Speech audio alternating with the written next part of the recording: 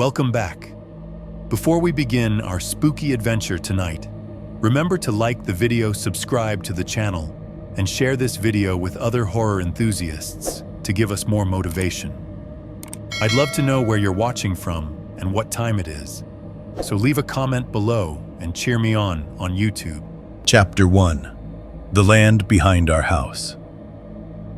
There is one reason I don't sleep in tents anymore, and it has nothing to do with weather, bears, or getting older. I still own a decent sleeping bag. I still have a camp stove in the garage somewhere, probably shoved behind an old tackle box and a broken leaf blower. I can still build a fire without lighter fluid, still pitch a tent in 10 minutes if I need to, still look at a patch of timber and tell you where the low ground is, where the deer move through at dusk, where rainwater will collect if the sky turns on you overnight. None of that left me. What left me was the part of my brain that used to believe canvas and nylon meant shelter, especially on land that was supposed to be ours. This happened in late October of 2018, out in rural Missouri, on the same property my grandfather bought long before I was born. He picked it up cheap sometime in the 70s, back when a lot of people still looked at hardwood timber and saw work instead of value. It wasn't pretty land in any postcard sense. No dramatic bluffs, no broad river view, no cabin with smoke coming out of a stone chimney. Just a long, uneven stretch of mixed woods behind the house. Oak, hickory, sycamore down by the wetter ground. Walnut here and there if you knew where to look. There was a shallow creek cutting through the back section and an old logging road that had half collapsed into the earth over the years, its ruts softened by leaves and rain until it looked less like a road and more like a memory of one. Some of the property lines were posted with newer signs Dad had put up after a few bad deer seasons. Other stretches still had old barbed wire half swallowed by saplings, fence posts leaning at angles like broken teeth. If you walk the land enough, you stop seeing the boundary markers as separate things. They all blended into the shape of the place. I knew where our ground ended because I knew the woods themselves. The bend in the creek where the bank got slick with clay. The forked white oak that got struck by lightning when I was 13. The deer trails that crossed the old logging road in 2 clean lines every November. The low patch near the northern edge where hogs rooted after a wet week. I knew where squirrels nested, where coyotes liked to cross, which dead snags made that dry knocking sound in a hard wind. More than anything, I knew what the woods sounded like when nothing was wrong. That kind of familiarity gets built slowly. I hunted there as a teenager, first with my grandfather, then with my dad, and later by myself once they decided I knew enough not to do anything stupid. If you spend enough cold mornings in a tree stand before sunrise, enough afternoons sitting still with your back against bark, enough evenings walking out under a fading sky with your rifle broken open and your fingers half numb, the woods stop being scenery. They become pattern. You notice what belongs in them and what doesn't. A snapped branch can tell you if something heavy passed through recently. A patch of disturbed leaves can tell you whether it was a raccoon nosing for grubs or a deer bedding down. Even silence has its own rules. There's normal quiet, and there's the kind that makes the skin between your shoulders tighten before your mind knows why. Back then, though, I trusted the land more than I feared it. Maybe too much. I was 31 that fall, working long weeks and sleeping badly even when I was home. Nothing dramatic was wrong with my life. That almost made it worse. It was one of those stretches where every day looked manageable from the outside, and still somehow left you feeling used up by 6 in the evening. I'd been covering extra hours, dealing with equipment breakdowns, and spending too much time staring at my phone after midnight for no good reason. Camping out back had become a kind of reset for me. It was cheap, easy, private. No reservations, no state park rules, no strangers, no generators humming from the next site over. Just a short ride or walk into the timber and a few hours where nobody needed anything from me. Mostly, I liked that the woods forced my thoughts into smaller shapes. You think about practical things out there. Firewood, wind, light. Whether you packed enough water. Whether that sound was 50 yards off or 100. It shuts your head down in a useful way. That weekend I had one night free before a busier run at work, and the weather looked right for it. Cool, but not bitter. Dry. The leaves were mostly turned, with the hickories yellowing out and the oaks hanging onto a deeper red-brown. By late afternoon, the whole property had that October look I've always liked best. Everything thinning, everything showing more of itself. No storm coming in, no hard freeze yet. Just that clean chill that starts showing up around sunset and makes a fire feel earned. I remember the evening clearly because nothing about it felt unusual. Dad was in the side yard when I started loading up, messing with the latch on one of the metal feed bins, even though we hadn't kept anything out there in years. He had a way of looking busy when he wanted to avoid standing still, and age had only sharpened that habit. I carried out a small cooler, lantern, folding chair, sleeping bag, ground pad, and the little two-man tent I'd had since my 20s. Then a milk crate with odds and ends, flashlight, spare batteries, paper plates, pocket knife, lighter, roll of cord, bug spray. I probably wouldn't need that late in the season. And a cheap tarp in case the ground held more moisture than I expected. I packed light because I was only going overnight, and because the clearing I liked wasn't far enough in to justify hauling half the garage with me. Dad watched me set the cooler near the ATV and said, "Don't stay out there so late you oversleep and miss Monday." That was his version of a joke. "I'll try to survive," I said. He snorted and wiped his hands on his jeans. "Just don't leave your scraps out. Your granddad would come back and haunt both of us." I remember smiling at that. He was worried about raccoons, not ghosts. He was worried about everything. That part was true. My grandfather had 100 little rules about the woods, and he treated all of them like common sense carved in stone. Don't spit in the creek upstream of where you drink. Don't leave food out overnight. Don't camp too close to game trails. Don't whistle after dark unless you want something whistling back. He said that last one with a straight face once when I was 14, and I spent 2 whole autumns wondering whether he meant a person, a bobcat, or something he didn't intend to explain. By the time I was grown, I mostly filed those habits under old country caution and backwoods superstition. Men like him liked rules because rules made wild places feel smaller. That was how I looked at it then, anyway. He'd hunted those woods long enough to turn preference into law.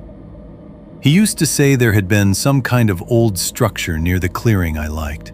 Maybe a blind, maybe a rough lean-to, maybe just a shack too far gone to be worth naming by the time he showed it to me. I'd never seen much left of it beyond a few weathered boards, half buried in leaves, and a couple flat stones that might once have been part of a footing. In my mind, it had always just been an old campsite with good ground and enough open space to breathe. Nothing mysterious about it. I strapped the cooler down, checked the lantern fuel, and glanced at the tree line behind the house. From the yard, the woods looked exactly the way they always had in late fall, darkening at the bottom first, the last light holding high in the branches. Familiar enough that I barely really looked at them. Dad gave the ATV fender a tap with the back of his hand and said, "If the temperature drops harder than they said, don't be stubborn. Come back in." I said, "Yes, sir," in the same tone I'd used when I was 16, and that got the faintest smile out of him. Then I headed back. The first stretch behind the house wasn't much to think about. A worn path through grass, a gate, then the beginning of the timber where the ground changed under the tires and every smell sharpened. Even now I can still call up that shift as clearly as a sound. Yard smell fading behind me, cooler air under the canopy, damp leaves, old wood, the faint mineral scent of creek water somewhere farther in. The kind of air that feels older than whatever life you're bringing into it. I took the old logging road because it was easier with the gear, though road was generous by then. 2 shallow tracks, patches of exposed roots, mud dried hard in some spots and soft in others where shade kept the ground wet longer. I knew every bend of it. There was one place where you had to lean a little left because the right rut dipped toward a washout. Another where low branches from a young maple had started reaching too far into the path. I ducked them without thinking. The woods were open enough that time of year to see deeper than usual. Straight gray-brown columns of trunks running off into gathering shadow, with the last leaves making a dry whisper overhead whenever the breeze moved. About halfway back, I passed the old fence line. Only 2 posts still stood upright there, each with barbed wire sagging between them in rusted loops. A sweet gum had grown around part of one strand so completely that the metal looked embedded in the trunk. I'd been seeing that fence all my life, and it still made me think of how long land can keep a mark after people stop caring for it. That should have been the thought I carried with me into the clearing. Instead, I was mostly thinking about getting the lantern lit before full dark, and whether I'd brought enough coffee for the morning. The clearing sat on slightly higher ground, far enough from the creek to stay mostly dry, and ringed enough by timber to block the wind without making you feel boxed in. It wasn't scenic, exactly. No overlook, no open water. But it had a shape that made sense for a camp. Flat patch in the center, brush thicker on one side, easy access from the old road. Enough deadfall nearby for a fire if you didn't mind snapping and dragging branches for a while. It was the kind of spot you stop appreciating because it's always been there. And because it had always been there, it was the last place I expected to learn fear in. I rolled in slow, killed the engine, and let the evening settle around me. The first thing I noticed was how still everything felt. Not wrong, just still in that early fall way, when day is slipping into dusk and the woods seem to pause before committing to night. I stood there for a moment with one hand on the cooler strap, looking around at ground I had known for years, and felt exactly what I had come out there wanting to feel. Relief. No traffic, no phone noise, no obligations. Just my family's land stretching out behind me, old and familiar, and mine in the casual way only childhood places ever really are.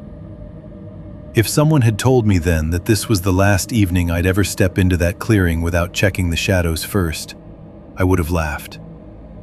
Back then, I still believed I knew what belonged in those woods, and what didn't. The marker on the low branch. I had barely cut the engine before I started slipping back into the rhythm I always fell into out there. That was the dangerous part, I think. Not the dark, not the isolation, not even what I would find later. It was how easy it was, at first, to feel at home. The clearing looked the way I remembered it from a dozen earlier nights. A rough ring of old firestones sat a little off-center, half sunk into the ground from years of weather and leaf rot. The flat patch where I usually pitched my tent was still open enough to work with, though the edges had narrowed some since the last time I'd been out there. Saplings and thorny underbrush had crept in from the west side, where the brush always grew thickest, making that whole edge of the clearing look darker and more crowded than the rest. The opposite side sloped down gently toward the creek line. Not enough to call it a hill, just a shallow drop where the ground softened and the smell of water drifted up stronger once evening settled in. Every clearing has its own shape, and if you camp in the same one long enough, you stop seeing it as scenery and start seeing it as layout. You know where to set the chair if you want the fire smoke carried away from you. You know where the roots run too close to the surface. You know where the tent sits best, so rain won't slide toward your head overnight if the weather turns. This place had always made sense to me. That was one of the reasons I kept coming back to it. It didn't need much, just enough open ground, enough cover, and enough distance from the house to let it feel like I'd actually gone somewhere. I climbed off the ATV and stood for a second with both hands on the handlebars, letting the woods settle after the engine noise died. The silence that followed felt ordinary then, just evening lowering itself in stages, a little wind moving up high in the canopy, dry leaves skittering somewhere beyond the brush. Nothing I could have called wrong. If anything, it all felt pleasantly empty. I started unloading gear in the same order I always did. Cooler first, then the crate, lantern, tent bag, folding chair hooked by 2 fingers through the frame. I carried everything onto the flat patch near the fire ring and dropped it in a loose pile while I decided exactly where I wanted the tent. The ground was dry enough, which I'd expected. A few more leaves had blown in since my last trip, but nothing worth clearing beyond the usual boot scrape. The stones around the fire ring were damp-looking near the bottom, darker where they met the dirt, but the middle was full of old ash and half-charred fragments from previous fires. Mine, probably, though for a second I found myself wondering whether Dad had come back here at some point without mentioning it. That thought disappeared almost as soon as I had it. Dad hadn't camped in that clearing in years. I bent to unzip the tent bag and had just started laying the poles out when something off to my left caught my eye. Not movement exactly, just color where there shouldn't have been any. At first I thought it was a leaf still clinging to a low branch. Then I turned a little more and realized it was too red for that. A strip of cloth was tied around a branch at the edge of the clearing. It was low, lower than made sense. About knee height, maybe a little above that, tied to a thin gray limb jutting off a young tree near the brush-thick side. If it had been eye level, I probably would have taken it for some old marker and moved on without thinking too much about it. If it had been high and bright, maybe it could have passed for survey tape. But the placement was wrong, in a way I felt before I understood. Too low to help anybody navigate unless they were crouching. Too deliberate to be trash caught there by wind. I straightened up and stared at it for a moment longer than I should have needed to. My first explanation was hunting. People marked all kinds of things in the woods when they thought they'd remember later and knew they wouldn't. A game trail crossing, a good tree for a stand, a line they wanted to come back to. But it wasn't the season for that yet. And even if it had been, nobody with any sense used cloth like that anymore when cheap flagging tape existed and stood out from 50 yards away. Second thought, surveyors. Except that didn't make sense either. Survey crews marked with brighter material, and they didn't tie strips at shin level like they were marking a place for a dog. Then the stupidest explanation came to mind, which was probably why I let it settle there for a minute. Some kids fooling around. Local teenagers cutting through the timber, drinking where they shouldn't, leaving dumb little signs for each other like the woods belonged to them. But even that felt weak the longer I looked at it. There weren't many kids around who would have walked that far in just to tie a dirty strip of cloth to a branch and leave. I stepped closer. The cloth was narrower than it had looked from a distance, maybe 1.5 inches wide, torn rather than cut at both ends. It wasn't bright synthetic tape. It looked more like part of an old shirt or bandana, something cotton-heavy once, now worn down and darkened by dirt and weather. The color had dulled, but not all the way. Enough red still showed through the grime to hold your eye. The knot around the branch was tight and flat, not sloppy. Whoever tied it hadn't done it in a hurry. I remember reaching toward it, then stopping with my hand halfway there. It wasn't a thought, not really. More like a pause that came out of nowhere. A thin, private reluctance.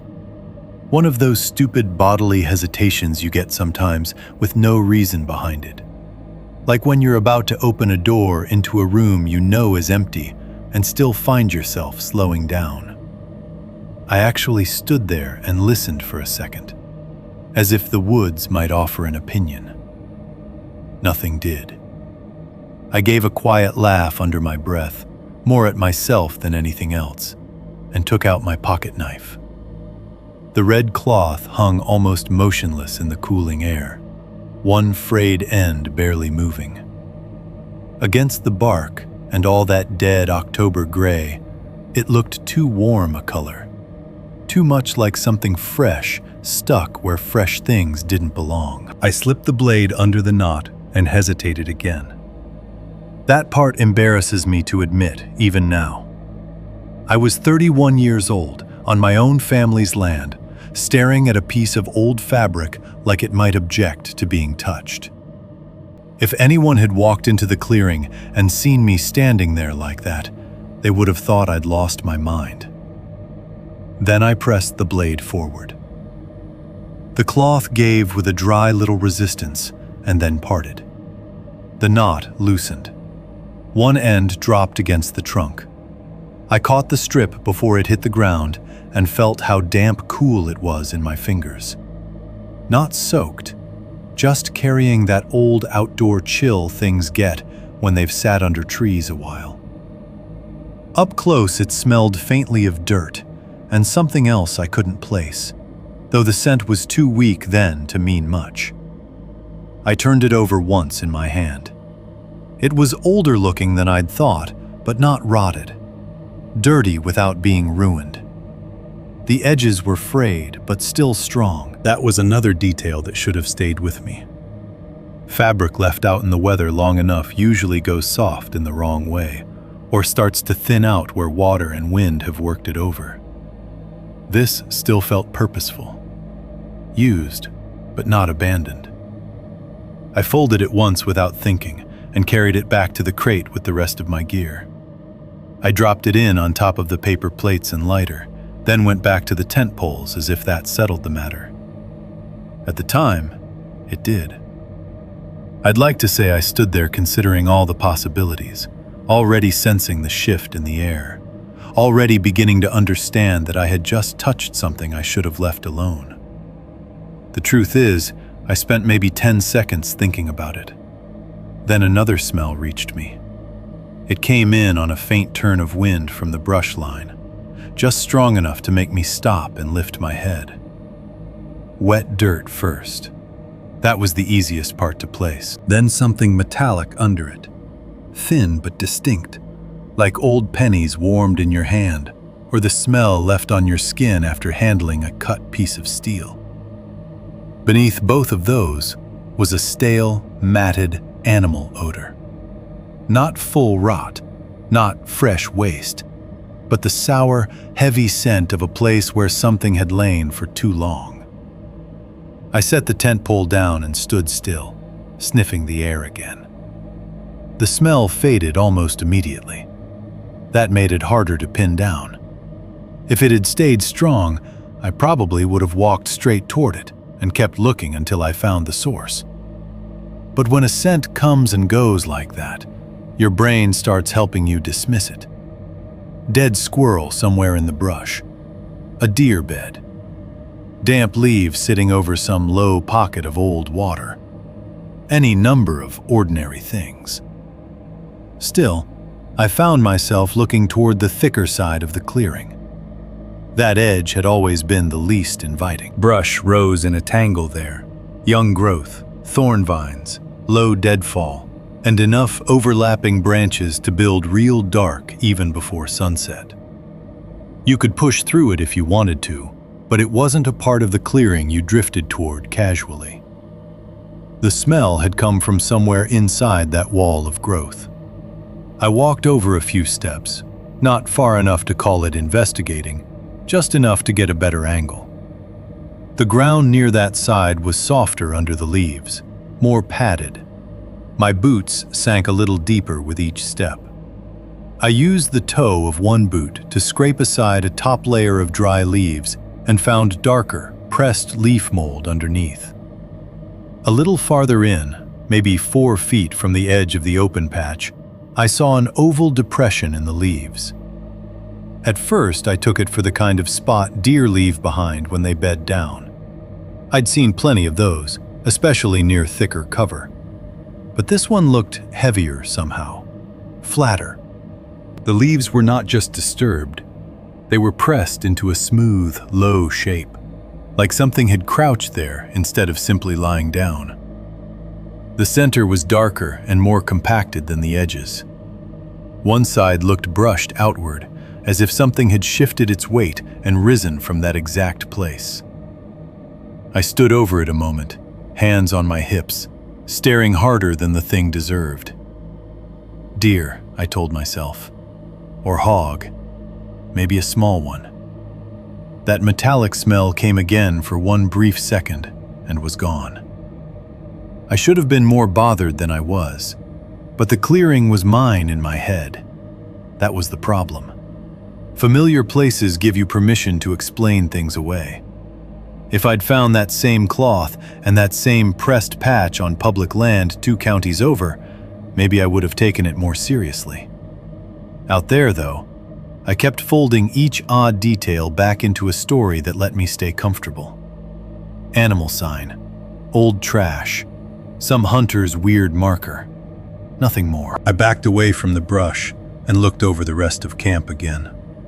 The ring of stones, my gear pile, the tent poles laid out in the leaves, the shallow drop toward the creek where evening was beginning to pool in a deeper blue-gray shade. Everything else still looked exactly the way it should. A little lonely maybe, but not threatening. Not yet. So I did what people always do before they have a reason not to. I kept setting up camp. I cleared the tent patch with my boot, shook out the ground pad, and started fitting poles together while the light thinned overhead. The red cloth sat in the crate behind me where I'd tossed it. Every now and then, while I worked, I'd catch myself glancing toward the brush line without meaning to. Just a quick look. Just enough to confirm that nothing was standing there. Nothing ever was. That should have settled me. Instead, it did something worse.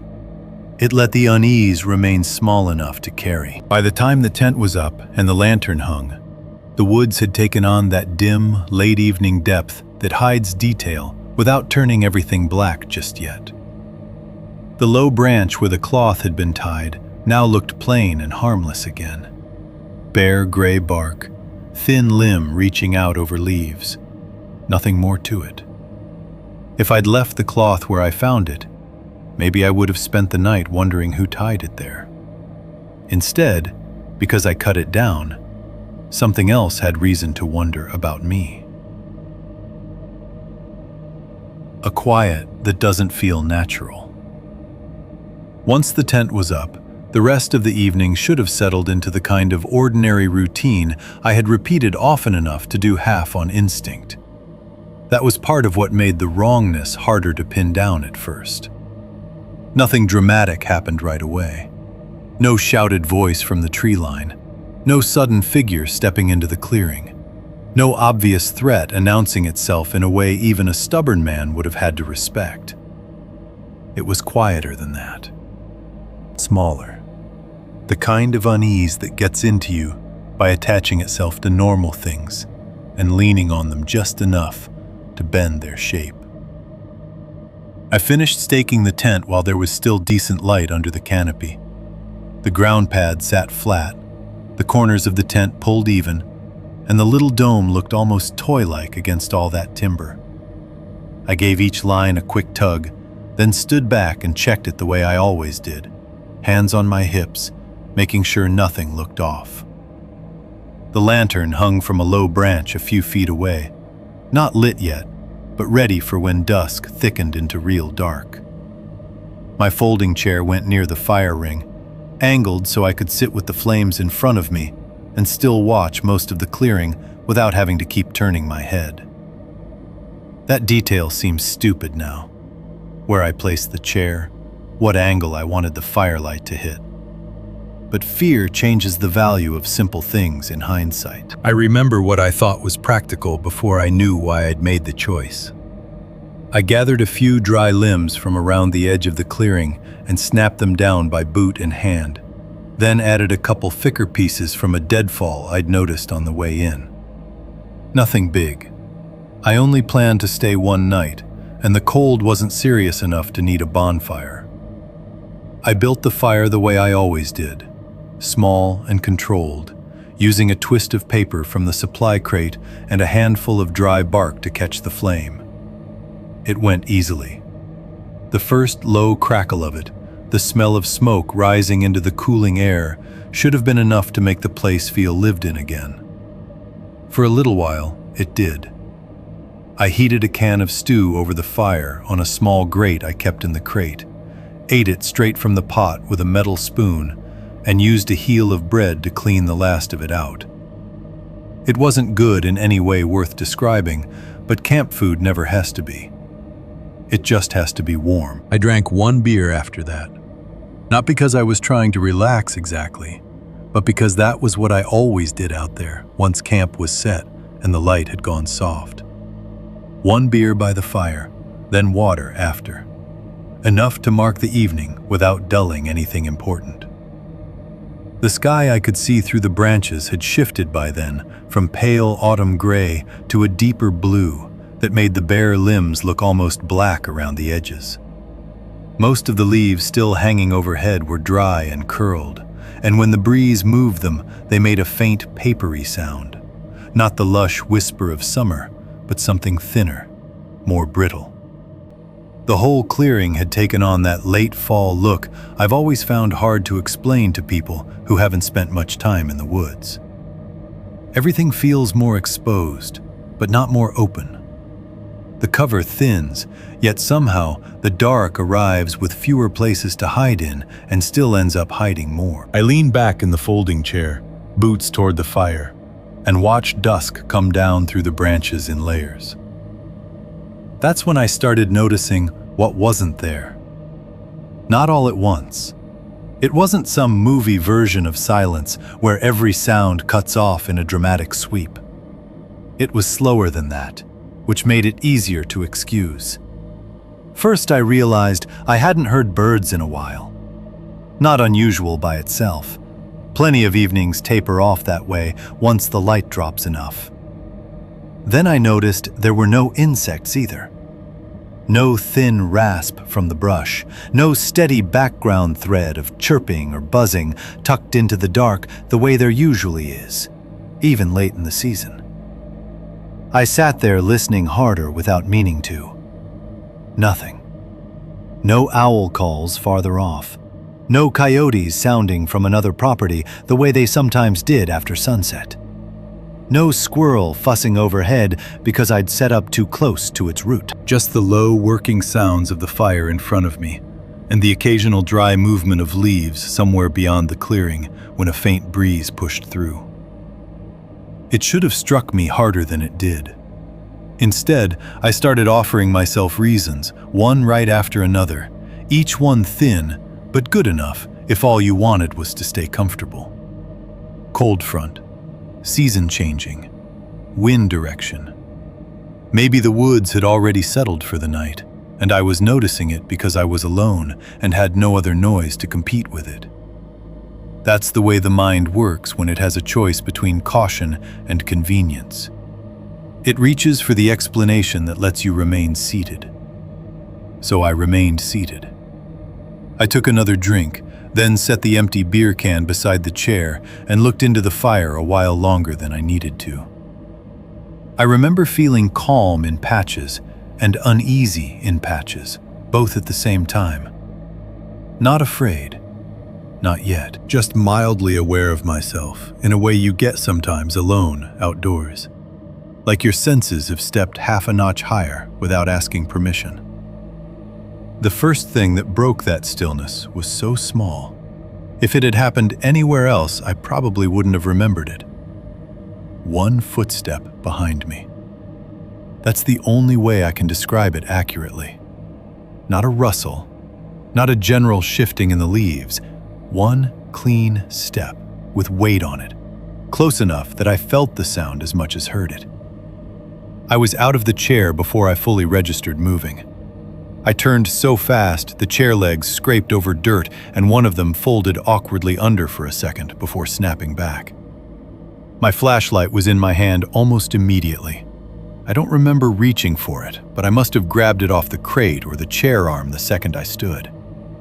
The beam cut across the clearing and hit trunks, brush, the low branch where the red cloth had been, then deeper dark beyond.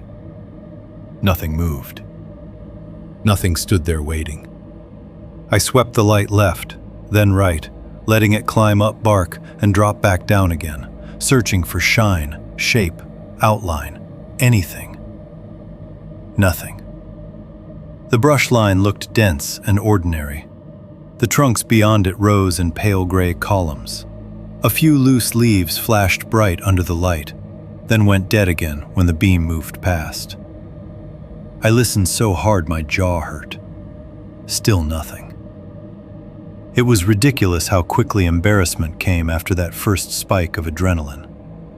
I stood there with the flashlight clenched too hard in one hand and felt foolish almost immediately, like I jumped at a branch settling. That was another thing the woods can do to you, make you feel stupid for taking them seriously. I told myself I'd shifted in the chair and heard one of the legs scrape, or an acorn had dropped somewhere close, or a squirrel had come down a trunk on the far side of the clearing and landed heavier than I expected. All ordinary, all possible. I took my time sitting back down, but I did sit. That mattered. For the next 10 or 15 minutes, I couldn't stop listening. Even when I looked at the fire, my attention stayed turned toward the dark behind me. The silence still felt unusual, but now it had shape to it. Before, it was just absence. After the footstep, it felt more like waiting. I hated that thought the second it formed. The simplest way to fight it was to do something with my hands. So I stood, added another couple sticks to the fire, and walked over to the crate to make sure everything was where I wanted it before full dark. Flashlight, knife, lantern, water bottle, tarp. I moved things around pointlessly, mostly for the comfort of order. Then I lit the lantern and hung it a little higher, enough to widen the usable circle of light without flattening the fire's glow.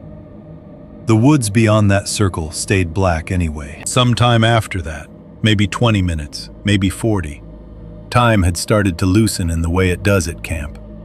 I caught movement near the ADV. I saw it only in a side glance at first, a low shape slipping through the dark near the front rack where I'd parked just beyond the clearing's edge. By the time my head turned, whatever it was had already moved. All I got was the impression of something quick and close to the ground, passing between the ADV and the brush. I stood again. This time the flashlight beam found the machine right away. Handlebars, front rack, cooler strapped down, one side of the tire still shiny where I'd ridden through damp ground earlier. No person, no animal. The brush behind it shivered once, lightly, then went still. That was enough for my mind to grab the most useful explanation available and hold on to it. Raccoon, I thought. Or a dog gone feral from one of the farther properties. Maybe a deer cutting through low and fast, though that fit least of all. I actually said some of those possibilities out loud, quietly, as if hearing them in my own voice would make them more solid. Probably a raccoon. I muttered. Could have been anything. The words sounded thin even to me. I kept the flashlight on the ATV another few seconds, then shut it off and let the lantern and fire resume control of the clearing. That detail, too, seems important now. Every time I turned the flashlight off, I was choosing not to know more than I already did. There was still time to leave. That thought came on clean and practical, not panicked. Pack up what mattered, throw the rest onto the ATV however it fit. Ride back before the dark deepened any further. Sleep at home and laugh at yourself tomorrow. I stood there actually weighing it. The problem was that leaving would mean admitting the place no longer belonged to me in the easy, unquestioned way it always had. And there's a kind of pride that takes over in moments like that. A childish stubbornness men hate to call by its proper name. I knew the land. I knew the route back. I knew the sounds of deer, raccoons, armadillos, hogs, and people. I had no proof of anything except a cloth strip tied where it shouldn't have been, one odd smell, one footstep I couldn't verify, and one glimpse of movement that might have been an animal. That didn't feel like enough to justify loading up and heading home spooked. If I left, I'd spend the next week feeling dumb. If I stayed, I told myself, I'd probably feel dumb by morning for nearly leaving. Familiarity can be just as dangerous as ignorance. Maybe worse, because it teaches you how to overrule yourself. So I stayed. The fire burned lower for a while before I fed it again. Night took the clearing for real then. Not twilight anymore. Not that in-between hour when shapes still hold their edges. Full dark, with only the fire and lantern carving out what little of the world I was allowed to keep. The trees at the perimeter looked thicker now, their trunks separated by strips of black that could have held anything or nothing. I listened for more movement and got almost none. Once, somewhere farther out, I heard a single branch tick against another as if brushed by something passing. Once I thought I heard leaves drag in a short line, then stop. Neither sound repeated. That was somehow worse than steady noise would have been. Steady noise gives you a pattern to challenge. A single, isolated sound gives your imagination room to work. By 9:30 or so, maybe a little later, the cold had sharpened enough that I pulled my jacket tighter and started thinking about turning in. I wasn't tired exactly, but I'd lost the easy mood I'd come out there for. The beer was long gone. The food sat like a warm stone in my stomach. The silence kept pressing at the clearing without ever fully breaking. I decided I'd keep things simple from there. Let the fire settle to coals, secure what I could, and get into the tent with my boots close and flashlight nearby. I wasn't frightened enough to leave, but I was uneasy enough to organize for inconvenience.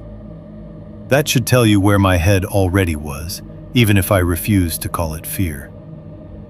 I walked to the crate for the tarp, thinking I might drape it over part of the gear and the cooler in case dew came heavy overnight.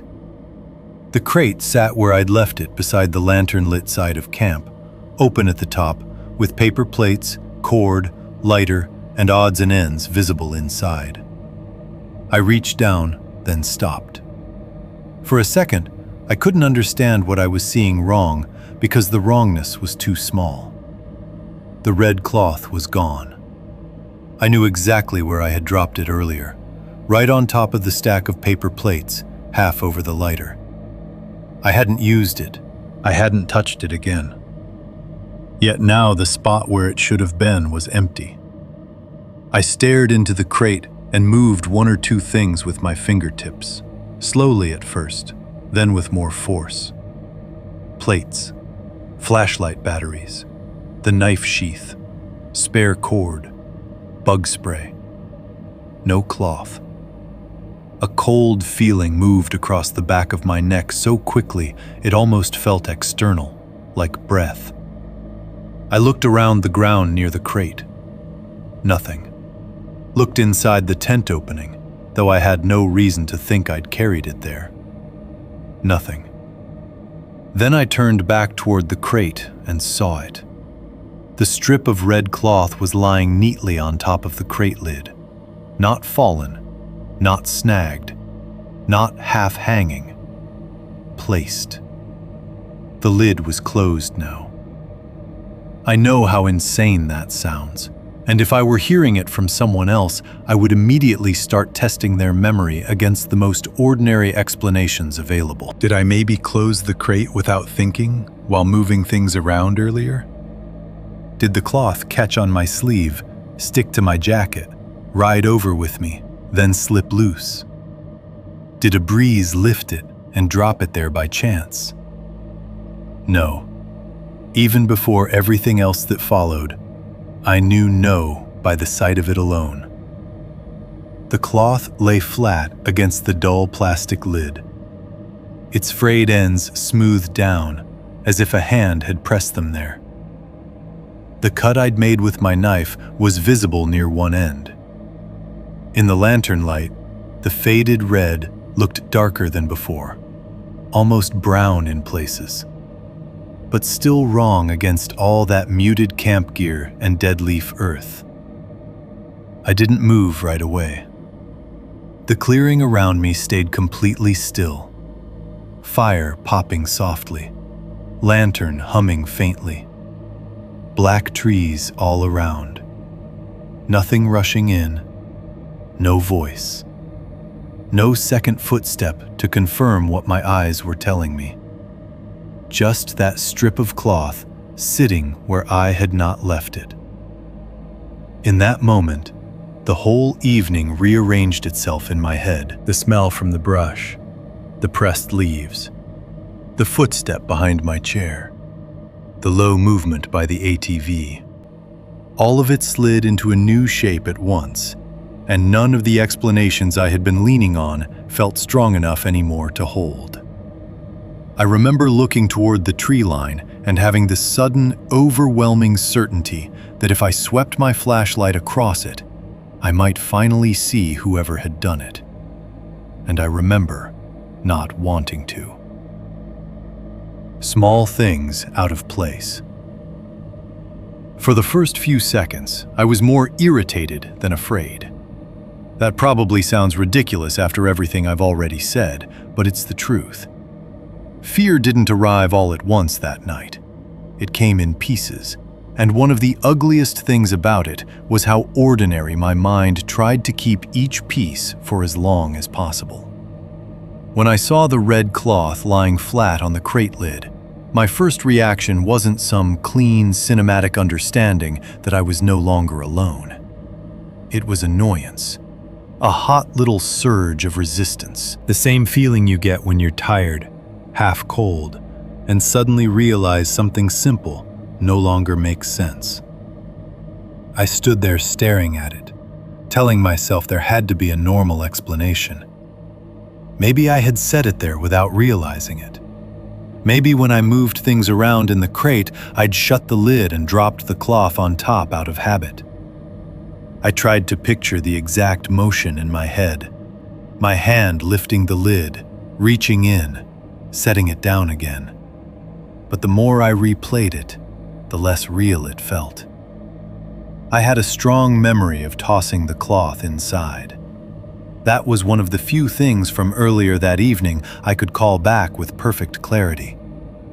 The dirty red strip landing over the stack of paper plates. The lighter beside it. The little irrational relief that came from putting it away, as if out of sight meant settled. Still, memory is a slippery thing when you're alone and the dark has started pressing in around you. So I forced myself to slow down. I picked up the cloth and turned it over in my hand again. The knife cut I'd made near one end was still there. The fabric was still cool and faintly damp, though now it seemed colder than before. Or maybe my fingers were warmer from the fire and made the difference stand out. I looked at the crate lid. Dry plastic, a little dirt scuffed across the top, but nothing there to tell me how the cloth had gotten there. No snag, no reason it should have blown up and landed so neatly. That was the problem. Not that it had moved, that it had been arranged. I set it down again, this time deliberately, and took one step back. The lantern glowed from the branch beside camp, throwing a mild yellow wash over the crate, chair, and fire ring. Beyond that, the clearing fell off into layers of shadow until the trees swallowed detail altogether. It struck me then how small my camp really was. A chair, a tent, a crate, a lantern, a low fire. Nothing substantial. Nothing that would keep another person out if they wanted in. I had known that in a practical sense my whole life. Anybody who camps knows it. But standing there, looking at that cloth, I felt it differently. My little patch of order suddenly seemed temporary and flimsy, like something set down in somebody else's yard. That thought irritated me even more, because it made me feel foolish for staying calm. So instead of panicking, I did what I usually do when I don't want to feel stupid. I started looking harder. If I had missed something once, maybe I had missed other things too. I took the flashlight, left the lantern where it was, and began making a slower scan of the clearing than I had before. Not a rushed sweep this time. I let the beam rest on things.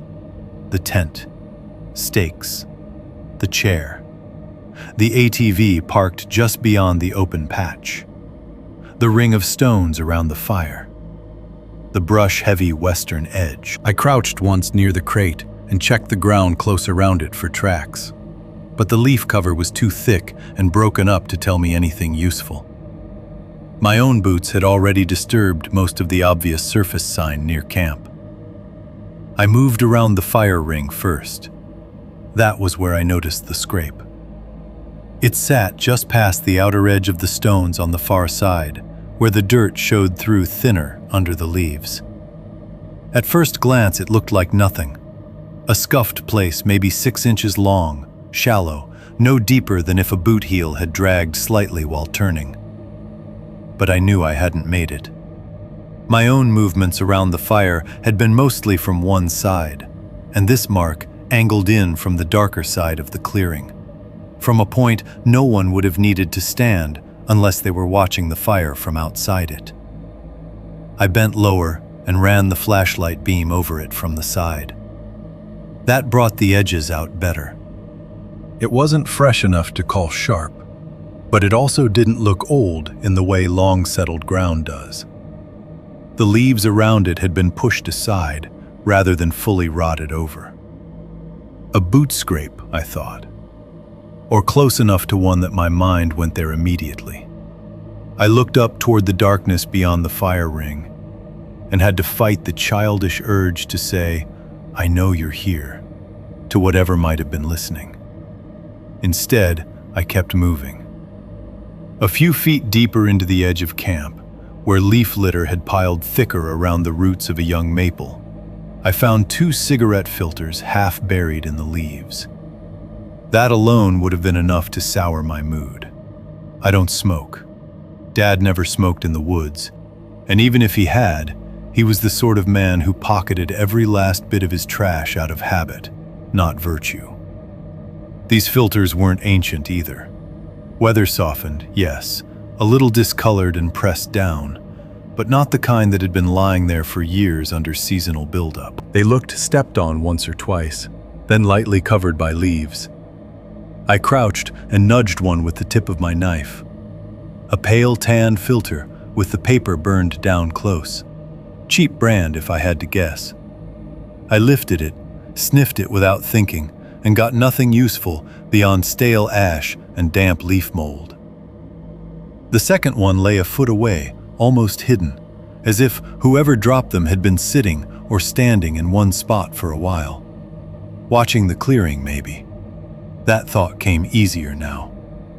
I kept the knife in my hand after that, flashlight in the other, and moved along the perimeter in a slow half-circle. The farther I looked, the more the place stopped feeling like my familiar camp, and started feeling like somewhere I had only borrowed by accident. Near the thicker brush, my beam picked out the shine of aluminum. I pushed a low branch aside and found a beer can, shoved deep enough into the growth that I would never have seen it in daylight unless I was right on top of it. It wasn't one I'd brought. Wrong brand for one thing, and old enough to have dirt stuck along one side. Though not so old, the label had fully peeled away. The can had been pushed there, not dropped casually. Hidden, almost. As if whoever left it didn't want it visible from the clearing. That detail mattered more than the trash itself. People litter carelessly all the time, but hiding evidence of your litter suggests a different kind of relationship to a place. Not passing through, using it. I straightened slowly and turned in place, running the beam outward into the brush line. What else had I never bothered to notice here, because I had never looked at the clearing as if it might belong to somebody else? The answer came a few seconds later in the form of a branch that had been cut clean. It stuck out at shoulder height along the darker side of camp, and I only recognized it for what it was because the cut face caught the flashlight and flashed pale. Fresh wood always does that for a little while after it's opened. I stepped closer and touched it. Smooth. Not broken by weather or wind. Not snapped by a buck rubbing past. Cleanly taken off with something sharp. The stub had already dried some, but not much. Another ordinary explanation was available if I wanted it badly enough. Maybe I'd cut it myself on an earlier trip and forgotten. Maybe Dad had. Maybe some hunter years ago trimmed it back to clear a line of sight and I'd somehow never registered it before. But the clearing in my memory was beginning to split from the clearing in front of me, and once that starts, it becomes hard to stop. Every little sign makes the next one easier to believe in. I stood there with the beam on that cut branch and remembered something my grandfather had said years earlier in one of those offhand comments older men make when they assume they're saying something obvious. This place was used before we started using it. I must have been 15 or 16 when he said that. We were standing not far from the same fire ring, though the stones had been arranged differently then. And I'd asked him why the clearing was already open when so much of the surrounding timber grew in thick. He shrugged and said somebody had kept it that way before our family ever bothered with it. I had assumed he meant old hunters, maybe a rough blind or camp from back when the property changed hands more often. That fit the sort of story land usually carries. Nothing mysterious, just evidence of people coming and going before you were born. At the time, I hadn't asked him to be more specific. Standing there in the flashlight beam, I wished I had. The fire behind me cracked loudly enough to make me flinch. I turned too fast, the knife up before I knew I was lifting it, and saw only sparks shifting above the coals as a piece of wood settled in on itself. That annoyed me again. The whole clearing seemed determined to make me aware of my own nerves, and I resented it. Resented the cloth. Resented the cigarette filters. Resented the possibility that some trespasser had been using the one place on the property I had always treated like my own private reset button. I didn't feel hunted yet. Not exactly. But I was beginning to feel displaced. I went back to the fire and fed it more wood than it needed. That was a practical choice on the surface. More light, more heat, more comfort. But what I really wanted was a wider circle around me. I wanted the clearing to declare itself again. I wanted to push the dark back a few more feet and make the edges visible enough that whatever stood beyond them, if anything did, would have to come farther in to matter. The flames rose, leaned, then caught properly. Their light moved over the trunks around the clearing and animated the lower branches in a way I immediately disliked. Every little motion looked almost intentional for a second, before resolving into ordinary fire shadow. I heated water, though I didn't need it, just to have something to do. I sat back down in the folding chair with the flashlight across my lap and forced myself to eat half a granola bar I wasn't hungry for anymore. The familiar act of chewing helped a little. So did the fire. But only a little. What had changed most wasn't the clearing itself. It was the way I was reading it. Before, the edge of the woods had been background. That's the only word for it. Surrounding space, context, a natural wall around the small human circle of camp. Once I noticed the signs, the scrape, the filters, the can, the cut branch, that edge stopped feeling like scenery. It became a border, something inhabited, or at least used. Something that might contain a person standing still enough not to be seen. I started paying attention to the direction of every sound after that. A leaf scratch from the left, wind in the upper branches overhead. The fire's hiss and pop directly in front of me. Farther out, once, what might have been a branch brushing fabric, or might have been nothing but brush moving against itself. I could no longer hear the woods as one thing. Everything broke into possible sources. Distance, height, weight, human or animal, near or farther off. Alone, that kind of listening becomes exhausting fast. And underneath all of it was the growing sense that I had made a mistake before I even sat down. Not just staying, touching the cloth, cutting it free like it was mine to remove. I still hadn't admitted that fully, even to myself, but the thought had started forming around the edges. A little later, when the fire had settled into a hotter, steadier burn, I looked over at the crate again and saw the red cloth where I had set it the second time. This time, tucked under the lantern so it wouldn't move. That helped for maybe 30 seconds. Then I realized the comfort I felt came not from solving anything, but from being able to see the marker. That was when I understood, for the first time, that the clearing no longer felt empty. It felt occupied. Not in some loud or dramatic way. Nothing was rushing me. Nothing had stepped into the firelight. But the signs had accumulated past the point of accident. And once that happened, the whole place changed character. The fire ring no longer looked like an old family camp. It looked like a site that had been shared, or taken turns with, by somebody I had never met. The brush-heavy edge no longer looked like ordinary overgrowth. It looked like cover. The darkness beyond the lantern no longer looked neutral. It looked like somewhere a person could stand, patient and still, waiting for me to decide whether I understood that yet. I remember glancing once toward the tree line and having the uncomfortable thought that maybe the worst part of being watched wasn't the danger. Maybe it was the humiliation of realizing somebody had been moving through your familiar places long before you ever thought to look for them. The shape by the tree line.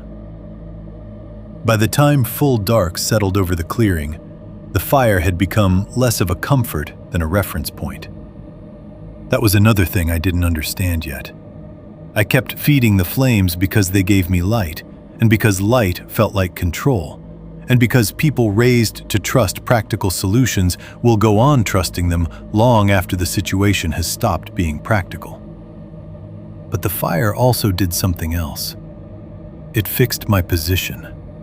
It told anything out beyond the glow exactly where I was, how I was moving, when I stood, when I bent, when I sat down again and tried to act less tense than I felt.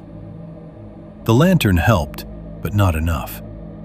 Between the two of them, I had a bright little circle no larger than a shed floor. Outside that, the clearing dissolved fast. The trunks at the perimeter still showed for a few yards, gray and vertical and harmless looking until you stared long enough. Beyond them was a blackness that didn't feel empty anymore. It felt layered, deep in some places, shallow in others.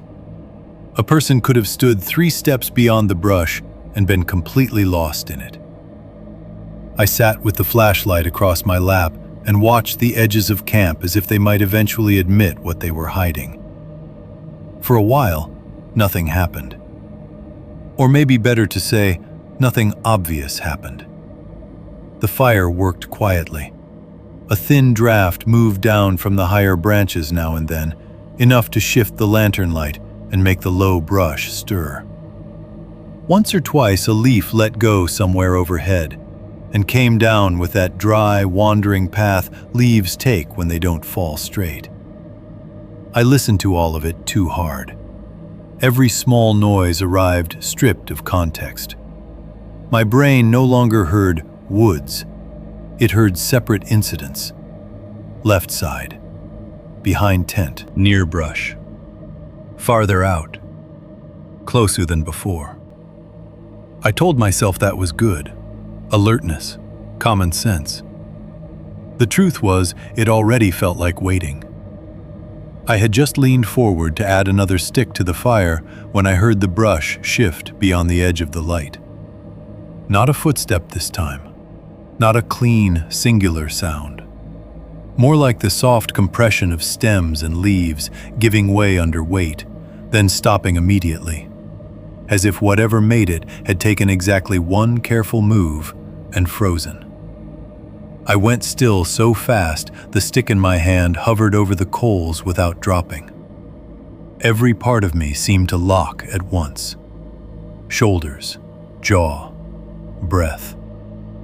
I listened. Nothing followed. I stayed like that for several seconds, head tilted slightly, trying to separate what I'd heard from the sounds the fire itself was making. The brush line beyond the lantern looked unchanged. Dark tangle, thin branches, a few pale trunks farther back. No movement now. No second sound to confirm the first. Just enough silence for doubt to start doing its work again. Then I set the stick into the fire very gently, picked up the flashlight, and rose from the chair without taking my eyes off the same patch of darkness. The beam cut out across the clearing in a hard white line. First pass, nothing. It lit bark, dead leaves, the shoulder-high brush along the thicker side, and the narrow openings between trunks beyond. No shape stepped into view. No eyeshine flashed back. The woods looked flat under direct light, always deceptive that way. Too ordinary for a moment, too willing to pretend. I swept slower, left to right, then back again. Halfway through the second pass, the beam found something that made my stomach tighten so sharply it almost hurt. Not a face, not a clear body, just a shape. It stood, or crouched, near the tree line where the brush thinned into taller trunks, maybe 25 feet out, maybe a little more. The light only touched it for a heartbeat before I instinctively jerked the beam back to center, like my body needed an extra second to decide whether I had really seen anything. But in that heartbeat, I caught enough to know it was not a stump, not a trunk, not a bush. It had height, but not in a clean standing line. The upper part looked narrow. The lower part seemed wider or folded somehow, like something man-sized crouched low with its weight balanced forward. What froze me most was how still it was. A deer caught in a beam will turn, blink, tense. A raccoon gives you eye reflection. A person shifting through brush usually betrays themselves by movement before shape. This thing, if thing is the right word for a silhouette I never got a fair look at, seemed already positioned, already arranged, as though it had been there long enough to settle into the dark before I swept the light across it. I snapped the beam back to that spot. Nothing. Or rather, everything was there again except certainty. Trunks, shadow, brush, branches. The place where the shape had been was now just a section of tree line with too many vertical lines in it. My mouth had gone dry. I swallowed and heard my own voice come out harsher than I meant it to. "Who's there?" The words hit the trees and died almost immediately. The woods beyond the clearing swallowed them without giving anything back. I took one step to the side for a better angle and raised the beam higher. "This is private land." That sounded stronger, at least to my ears. More like the sort of thing a man says when he knows exactly what kind of threat he's facing. Still no response. No apology, no movement. No snapped branch from somebody backing away. If there was a person out there, he was the kind who didn't feel any need to explain himself. I kept the light on the tree line until my wrists started to ache. Then, from somewhere farther off and to the right, not where I'd seen the shape, but deeper into the dark, came a single crack. A branch under weight. Not loud, but unmistakable. I swung the beam that way so quickly the edge of it flashed across trunks and brush in a dizzying blur before settling. Again, nothing. Just the impression that whatever had made the sound had moved after I spoke, not before. As if it had waited to see what I would do first. That possibility got under my skin worse than the shape itself. For several long seconds, I kept the flashlight fixed on that deeper section of woods, breathing too shallowly, listening for a follow-up sound. Nothing came. The branch had cracked once, and then the night went still again. Or at least, still enough that I couldn't trust my own ears anymore. I wanted very badly to believe the silence meant the thing, person, animal, whoever it was, had gone. So I made myself believe it. That's the ugly truth. Not that the evidence convinced me, but that I chose the interpretation that let the night continue. Silence can mean departure. It can also mean patience. At that point, I decided to treat it as the first one because I didn't know what I would have to do if I accepted the second. I lowered the flashlight and became abruptly aware of how exposed I was standing there in open light. The fire was to my left, the lantern behind me, and I had drifted just far enough from both that my own shadow stretched huge and black across part of the clearing. I didn't like that at all. I backed toward camp, not taking my eyes off the tree line, then bent and grabbed the crate handle with one hand while keeping the flashlight trained outward in the other. If I was staying, I wanted everything tighter. That thought came without debate now. I had moved past the stage of pretending the camp could stay loose and casual. I dragged the crate closer to the tent and repositioned the chair so it sat nearer both the fire and the entrance flap. I checked the lantern fuel again, for no reason. I pulled the cooler a little farther in from the edge of the clearing. Each motion was practical enough to justify, but underneath all of them was the same instinct. Reduce the space around me. Shorten every reach. Keep my gear where I wouldn't have to turn my back long to get to it.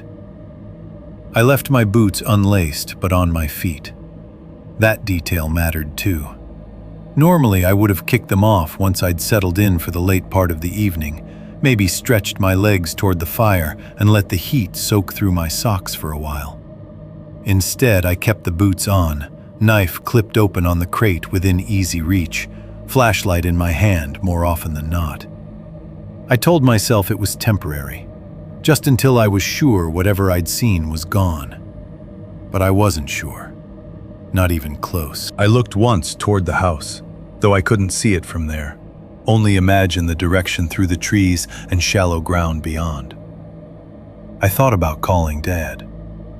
The idea arrived fully formed and sat there longer than I'd like to admit. He would answer, probably on the second ring, voice rough and suspicious because he never liked getting calls after dark unless somebody was hurt. I would have to explain, quickly and clearly, that I thought there might be someone out by the clearing. Not someone I'd actually confirmed. Not someone I could describe. Just signs, movement, one shape by the tree line, and enough unease that I wanted another set of ears on the line, or maybe headlights coming down the old road. The more I pictured saying it, the worse it sounded. Not because Dad wouldn't take me seriously if I truly sounded serious. He would. But because I still didn't know what exactly I'd be reporting. A cloth strip had moved. I had found old trash. I had seen a shape I couldn't prove. Men raised the way I was raised don't like calling for help until the facts can be laid out in a clean line. We prefer emergency over ambiguity, because ambiguity makes you sound childish. What was I going to say? Hey, Dad, I think something out here is wrong, but I can't tell you what. That might have been the smartest call I could have made all night. I didn't make it. Pride had something to do with that. So did embarrassment. But more than either one, I think it was the refusal to cross a threshold in my own head. If I called, the problem became real in a way it still wasn't if I kept it private. As long as I stayed silent, I could keep telling myself this was a misunderstanding I hadn't sorted out yet. So I slid the phone from my pocket, checked the signal out of habit, then put it back without dialing. The fire popped sharply and sent a spray of sparks up through the dark. I jumped harder than I should have, cursed under my breath, and added another piece of wood simply because movement felt better than sitting still. Then I turned once more toward the tree line with the flashlight ready. That was when something hit the ground on the opposite side of camp. The sound cracked through the clearing so suddenly and so close that my whole body jerked in one ugly, involuntary motion. It wasn't a heavy impact, not like a person falling or charging. More like a branch, or something branch-sized, had been thrown or dropped hard enough to land with force in the leaves just beyond the lantern's reach on the side near the shallow drop toward the creek. For a split second, pure animal fear took over. I wheeled toward it with the flashlight beam already slicing that direction, knife half lifted from the crate, breath trapped high in my chest. The beam found a stick. Just a thick dead branch lying at an angle in the leaves, where it definitely had not been a second before. The end of it still quivered once and settled. I stared at it, pulse hammering so hard that the edges of the clearing seemed to flicker with it. Then I looked beyond it, into the dark from which it could have come. Nothing. No person rushing in, no retreating movement, no laughter, no voice trying to startle me again. Just the branch on the ground, and the awful certainty, spreading now with cold precision through the center of me, that whatever was out there had not stumbled, blundered, or revealed itself by accident. It had just tested the distance to my nerves, and it had done it without showing its face. Signs in the brush. After the branch hit the ground, the clearing changed again. Up to that point, I had still been trying to contain what was happening inside a set of explanations I could live with. Trespasser, drunk, hunter, somebody cutting through the property and deciding to make a joke out of me once they realized I was alone. None of those explanations felt good, but they were at least ordinary. They belonged to the same world as sheriff reports, posted signs, and arguments over private land. But the way that branch landed, close enough to jolt me, placed with just enough force to announce itself and no more, didn't feel random. It felt measured. That was the word that kept coming back to me. Measured. Like somebody standing just beyond the edge of the light had decided I'd had enough time to wonder whether I was alone and wanted to help me along. I kept the flashlight on the fallen branch for several seconds, then widened the beam in a slow arc beyond it. Nothing. The ground sloped gently toward the creek on that side, leaf-covered and open enough between the trunks that I should have seen movement if someone had been running. But there was no running, no retreat, no crash of brush from a person losing balance in the dark. That bothered me more than if I'd heard somebody fleeing. If the branch had been thrown, whoever threw it had done so without panic. I stood there breathing through my mouth, knife in one hand, flashlight in the other, listening hard enough to make the back of my neck ache. The fire popped behind me. The lantern hummed faintly where it hung from the branch.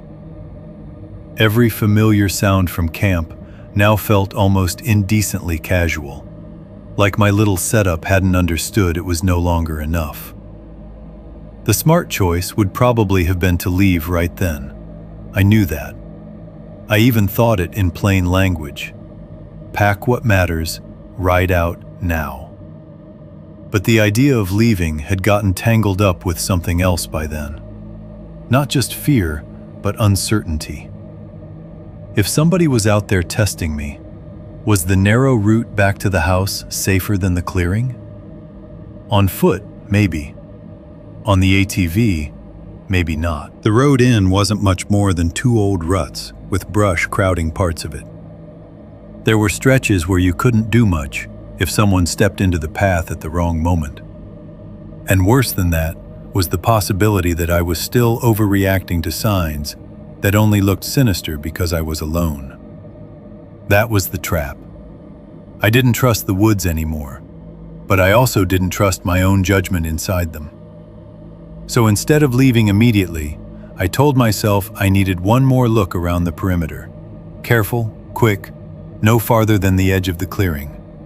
Just enough to confirm whether I was dealing with old traces of use or something active and immediate. That was how I justified it. I moved clockwise from the fire ring, keeping close enough to the light that I could still see the clearing over my shoulder. I didn't plunge into the brush. I wasn't that stupid. I stayed on the line where open ground became cover, sweeping the flashlight low and slow so the beam would catch texture before shape. Leaves first, then roots, then the trunks and low tangle behind them. It felt less like searching and more like reading. Except the sentence I was trying to make out kept changing every time I thought I understood a word. The farther I got from the direct wash of firelight, the stronger the smell became. Wet dirt. That was still the base of it, but now the copper note under it was clearer, along with that stale, close animal odor I'd picked up earlier. Not fresh death, nothing that obvious. More like a place where flesh had been near the ground recently enough to leave a trace behind, and where the trace had sat in still air instead of blowing off. My light passed over a length of fallen timber and caught on something blue tucked underneath it. At first, I thought it was just a fragment of plastic bag caught in the bark. Then I stepped closer and realized it was a folded tarp, or what was left of one. Blue, weathered, stained darker in patches, shoved under the far side of the log where it would have stayed mostly hidden unless you were standing in almost the exact place I was. Only one corner stuck out far enough to catch the beam. I hooked it with the tip of my knife and pulled a little. The tarp slid toward me with a dry, dragging sound against bark and leaves. It was bigger than I'd expected, maybe 6 feet long, folded over itself several times. The outer surface was dirty and mildew-marked, with one broad, brown-black stain across part of it that I didn't examine long enough to identify. I didn't want to. The shape of it told me enough. Somebody had put it there on purpose and expected to come back for it or leave it hidden. I let it drop where it was. A few feet farther on, almost directly in line with the tarp, I found a length of nylon rope half buried under leaves. Not much, maybe 8 or 10 feet. Pale once, but now grayed with dirt and weather. One end was frayed, the other cut clean. I lifted it, and for one ugly second the rope felt warm in my hand. Not actually warm, just carrying the memory of my body heat back through panic and making my senses lie to me. I dropped it almost immediately and watched it coil back onto the ground. By then, the clearing no longer felt like a campsite with odd debris in it. It felt used. That distinction may sound small, but it wasn't. There's a difference between finding trash in the woods and finding evidence of repeated presence. Hidden tarp, stashed rope, the old beer can shoved into brush, cigarette filters near the fire ring, a cut branch, cloth tied low where only someone looking for it would see it. The details didn't point in one clean direction yet, but they had stopped being random. I moved another few steps and stopped when the beam found a shallow depression at the edge of the brush. At first, I thought it was another animal bed, like the pressed leaves I'd seen earlier. But this one was wrong in a different way. It was too close to the clearing and too shaped by repetition. The leaves there had been crushed down into a broad, flattened oval, with a second, shallower dip right behind it. One side showed the faint, scraped arc of what might have been a boot toe or knee shifting in the dirt underneath. It looked less like something lying there, and more like someone had spent time crouched or kneeling in that exact spot, facing toward the fire ring. Watching from there would have given a clear view of almost the whole clearing. I stood over it with the flashlight fixed on the ground and became intensely aware of the position of my own body. How exposed my calves were. How narrow the trees looked when you're too close to them. How little sound I'd made moving from camp, compared to how much sound somebody tucked into the brush could have heard from me. I turned the beam outward from the depression, into the brush beyond it, and for a second, all I saw was branch and shadow. Then something red answered back, lower than the first one, farther in. Another strip of cloth was tied around a thin branch deeper in the brush, maybe 5 feet beyond the first obvious edge of cover. This one was narrower and darker, and it sat even lower, closer to shin height, maybe below it. The beam had to hit it just right before it showed itself at all. One step left or right, and it disappeared into bark and leaves. I remember a strange, hollow feeling in my stomach right then. Not the hot spike of a scare, something colder, more final. One marker could be written off. 2 couldn't. The second strip changed the whole meaning of the first one at once. It was no longer a weird scrap tied to a branch by a single careless person for reasons unknown. It was part of something repeated, a line, a system, not elaborate enough to be theatrical, not bright enough to be for strangers, but deliberate all the same. Somebody had tied those cloths where they expected them to matter, and I had cut one down. For the first time that night, I felt the full pressure of being watched. Not suspected, not maybe observed. Watched. The sensation came so strong, it was almost physical. The skin over my shoulder blades tightened. My mouth dried out again. The woods behind the second marker seemed suddenly not just dark, but occupied by attention. It didn't matter that I still saw no face, no body, no motion to justify the feeling. Every instinct I had was telling me the same thing. Someone knew exactly where I stood. I did not step any farther into the brush. That much, at least, some surviving part of my judgment held on to. Instead, I backed up. Slowly, I kept the flashlight trained ahead of me and moved backward toward the clearing, one careful step at a time, feeling for roots and uneven ground with my heels before committing weight. It went against every instinct of comfort. Human beings hate backing away from darkness because it feels too much like admitting the darkness gets to keep coming if it wants. but I couldn't make myself turn around.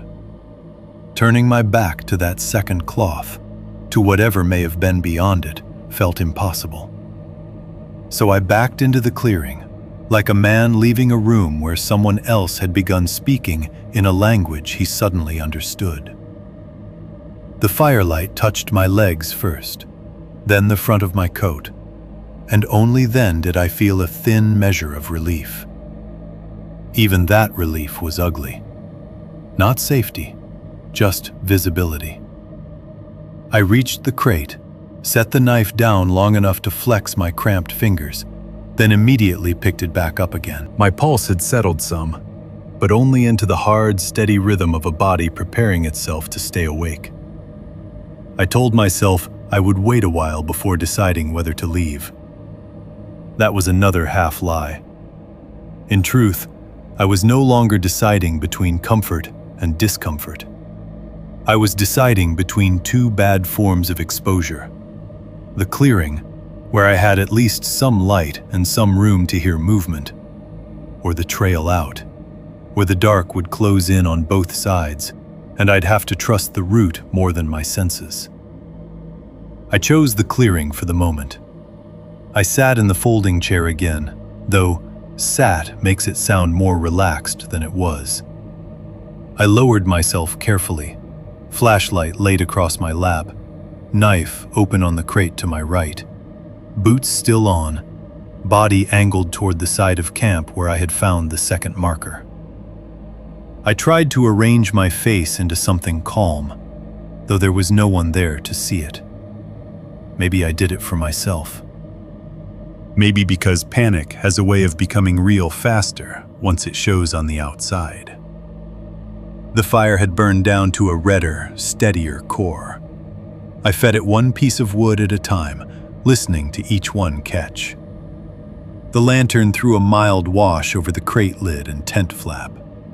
Beyond that, the clearing opened into separate zones of dark that my eyes kept trying to populate.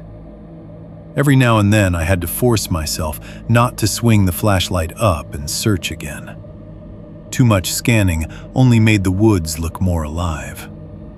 So I sat still and listened. At first, I thought the low sound I heard was an animal. That's because the brain protects itself in stupid ways. It offers the least terrible explanation first, even when the evidence has already started pointing elsewhere. The sound came from the dark beyond the firelight on the brush-heavy side. A soft, low pull of air, then another. Quiet enough that for a second I thought it might be the wind, moving through some hollow patch of leaves or a raccoon shifting in cover. Then it came again. Too regular, too close. I held absolutely still. Another inhale, another exhale. Not the huffing rhythm of a deer, not the fast, nervous movement of some small animal. This was slower, controlled. A person's breathing after standing still too long and trying not to make any more noise than necessary. It was close enough that I could tell it wasn't out in the deep woods. It was just beyond the edge of the clearing. And whoever it belonged to had stopped trying to hide the fact that they were still there. Refusing to leave. The moment I realized the sound was breathing, not rustling, not wind, not some animal shifting under brush, I knew I should have left. That's the clean version of the truth anyway. What makes these stories hard to tell honestly is that people always imagine fear as something simple once it reaches a certain point. They think there's a line where danger becomes obvious enough that any sane person would act immediately, and that once you cross it, the right decision should feel just as obvious as the danger itself. It doesn't work like that. By then, I knew enough to be frightened. I knew I was not alone. I knew the signs around the clearing had meaning I didn't understand. I knew someone had moved the red cloth after I cut it down. I knew there were traces of repeated human use around the brush. and I knew there was at least one person close enough to my camp that I could hear him breathe from the dark. But knowing all of that did not magically tell me how to get out safely. I sat in the folding chair with the flashlight across my lap and the knife open on the crate beside me. And for the first time that night, leaving did not feel like the opposite of danger. It felt like one version of danger competing with another. The ATV sat where I'd parked it near the edge of the clearing, angled toward the old logging road. In daylight, the path back to the house was so familiar I could have followed most of it half asleep. But at night, that same route changed character. The road narrowed in ways you didn't notice when the sun was up. The brush crowded closer. The washout halfway in became a place you had to favor one side around. Low limbs reached farther into the track than you remembered. There were stretches where the trees stood close enough that your headlights would only show you the next few yards, nothing beyond, and the dark outside them looked dense enough to lean against. If somebody was out there deliberately working the edge of the clearing, what stopped him from stepping into the track once I committed to it? That question lodged itself in my head and would not leave. On foot, maybe I could have moved quieter. But walking the trail out in the dark had its own problems. Slower, easier to lose footing, easier to get turned or forced off the line of the path if somebody knew the woods better than I knew where he was standing. At least in the clearing I had some room, some light, some warning if anything crossed into the open. Out on the trail, every few yards would become a blind corner. I remember looking toward the ATV and thinking, with a kind of cold frustration, that I no longer trusted the route between where I was and where I belonged. That was the point where the clearing stopped being camp and became a position. I fed another stick into the fire and watched it catch. The flames rose, snapped, then steadied again. My instinct was to keep them alive no matter what. Light mattered. So did noise. A living fire gave me both. It let me see the immediate ground around camp, and it covered some of the smaller sounds I made when I shifted, stood, or reached for something. More than that, it gave me a center, a place to orient around. Once I admitted I might be spending longer in that chair than I'd planned, the fire started feeling less like comfort and more like the one advantage I still had. So I chose the open sightline over blind travel. Not because I felt brave, not because I believed I could handle whatever was out there. I stayed because moving into the timber felt like stepping voluntarily into a place where somebody else had already prepared the terms. That's a hard thing to explain to people who haven't spent time in woods they know well. Familiarity creates a false faith in movement. You think, I know this land, so moving through it will help me. But fear changes the geometry of familiar places. Distances stretch. Narrow sections feel tighter. A path you've walked 100 times starts breaking into choke points, places you'd have to slow down, places where your light won't reach far enough, places where someone could stand just off the line and not exist until the moment you passed. I knew exactly where those places were now, because all at once I could not stop mapping them. The bend near the washout, the low branch I always ducked, the pair of saplings that leaned inward enough to force the ATV slightly left, the shallow section before the creek bend where leaves piled thick and muffled sound. I could see each one in my mind as clearly as if I were already riding toward them in the dark. And in each one, without wanting to, I pictured a person waiting. That was enough to keep me where I was. I slid the knife closer on the crate and shifted the flashlight so my fingers rested naturally around it. The beam stayed off for the moment. I didn't want to announce every little movement by cutting the dark apart every 30 seconds. And I didn't trust the way the woods seemed to flatten under direct light. Sometimes it was better to listen first and use the beam only when I needed to test what I thought I'd heard. The breathing didn't come again right away. That may have been the worst part of that stretch of the night. Not escalation, not action. The long, deliberate withholding of it. I sat there with every muscle carrying some low level of tension, staring into the fire often enough to spare my eyes, but never for long enough to stop checking the perimeter.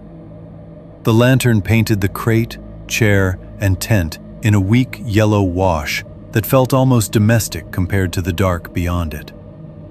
Every so often the breeze would shift and move the flame shadows across the trunks at the clearing's edge, making them seem to tilt or breathe in place. I learned very quickly not to react to every motion the fire invented. Real movement had a different quality. It disturbed the dark instead of decorating it. A long minute passed, then maybe another. Time had started behaving strangely by then. Not faster or slower exactly, just less willing to stay in order. I might have sat there 20 minutes. It might have been 45. All I know is that the night broke itself into isolated sensory events and made me live inside each one fully. At one point, I heard what sounded like a single step somewhere farther out on the brush-heavy side. One soft compression of leaves. Then nothing. I lifted the flashlight but didn't turn it on. I just listened. No second step followed. No crack of branch, no exhale, no movement farther away to suggest departure. The sound hung there in my head because it had no conclusion. It could have been a person shifting weight. It could have been an animal easing 1 foot down and freezing. It could have been the woods settling around nothing at all. I hated that uncertainty more every minute. A little while after that came the sound of brush dragging. Not a body rushing through it, nothing so clear. Just a low, dry pull, as if something had moved against stems and leaves without enough force to break them. A sleeve, a coat hem, a hand, a knee. The sort of noise a person makes when trying not to make noise. I pointed the flashlight that direction and clicked it on. The beam found brush, tangled branches, the pale side of one trunk, and the thin shine of dead leaves. It showed me exactly as much as the dark wanted to surrender, and no more. I held the light there until my hand began to ache, then swept left and right in tight, controlled movements. Nothing. No face, no shoulder, no outline resolving itself just beyond the branches. I clicked the beam off again and immediately disliked the clearing more once the light was gone. Every scan sharpened my nerves and erased the little false continuity of the dark. It was like picking at a wound just to remind yourself it was still open. I started arranging the space around me in my head with more precision after that. The tent sat behind and slightly left of me. Crate on the right. Fire directly ahead.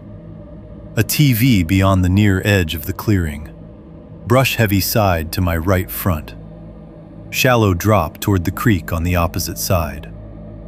The second red cloth lay somewhere back in the brush beyond where I could now see without standing. The fallen branch was still out there too, where it had landed after being tossed or dropped to get my attention. I began to think in arcs and lines.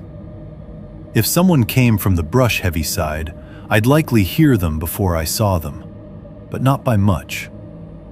If someone crossed from the creek side, I might see movement better in the thinner timber, but lose sound under the leaves. If I had to make for the ATV, I'd need 2 or 3 fast strides, and enough luck that nothing intercepted me in that short open distance. If I had to abandon camp entirely and go on foot, I'd want the flashlight in one hand, knife in the other, and no wasted motion getting clear of the fire ring. All of that played through my mind while I remained outwardly motionless. I can still remember how badly I wanted a simple, undeniable event. Something that would settle what kind of situation I was in. A voice from the dark. A figure crossing into the light. A clear threat large enough to justify any choice I made after that. Instead, the woods kept giving me fragments. Sounds without sources. Signs without explanation. Presence without a body I could point to. That was its own kind of trap. Because the more incomplete the evidence stayed, the easier it was to accuse myself of feeding it. Of making patterns because I was alone, keyed up, and no longer thinking straight. I knew enough about fear to distrust what it can do to a person's interpretation of ordinary things. I had told myself versions of that all evening, but by then, there were too many details stacked together for me to dismiss them honestly. I wasn't imagining the moved cloth. I wasn't imagining the hidden tarp, the rope, the cigarette filters, the second marker, the breathing just outside camp. I kept the fire higher than I usually would have, not roaring, just lively enough to push the visible boundary of the clearing outward a little and stop the night from creeping all the way up to my boots. The heat from it felt good on the front of my legs and almost non-existent on my back. Every time I leaned to add wood, I hated the angle it forced me into. Head down, hands occupied, attention split. I began choosing pieces in advance and laying them within easy reach so I wouldn't have to fumble around in the dark pile of branches beside the chair. The lantern fuel crossed my mind more than once. Not because I was close to losing it, but because I had started inventorying everything in terms of how long I could trust it. Firewood, battery life, distance to the ATV, distance to the tent, distance from my current position to where I thought the nearest brush cover began. Fear does that too. It turns ordinary objects into timed resources. Once, maybe around midnight by my guess, I heard a faint sound from deeper in the woods behind the brush-heavy side that resembled a branch tapping another branch in the wind. Except there was almost no wind. I waited for it to repeat. It didn't. A little later came another step, farther off than the first one had seemed. Then silence again. At some point I realized I had stopped expecting to make it through the night comfortably and had lowered my hopes to something simpler. Get to dawn without being forced into the dark. That became the job. Stay awake, stay lit, stay ready. Don't surrender the clearing unless movement outside it becomes worse than movement through it. Those are not the thoughts of a man who still believes he is just camping. They are the thoughts of somebody sitting inside a temporary border, listening to someone else decide whether to cross it. And the strangest part is that the woods themselves had not changed. The same trees stood where they had always stood. The same shallow drop ran toward the creek. The same old logging road led back toward the house. If someone else had walked into that clearing in daylight the next morning and looked around, he might have seen nothing but a modest camp on family land. But fear changes the geometry of familiar places. It turns a path into a funnel, a brush line into a blind, an open clearing into the last small room you can still defend without walls. And that was why I stayed. Not because I thought I was safe, because by then, safety and movement no longer felt like the same thing. The dragging sound. By the time I finally crawled into the tent, I had been sitting awake by the fire long enough for my body to start betraying me in small ways. Not by making me careless. I never got that comfortable again after hearing the breathing in the dark. But fatigue changes your judgment even when fear keeps you alert. Your thoughts begin doubling back on themselves. One minute you're sure the smartest move is to stay exactly where you are until first light. The next, You catch yourself wondering whether you've already crossed the point where staying put has become its own mistake. Then a few quiet minutes pass with nothing happening, and shame starts working on you. Maybe I've overread all of it. Maybe whoever was out there moved on. Maybe I've spent 3 hours guarding myself against some local idiot who got bored and left. That cycle had been grinding through me for what felt like forever. The fire was still alive, though lower now, burning in a bed of red-orange coals with only occasional tongues of flame when a branch shifted and found fresh air. I kept feeding it just enough to preserve the light without exhausting the woodpile too quickly. The lantern still hung beside camp, throwing its weak yellow circle over the crate and tent flap. The flashlight sat across my lap more often than not. The knife stayed open within reach. My boots never came off. At some point, though, I had to admit something practical. If I stayed out in that chair much longer, exhaustion was going to make choices for me. I was cold through the back and shoulders from sitting still too long, and the kind of hyper-listening I'd been doing had worn me down more than movement would have. I could feel my focus slipping at the edges. Not enough to sleep there by the fire, not even close, but enough that I began imagining the stupidest possibility of all. Nodding off upright in the chair, with the flashlight across my lap, and the whole dark perimeter of the clearing left to whatever wanted it. So I made what felt, at the time, like a controlled compromise. I would get into the tent, leave my boots on, keep the jacket half-zipped, keep the flashlight and knife within arm's reach, and lie still without really sleeping. Rest more than sleep. A different posture, at least. A layer of fabric around me to hold the heat in. If anything moved into camp, I told myself, I'd hear it just as clearly through nylon as I would from the chair. That was the logic, anyway. I remember standing and feeling how stiff my legs had gotten. I remember feeding one more piece of wood into the coals, checking the lantern without really needing to, then pulling the tent flap open and looking into that small, private dark, like I was entering a room I no longer trusted. Inside, everything smelled like cold fabric and the faint chemical scent of nylon warming and cooling with the night air. My sleeping bag lay mostly unzipped where I'd thrown it earlier, still puffed up, untouched. The floor of the tent felt firmer than I remembered when I knelt down, and colder. I set the flashlight near my right hand, folded knife beside it, then lay on top of the sleeping bag instead of inside it, boots still on, jacket zipped halfway to my throat. I did not remove my hat.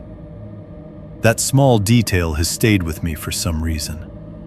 Maybe because it says more honestly than anything else that I never intended to relax in there.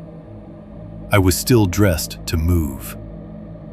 Outside, the clearing sounded almost unchanged through the tent wall. The coals shifted now and then with a small red hiss. Once I heard the lantern lightly clink against the branch where it hung when a breeze moved through. Otherwise, the woods remained locked in that careful, withholding quiet that had defined the whole night. Not peaceful, not empty, just controlled. I lay on my back at first, then rolled onto one side facing the wall nearest the thicker brush. My eyes adjusted to the faintest traces of light filtering through the nylon, the dim orange pulse from the coals, a weaker yellow wash from the lantern, both so muted that they made the tent interior feel less lit than stained. Condensation had already started gathering on parts of the inner wall where the cold outside met the trapped warmth of my breath. Tiny beads silvered and vanished, depending on how the light shifted. I listened until listening itself became exhausting. Somewhere in that stretch, I half slept. That's the only accurate term for it. I never fell into full sleep. Not the kind where you lose your place entirely. It was more like my body kept trying to slide downward into rest, while my mind clung to the surface.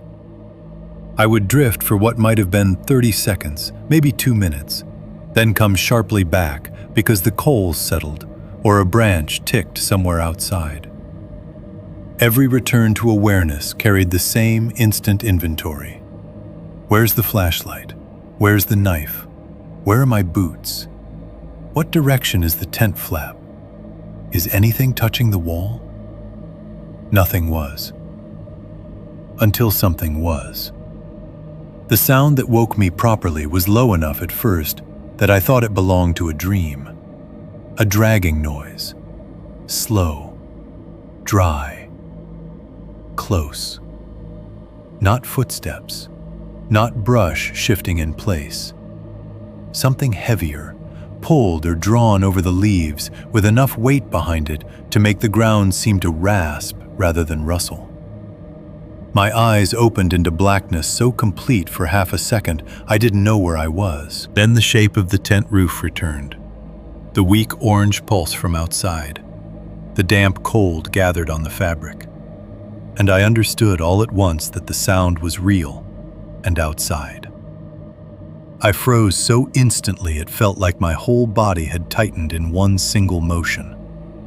The dragging continued. Whatever it was moved along one side of the tent first, not quickly, not clumsily, but at a pace that felt horribly deliberate. A pull through leaves, a pause, another pull. It made me think of something being carried by one end, or else a person moving while keeping part of something heavy close to the ground. The sound did not pass by and fade. It stayed near. It traced the shape of the tent. It was circling me. My mouth had gone completely dry. I could hear my own pulse pounding in my ear where it pressed against the sleeping bag beneath me, so loud for a second that it almost interfered with the outside noise. I forced myself to breathe through my nose and keep the breaths shallow. The tent wall in front of me held a faint sheen of condensation, and I became absurdly fixed on the tiny beads of moisture there, as if staring at them hard enough would stop the rest of the world from moving.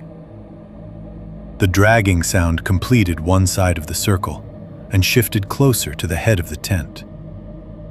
Then it stopped, right beside me. I cannot fully describe the sensation of knowing something is standing inches from a thin fabric wall with only cold air and nylon between your face and whatever intention brought it there. The mind doesn't process it cleanly. It breaks it into fragments. The smell came first for me, that same damp earth odor from earlier, but stronger now, layered with something metallic and stale underneath, like old blood left on rusted metal or iron-rich water in a bucket that hasn't been touched in days. Then the cold.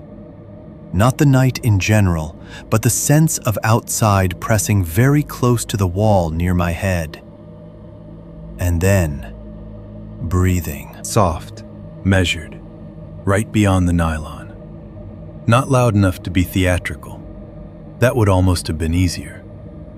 It was quiet breathing, controlled and patient, close enough that the tent fabric gave the smallest inward tremor now and then.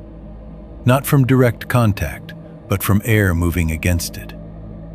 If I had raised one hand and pressed outward, I might have met a face or a chest on the other side. I did not move enough even to test that thought. Every muscle in my body hurt from trying to be still. I told myself very calmly that silence might save me. That if the person outside believed I was fully asleep, or at least too frightened to react, maybe he would lose interest. Maybe this was intimidation. Maybe he wanted me awake and panicked and making noise. Maybe stillness was the one thing left to me that he couldn't easily use.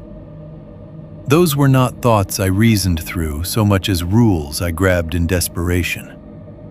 Don't move. Don't speak. Don't let him know exactly where your hands are. My right hand had inched, so slowly I couldn't even feel it happening at first, toward the flashlight. Not enough to grab it, just enough to know the shape of it was near my fingers. The knife lay beyond that. The sleeping bag crackled once under my knee when I adjusted the slightest fraction of an inch, and I nearly stopped breathing entirely, waiting to see if the sound outside would change. It didn't. Whoever stood there kept breathing. A long second passed. Then another. Then many. That stretch of time is impossible to measure accurately in memory because terror thickens it. It might have been 30 seconds. It might have been 3 full minutes. All I know is that the longer nothing happened, the worse it became. Action at least gives you shape. Waiting makes the imagination work for the thing outside. The tent wall near my face bowed inward the slightest amount once, then relaxed. Not a push. More like the weight of someone leaning close enough for fabric and air to acknowledge each other. I stared at that section of nylon so hard my eyes began to ache. The condensation on the wall had turned the surface faintly slick and glistening wherever the weak outside light touched it. One line of moisture trembled and slid downward in a slow, crooked path. I watched it because I couldn't bear to imagine the outline of what might be just beyond it. The smell of damp soil and metal had grown stronger. My own breath felt too hot inside the jacket collar and too loud in the confined air of the tent. Then came 3 soft taps. Not claws, not a branch. Knuckles. Light, spaced, deliberate. Tap, tap, tap. Each one landed with just enough force to dimple the fabric and release a tiny quiver through the nylon. They struck near my head, close enough that I could have reached out and placed my hand over the exact spot from the inside if I had lost my mind completely. I did not move. I did not make a sound. My heart was slamming so hard by then that I honestly thought the person outside might hear it. I remember trying to slow it through nothing but will, the way you try to quiet coughing in church or breathing in a hiding place as a child. The body doesn't obey well under that kind of pressure. My pulse kept hammering through my ear and throat, and the tent seemed too small to contain that much panic. Still, the person outside did nothing. That was the worst part. The taps ended, and there was only breathing again. Then even that seemed to lessen. For a moment I thought, truly thought, that maybe whoever was there had stepped away without noise. That maybe the entire purpose of the approach had been to wake me, let me know I was being watched, and leave me inside my own fear. As unbearable as that idea was, some desperate part of me preferred it. If he left me alive and untouched in the tent, then morning still existed as something I might reach. So I stayed absolutely still, clinging to that possibility. Another long delay passed. The tent wall remained quiet. The condensation cooled against the inside surface. Somewhere outside, one of the coals shifted in the fire ring with a tiny, soft collapse. Otherwise, there was nothing but the night holding itself taut. I remember thinking, don't check. Whatever you do, don't check. Because checking meant movement, and movement meant revealing where my head was, where my hands were, how awake I really was. It also meant surrendering the thin protection of uncertainty. As long as I kept my eyes fixed on the dim wall and didn't reach for the flashlight, I could avoid seeing the shape waiting there in full. So I lay there, inside cold fabric and stale air, with the smell of iron still faintly hanging outside, listening to silence that felt occupied. And in that silence, with my body rigid and my hand hovering a breath away from the flashlight, I understood something I had not let myself admit all night. Whoever was outside was not confused, not drunk, not passing through. He was patient. And patient men are almost always the ones who have already decided what happens next. The tent is opened. The knife came through the tent so fast that for a split second, my mind refused to understand what I was seeing. One moment, there was only the dim wall of nylon in front of my face, faint with condensation, breathing cold from the outside. The next, the wall erupted inward with a violent, blunt force that sounded less like cutting than like something being punched through a drum.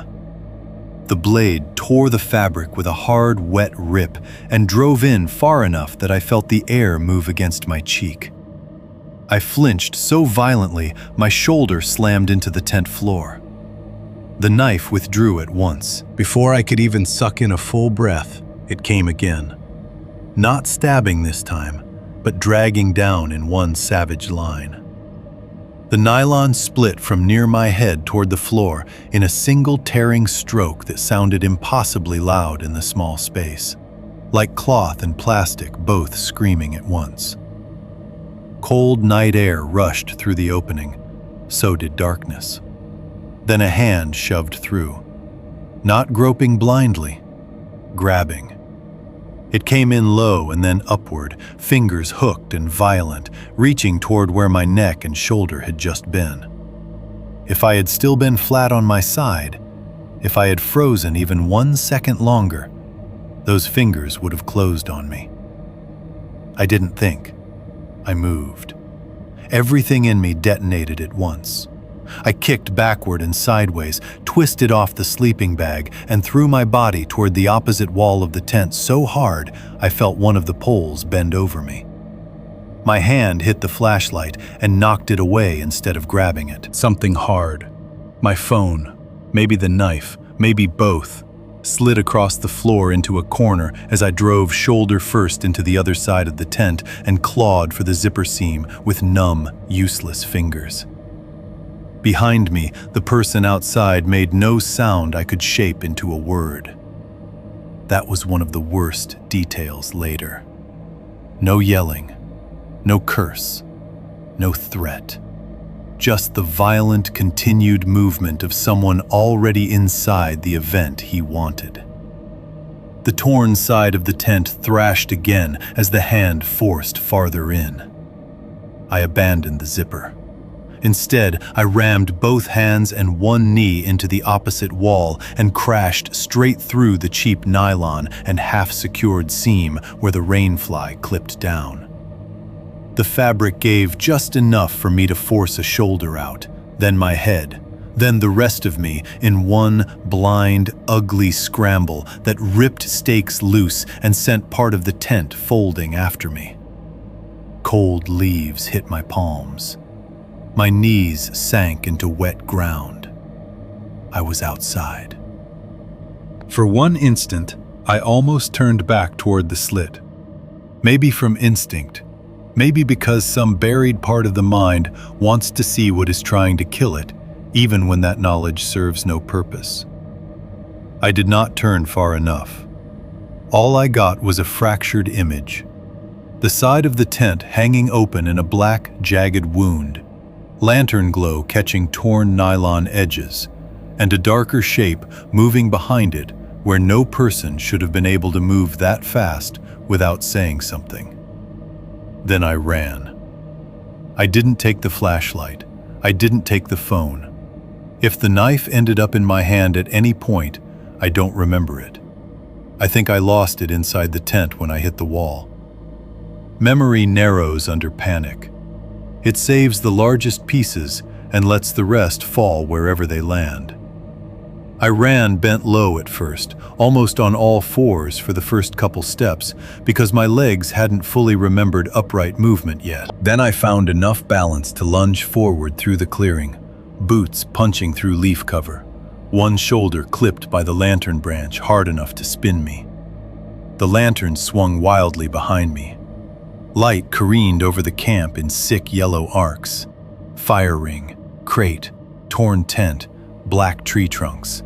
and then I was beyond most of it, heading toward the ATV and the old road with the kind of speed that ignores every lesson you ever learned about moving safely in the woods at night. Leaves slid under my boots. A branch slapped across my face and raked my cheek. Something caught my pant leg and tore loose. I could hear my own breath coming raw and high, the sound of an animal already too far into fear to conserve itself. Behind me there was movement. That's all I can say with certainty. I heard pursuit, but not in any clean, movie-like way. Not a man crashing after me in a straight line. Just enough noise behind and to one side to tell me I had not escaped alone from the tent. Brush snapping, leaves tearing under sudden weight. Then silence. Then another sound at a different angle that made distance impossible to judge. That uncertainty was its own terror. If someone runs directly behind you, you know where to fear. When the sounds break and shift, the woods start feeling full of possible versions of the same person. I remember thinking, not in words exactly, but as a hard instinct, that the clearing and the road were no longer separate places. The attack had spilled into all of it at once. I aimed for where I knew the ATV should be, but in the dark and panic, I drifted too far right, toward the shallow drop that led down toward the creek. My boot came down on loose leaves over softer ground and slid. One knee buckled. I pitched sideways, hit the slope wrong, and went down hard enough to drive the air out of my chest. My hands shot out to catch me. The right one landed on wet leaves. The left landed in something slick. Not mud. That was my first thought, and my second both. Mud, wet clay, creek seep, anything ordinary. But the texture answered back wrong, even before I got enough air to push myself up. It was thicker than water, thinner than proper mud, and it coated the side of my palm instead of absorbing straight into the skin. I scrambled up, half blind, slipped again, then used a low root to haul myself back to my feet. The smell hit me then too, sharp under the cold air. Wet dirt and that metallic note, stronger than before. I did not stop to inspect the ground. Whatever I had fallen into, I left it there and ran harder. The ATV came into view all at once, a dark bulk at the edge of the clearing where I had parked it. For one giddy second, I thought that sight meant escape in a simple mechanical sense. Key, throttle, headlights, gone. I lunged toward it and grabbed the left handlebar so hard the machine rocked under my weight. My hand slipped. I looked down reflexively, and in the weak instrument glow, because at some point I had either bumped the key or left it turned enough to wake the panel, I saw a dark, wet shine across my palm and fingers. Blood. My first panicked assumption was that I'd cut myself in the fall or on the torn tent. But when I flexed my hand, I felt no pain sharp enough to account for that much of it. My knuckles were scraped. My palm burned where leaves and gravel had skinned it. But the blood on it was heavier and darker than those little injuries should have produced. For one stunned second, I simply stared. Then the weak dashboard glow reached farther, and I saw what had been fastened to the front rack. Even now, I have to slow down before describing it. Not because it was the most violent thing I've ever seen, but because of how deliberate it looked. A deer jaw, fresh enough that tissue still clung wetly around the hinge, and the teeth shone pale against the dark. Not an old, cleaned bone from some roadside skull somebody had picked up months ago. This had been taken recently enough that the edges still looked alive in the wrong way, raw and glossy under the dim light. A piece of wire had been twisted through it and looped around the metal of the front rack, cinched tight enough that the jaw hung there facing outward like some ugly grin. Threaded through the wire was a strip of red cloth, not bright, not new. the same kind of faded red as the markers in the brush. I went completely cold. Not scared in the general sense, not just panicked. Something more absolute than that. Up until then, even with the tent cut open, part of my mind had still been trying to frame the attacker as somebody opportunistic. Some violent trespasser maybe, but still a man reacting in the moment. The jaw changed that. It meant preparation, time, possession. He had been close enough, confident enough, and unhurried enough to stage my vehicle while I slept a few yards away. That realization tore whatever remained of my ability to think straight. I heard another noise behind me then. Leaves shifting. Maybe only one step, maybe more. And I didn't even try to decide whether it was near or far. I let go of the idea of the ATV entirely. No engine start. No turning key. No fumbling in the dark while something moved through the trees around me. The machine no longer felt like an escape vehicle. It felt touched, claimed. I ran for the road on foot. I don't remember choosing to abandon gear. I only know that once I saw the jaw wired to the rack, every object I had brought with me seemed instantly worthless next to the need to put walls and light and distance between myself and that clearing. The cooler, tent, lantern, sleeping bag, phone, crate. None of it mattered. My whole world reduced to direction. Home. That was the only word left. The old logging road was easier to find once I hit it, but easier is relative when you're sprinting blind through woods you no longer trust. The path ran pale in places where leaves had been pushed thinner by tires and boots over the years, then disappeared again under darker buildup. I kept expecting a figure to break into it ahead of me. Every leaning trunk looked for a second like somebody standing sideways. Every low branch became a hand until I hit it or passed it. Once I nearly went down again when my boot caught the edge of a rut. Another time I slammed shoulder first into a sapling, hard enough to make the whole top of it shiver above me. Behind me, the pursuit remained uncertain.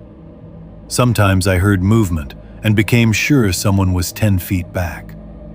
Then I'd hear nothing for several seconds and think maybe I had outrun him, or maybe he had never followed directly at all. Then, farther off to one side, brush would give way under something heavy, and my mind would fill the dark around the road with impossible options.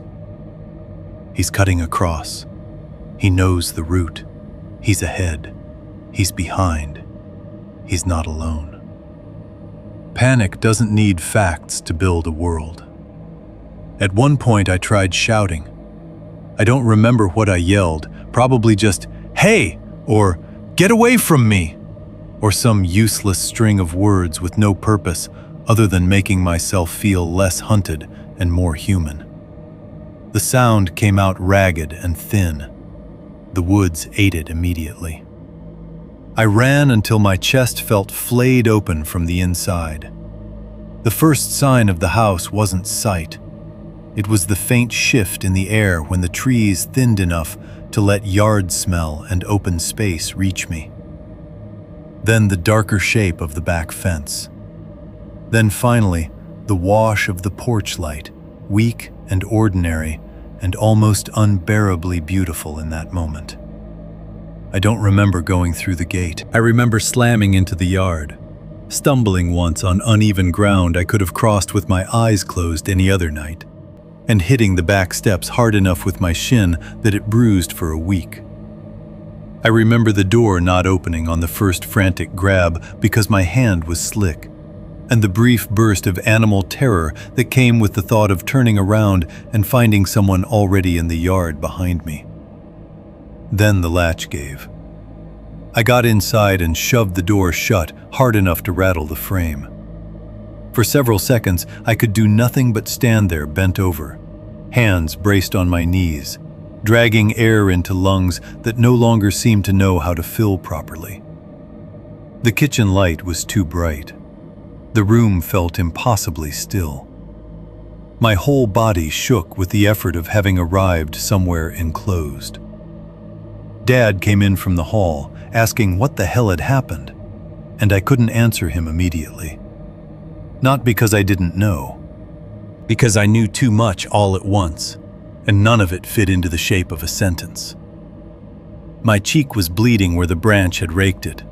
My hands were smeared dark. My jacket smelled like smoke, wet leaves, and that iron stink from the creek bank.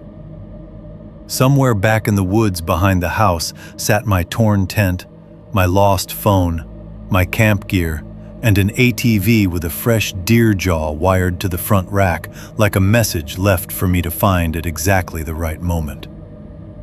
That was the part that stayed with me most before the deputies ever came, before daylight, before the rest of what they found.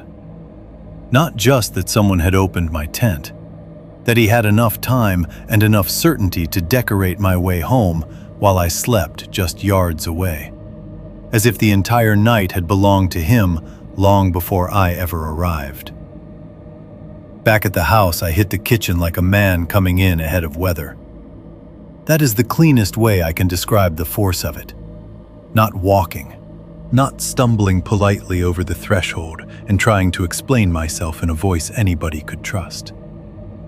I came through the back door, hard enough to rattle the loose pane in the upper frame, then shoved it closed with both hands and leaned into it for a second, as if I expected the entire night behind me to arrive at the same speed I had.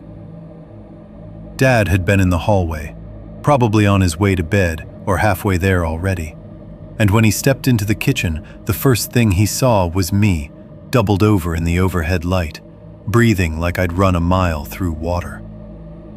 He looked at my hands first. What happened? His voice wasn't frightened yet, just sharp.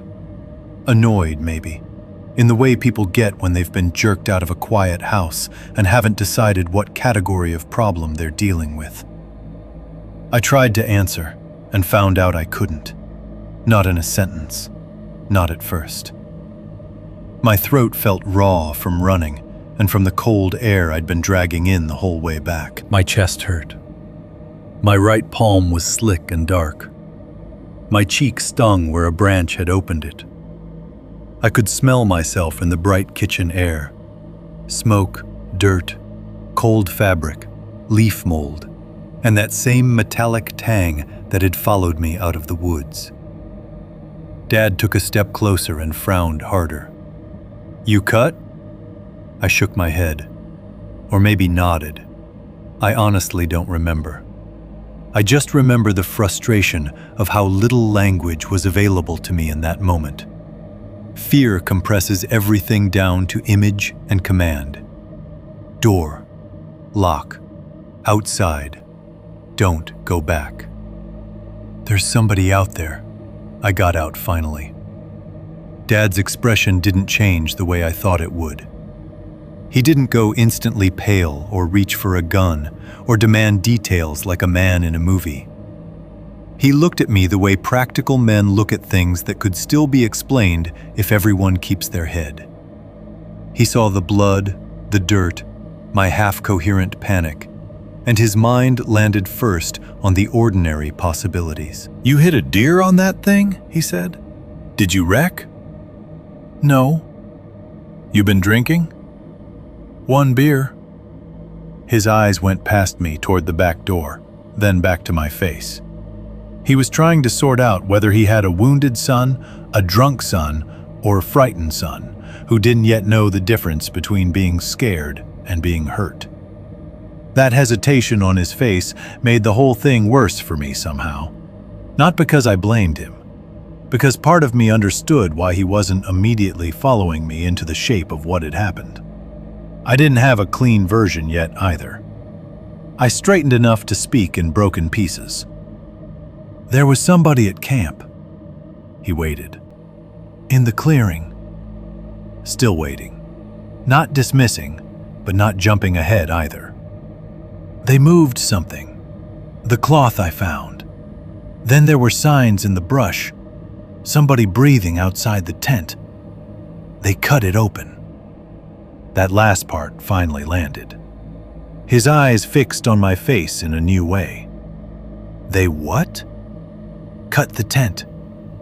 I heard how insane it sounded as I said it. They slashed the side open. I ran. His gaze dropped to my hands again, then my jacket, then the scrape on my cheek. He could see enough by then that I wasn't making it up and wasn't drunk enough for confusion to explain it. He came closer, took my wrist, and turned my right hand under the kitchen light. "That yours?" I looked down and knew immediately it wasn't all mine. The scrapes on my knuckles and palm were shallow, full of dirt and sting. But the darker wetness smeared across the heel of my hand and between my fingers was too much and too even to come from those alone. Up close under the light, it had already begun drying in thin, tacky streaks. "I fell," I said, "near the creek." He released my wrist and looked at me for maybe 1 second longer than normal. Then whatever skepticism had been left in him gave way to decision. "Lock it." I didn't need him to say which door. He moved toward the mudroom closet where we kept flashlights and an old 12-gauge behind winter coats, and I turned the deadbolt on the back door, then the handle lock beneath it, then checked the latch twice, even though I had just thrown it. The small sounds of those locks engaging felt both useful and embarrassingly thin. A door is a powerful thing, right up until it isn't. The kitchen light shone off the glass pane in the upper half of the door and turned it into a black mirror with the porch light reflected inside it. I hated that immediately. Dad told me to get on the phone and call the sheriff while he checked the windows. My hands were shaking just enough that I had to slow down dialing. The dispatcher who answered sounded tired until I started speaking, and then all the tiredness vanished in that professional way people have when a situation finally picks a category for itself. I gave the address first, then said there had been somebody on our property, that I had been attacked in a tent on the back acreage, that I had run in and did not know if the person was still outside. Saying it aloud made it real in a new, harder way. The dispatcher asked if anyone was injured. I said maybe minor cuts, but that was not the point. She asked whether the intruder had a weapon. I said yes, I thought a knife. I said he had cut into the tent with it. She asked if I had seen him. I said not clearly. A shape, movement, a hand through the opening, breathing right outside the tent wall. Even as I said it, part of me could hear how fragmented it sounded. Dad came back into the kitchen carrying the shotgun, but held low, not aimed at anything yet. He asked how far out the clearing was. I said almost a mile if you followed the logging road properly. He muttered something under his breath, mostly to himself, I think, about them not getting anyone all the way back there tonight. The dispatcher said deputies were on their way and told us to stay inside, keep doors locked, and not go back out onto the property. As if I needed convincing. Once the call ended, the house grew very quiet around us. That kind of silence is different from the woods. Indoors, silence ought to feel contained, framed. You've got walls, corners, furniture, recognizable shadows. But fear doesn't stop at the door once you've brought it in with you. It just changes shape. The refrigerator motor hummed. The heating vents clicked softly as the house cooled and settled. Somewhere farther down the hall, an old floorboard gave a tiny dry pop as the wood adjusted to the temperature. Each sound was domestic, harmless, familiar. Every one of them still made my body react half a second before my mind caught up. Dad told me to sit down. I didn't. I moved to the sink instead and held my hands under the faucet. then stopped before I turned the water on. For some reason, I could not stand the idea of washing the blood away before someone else had seen it. Maybe because I needed proof. Maybe because I was already afraid that if enough ordinary actions resumed, water running, paper towels, a bandage on the cheek, I would start being asked calmer questions that would make the whole thing shrink into something survivable and stupid. Dad read my hesitation correctly and said, "Leave it." So I did. The back porch light burned over the yard in a weak cone that ended long before the property truly began. From the kitchen window beside the sink, I could see the few yards of dirt and grass immediately beyond the steps, the line of the back gate, and then only darker ground rolling into a blackness that started where the yard gave up and the trees took over. Normally, that view had never bothered me. It was just the land behind the house. Familiar. Ours. Useful for weather, for checking deer, for seeing if the dog had wandered too far. That night, the dark beyond the porch light looked occupied. I stood there staring out through the glass because I couldn't stop.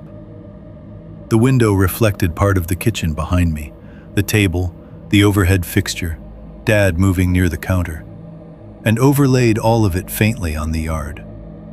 That made the outside harder to trust. Every time I shifted, my own reflection moved in the pain, and my nerves jumped before reason stepped in to identify it. Then, for one brief second, I thought I saw someone standing at the edge of the trees. Not in the yard, not close enough to make out details. Just a darker vertical interruption where the tree line started beyond the gate. Something that seemed a fraction too narrow and too upright to be part of the woods. I froze and leaned closer to the glass. The porch light wasn't strong enough to reach that far, so what I was really looking into was layered dark and the memory of movement. The shape held for maybe a heartbeat, maybe less, and then either shifted or disappeared or dissolved back into the trunks behind it. "I think he's there," I said. Dad came up beside me at once, the shotgun still pointed down, but ready now in a way it hadn't been a minute earlier. "Where?" I lifted a hand and pointed through the glass. My finger left a faint smear where blood and sweat touched the pane. "There, by the line." He stared out in silence for a long few seconds. The muscles in his jaw tightened once. Then he said, "I don't see anybody." Neither did I now. That was what made it so much worse. If the figure had remained, solid and undeniable, at least fear would have something to attach itself to. But the tree line had resumed its old shape. Trunks, gaps, brush, darkness pooled low between them. Nothing moving. Nothing bright enough to hold the eye. Still, I stepped back from the window. The house felt slightly safer than the tent. That is the most honest version of it. Not safe. Not secure in the complete sense. Just better by degree. Wood and glass instead of nylon. Locked doors instead of zippers. A man beside me instead of solitude. Those things mattered, but they did not cancel the fact that whatever had happened out there had followed me home, at least as far as my own pulse and imagination could carry it. We left the porch light on, and the kitchen light on too. Dad made me sit at the table finally, not out of tenderness, but because practical action was the only kind either of us knew how to trust. He got a clean towel and handed it to me for the blood on my hand, without making a production out of it. He asked the same kinds of questions the deputies would ask later, but slower. Where exactly had I parked? Did I hear one person or more than one? Had I seen a vehicle on the property? Was there any chance it was a neighbor, drunk or lost, or trying to scare me? Did I leave the ATV running? Did I see which hand held the knife? The worst answer was how many times I had to say, "I don't know." I didn't know how many people. I didn't know if the blood on my hand came from the creek bank or from something else I touched in the run. I didn't know how long the attacker had been close enough to the camp to move things without me noticing. I didn't know whether the red cloth markers meant anything beyond what I had already guessed. And I did not tell Dad about the deer jaw right away. Not because I meant to hide it, because I still couldn't fit that image into the same reality as the kitchen table, the humming refrigerator, the dish towel under my hand. It felt too much like something from outside ordinary life, even though it had been made of the most ordinary rural materials imaginable. Bone, wire, cloth, intent. The headlights came about 20 minutes later, maybe 30. Long enough for the house to begin feeling like a place under observation. The sheriff's unit rolled up the gravel drive first, then a second vehicle behind it. The flash of blue across the yard seemed almost theatrical against all that dark. But the relief I felt at seeing it was immediate and ugly. I had not realized how badly I needed outside voices in that house until they arrived. Men with radios and notebooks and questions. Men whose whole function was to drag an event back into procedure. 2 deputies came in first, after Dad met them at the door. Both were local enough that we recognized them by face, if not by first name. Their expressions held that careful mix of skepticism and concern law enforcement wears when a story is serious, but not yet sordid. They took in the blood, the scrape on my face, the dirt on my clothes, and whatever those details did to the facts in their heads, I watched the level of casual doubt drop. One of them asked me to start from the beginning, so I did, as steadily as I could. The cloth strip, the second one deeper in the brush, the hidden tarp and rope, the branch thrown or dropped into camp, the breathing outside the tent, the cut in the nylon, the hand coming through, my run back, the ATV. At that point, I finally told them about the jaw wired to the rack and the red cloth threaded through it. That detail changed the room. Not in some dramatic way. No one swore or exchanged a huge look. But both deputies got quieter after that. More exact. One of them asked me to repeat that part. Fresh jaw? Wired? Red cloth? I said yes to all of it, and heard in my own voice how impossible it sounded. They asked if I could take them back. Dad answered before I did. Not tonight. One deputy glanced toward the back window, then toward me. We're not going a mile into timber on that in the dark unless we absolutely have to. I knew he was right, but hearing it still made something in my chest tighten. The clearing remained out there beyond the house, intact in darkness, holding everything I had left behind in it. My phone, my tent, the slit in the nylon, the jaw on the ATV, the marks in the brush. Whoever had put them there. The deputies did what they could. One swept the immediate perimeter of the house and yard with a stronger light, while the other stayed inside asking more questions. They checked the back gate, the line of the fence, the visible edge of the tree line near the house. They found no one close. No immediate sign of forced entry to anything on the property near the home. No obvious footprints in the hard-packed yard worth reading at night. Procedure helped, but not enough. Because even with armed men in the house and lights moving through the yard, the fear did not end indoors. It only changed its address. Daylight search. Morning did not make the story smaller. I used to think that was one of the few reliable mercies of fear, that daylight might not erase what scared you, but at least it would reduce it to proportions the mind could handle. Shadows become objects. Strange sounds become branches or animals. The imagination loses ground once the sun gets involved.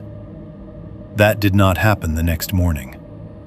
I barely slept after the deputies left their first sweep of the yard and house. One of them stayed in the drive longer than I expected, engine idling. Maybe because my account had enough detail in it to bother him. Maybe because he could see I was one bad noise away from coming apart.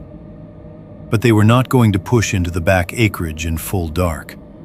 And I understood why, even if I hated it. So the night stretched itself out in pieces. The kitchen light eventually went off, then the hall light. Then all that remained was the back porch bulb burning into the yard, and the occasional wash of headlights from the road a long way off. Dad dozed in his chair for maybe an hour at a time with the shotgun across his knees. I sat at the table, or stood by the window, or walked from room to room for no reason other than keeping motion in my body. When daylight finally came, it arrived thin and gray. The kind of late October morning Missouri does well. Cold enough that the air looked rinsed clean, with light settling over the fields and tree line, so gradually you felt less like dawn had broken than that the dark had simply lost interest and drifted off. Frost hadn't set, but the ground held a hard, damp chill. The yard looked ordinary again from the kitchen window. Gate, patchy grass, back fence, tree line beyond. Nothing standing there, nothing watching. I hated how normal it all looked. 2 deputies came back just after sunrise, joined this time by a third vehicle with a county investigator, or maybe just a senior deputy.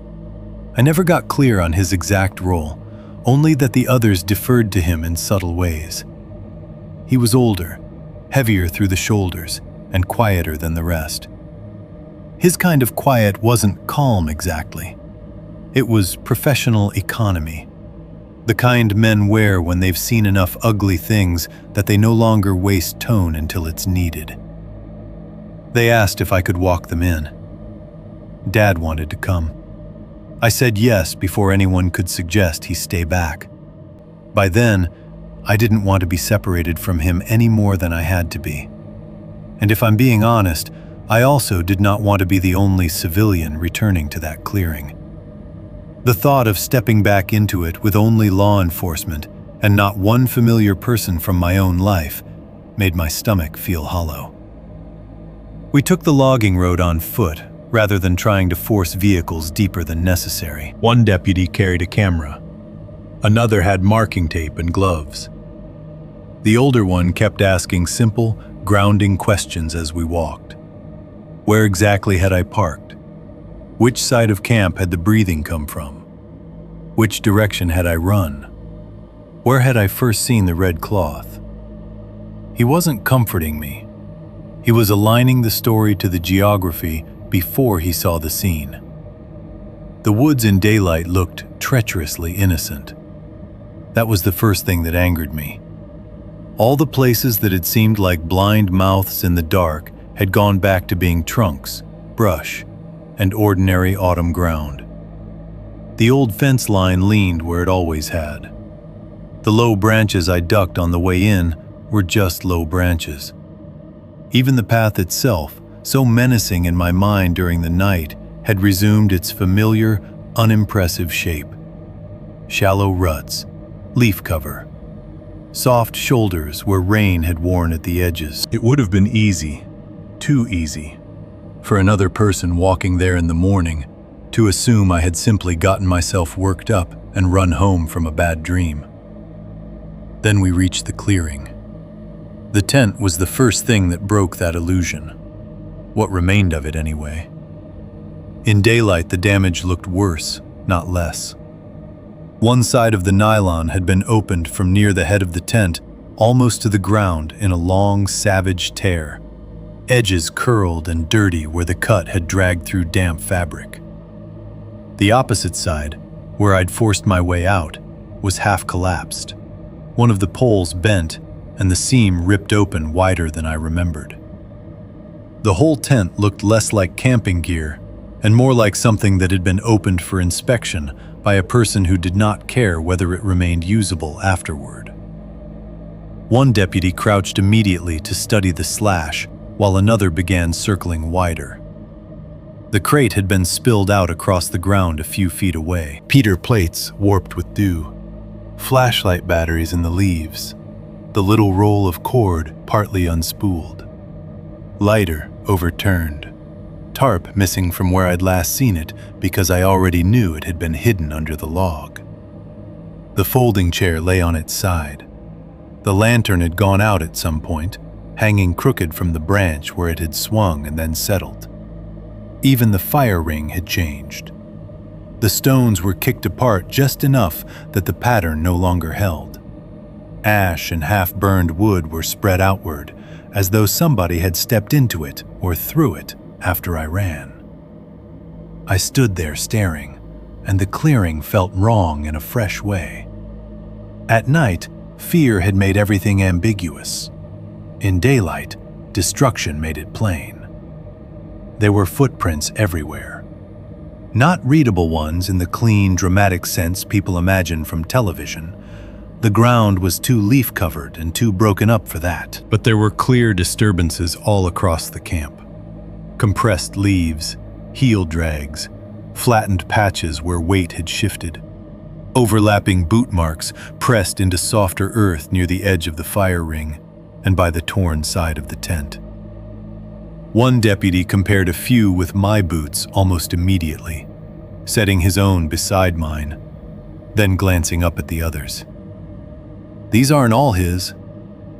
He didn't say it loudly. He didn't need to. One of the impressions near the tent opening was narrower and longer than my tread.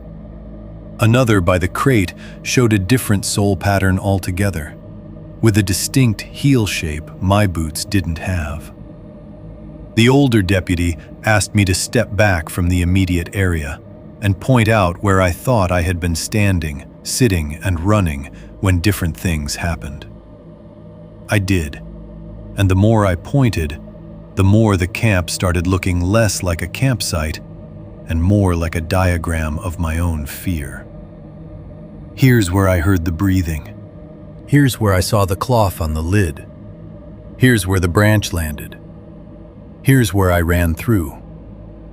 No one said much while I did this. The investigator, or deputy, or whatever he officially was, walked the perimeter slowly, then stopped near the brush-heavy side and held up a hand without turning around. "Disturbance back here." We all moved toward him, though he waved Dad and me back once we got close enough. In daylight, the edge of that brush looked almost manageable. Thorn vine, low saplings, a fallen section of timber, leaf-choked ground. But now that someone was reading it like a scene instead of scenery, the signs became harder to ignore. A line through the brush where stems had bent and stayed that way.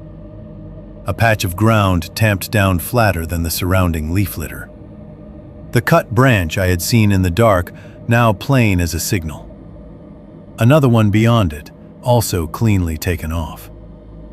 Then the blue tarp, half hidden under the fallen log, just as I remembered. One deputy pulled it free with a gloved hand. Spread open in daylight, it looked worse than it had under my flashlight. Not just stained, but used. Dirt-caked. Mildew at the edges. One corner torn. Another section marked by a dark brown patch that nobody commented on immediately, which told me enough. Near it they found the rope, the old beer cans, more cigarette filters tucked into the leaves, and farther in, 3 or 4 saplings with small cuts at shoulder height that looked less like trail clearing and more like intentional marking. The older deputy crouched over one shallow depression in the brush and said, almost to himself, "Somebody's been working this spot." Working. That word has never left me. Not staying, not trespassing, working. The more they looked, the less accidental anything seemed. There were too many signs of repeated presence. Hidden items, controlled cuts, places where someone had knelt or crouched more than once. David stood a few yards behind me, saying nothing at all now. His silence had changed from skepticism to something stiffer and less comfortable. He had spent his whole life around land, around signs, around the private logic of woods. He knew as well as I did by then that this was no one-night intrusion. One deputy followed the disturbed brush line farther than the others at first, easing around a thicket and then pausing so abruptly that the movement drew everyone's attention. "What's that there?" No one answered because he was already bending. From where I stood, all I could see at first was a low hump on the ground, half covered in leaves and thin, dead branches. It looked like exactly the sort of improvised covering you would throw together if you wanted a patch of earth to stop looking distinct from the rest around it. The deputy used the toe of his boot to nudge one branch aside, then another. Another deputy stepped in and peeled a larger section back with a gloved hand. Leaves fell away. Beneath them was darker soil and the pale curve of something that didn't belong in dirt.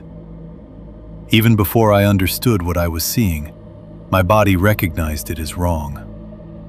The pale shape was rounded, weathered, half buried. For one sick instant, my mind offered root, then rock, then antler, because the human brain clings to almost anything before it accepts bone. But the second deputy crouched lower, cleared another little bit of dirt, and the outline changed into something unmistakable. Not a full skull, not laid out cleanly, just part of one. The arc and plate of it visible under dirt and leaf mold where the covering had failed to hide it completely. No one spoke for a beat. Then one of the deputies said, "Jesus," quietly, like he didn't want the woods to hear it. The older man, who had been halfway through asking me something about where I'd fallen near the creek, went silent in the middle of the sentence. He stepped forward, looked down, and his whole posture changed. It wasn't dramatic, just a subtle hardening, as if a different job had opened under his feet, and all the previous assumptions had just been folded up and put away. "Everybody back up," he said. No one argued. I took 2 steps back, then 3 more, because the first 2 didn't feel like enough. The clearing seemed to lean around me. The pale curve beneath the dirt remained visible through the gap in the brush cover, and once I had identified it correctly, I could not unsee it. Nearby, more irregular shapes showed through the disturbed soil. Smaller bones, longer ones, some pale and some darkened by earth. At first, I thought they all had to be human, because panic makes things simplify into the worst available answer. Then one of the deputies, trying maybe to steady the situation for everyone present, said some of it looked animal. But not all of it. That qualification was worse than if he'd said nothing. The scene turned procedural so quickly after that, it felt almost violent in its own way. Radios came out. A perimeter was discussed. One deputy was told to start marking the route in and keep Dad and me well clear. Another began taking photographs from multiple angles. The older deputy called someone, I don't know who exactly, crime scene, sheriff, county investigator, maybe all 3, and his voice had lost whatever casualness remained in it. The clearing was no longer a place where I had been frightened by a trespasser. It was a crime scene. Those words weren't said immediately, but they settled over the place all the same. I remember looking from the branch cover peeled back in the brush to the slashed wall of my tent, then to the disturbed fire ring, then to the ATV where I had not yet allowed myself to check whether the deer jaw was still wired to the front rack. Everything I had experienced during the night, all the sounds and signs I had kept trying to reduce to something ugly but manageable, had suddenly acquired a depth I had not prepared for. Whatever had been using that clearing had not started with me. And the woods, bright as they were now under morning light, did not feel emptied by discovery. If anything, they felt fuller, weighted with all the time it would have taken for signs like those to gather there while my family kept living just a mile away, trusting the back acreage because it had always been ours on paper. One of the deputies put a hand up toward Dad and me again and told us firmly to stay back. We obeyed without a word. By then, there was nothing left in me that still confused obedience with calm. The wrong kind of old. Once the clearing became an active scene, everything slowed down and sharpened at the same time.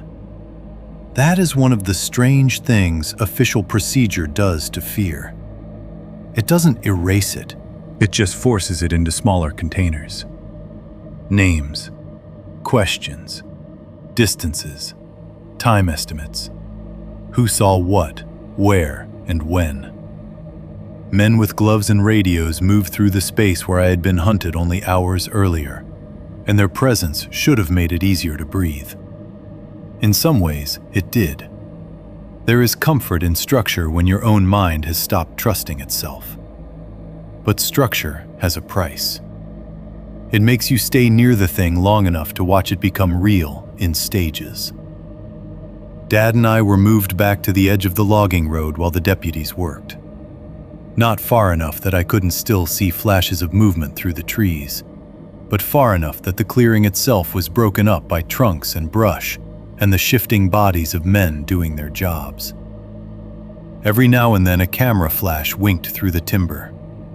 Once I heard the metallic click of evidence markers being set down. Once a radio burst with static and a clipped voice I couldn't make out. The woods had gone from private to procedural, without becoming any less threatening. A deputy eventually walked us a little farther down the road to take formal statements, where we wouldn't be in the way. He was the younger of the two from the night before, though morning had stripped some of the routine confidence off him. He still asked his questions cleanly, pen moving fast across a notepad.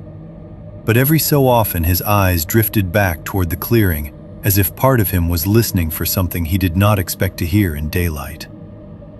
He started with basics: names, address, time I had entered the woods, rough estimate of when I first noticed the cloth, what I had eaten, what I had drunk, whether I had used anything stronger than one beer, whether I had argued with anyone recently, whether anyone outside the family knew I planned to camp there that night.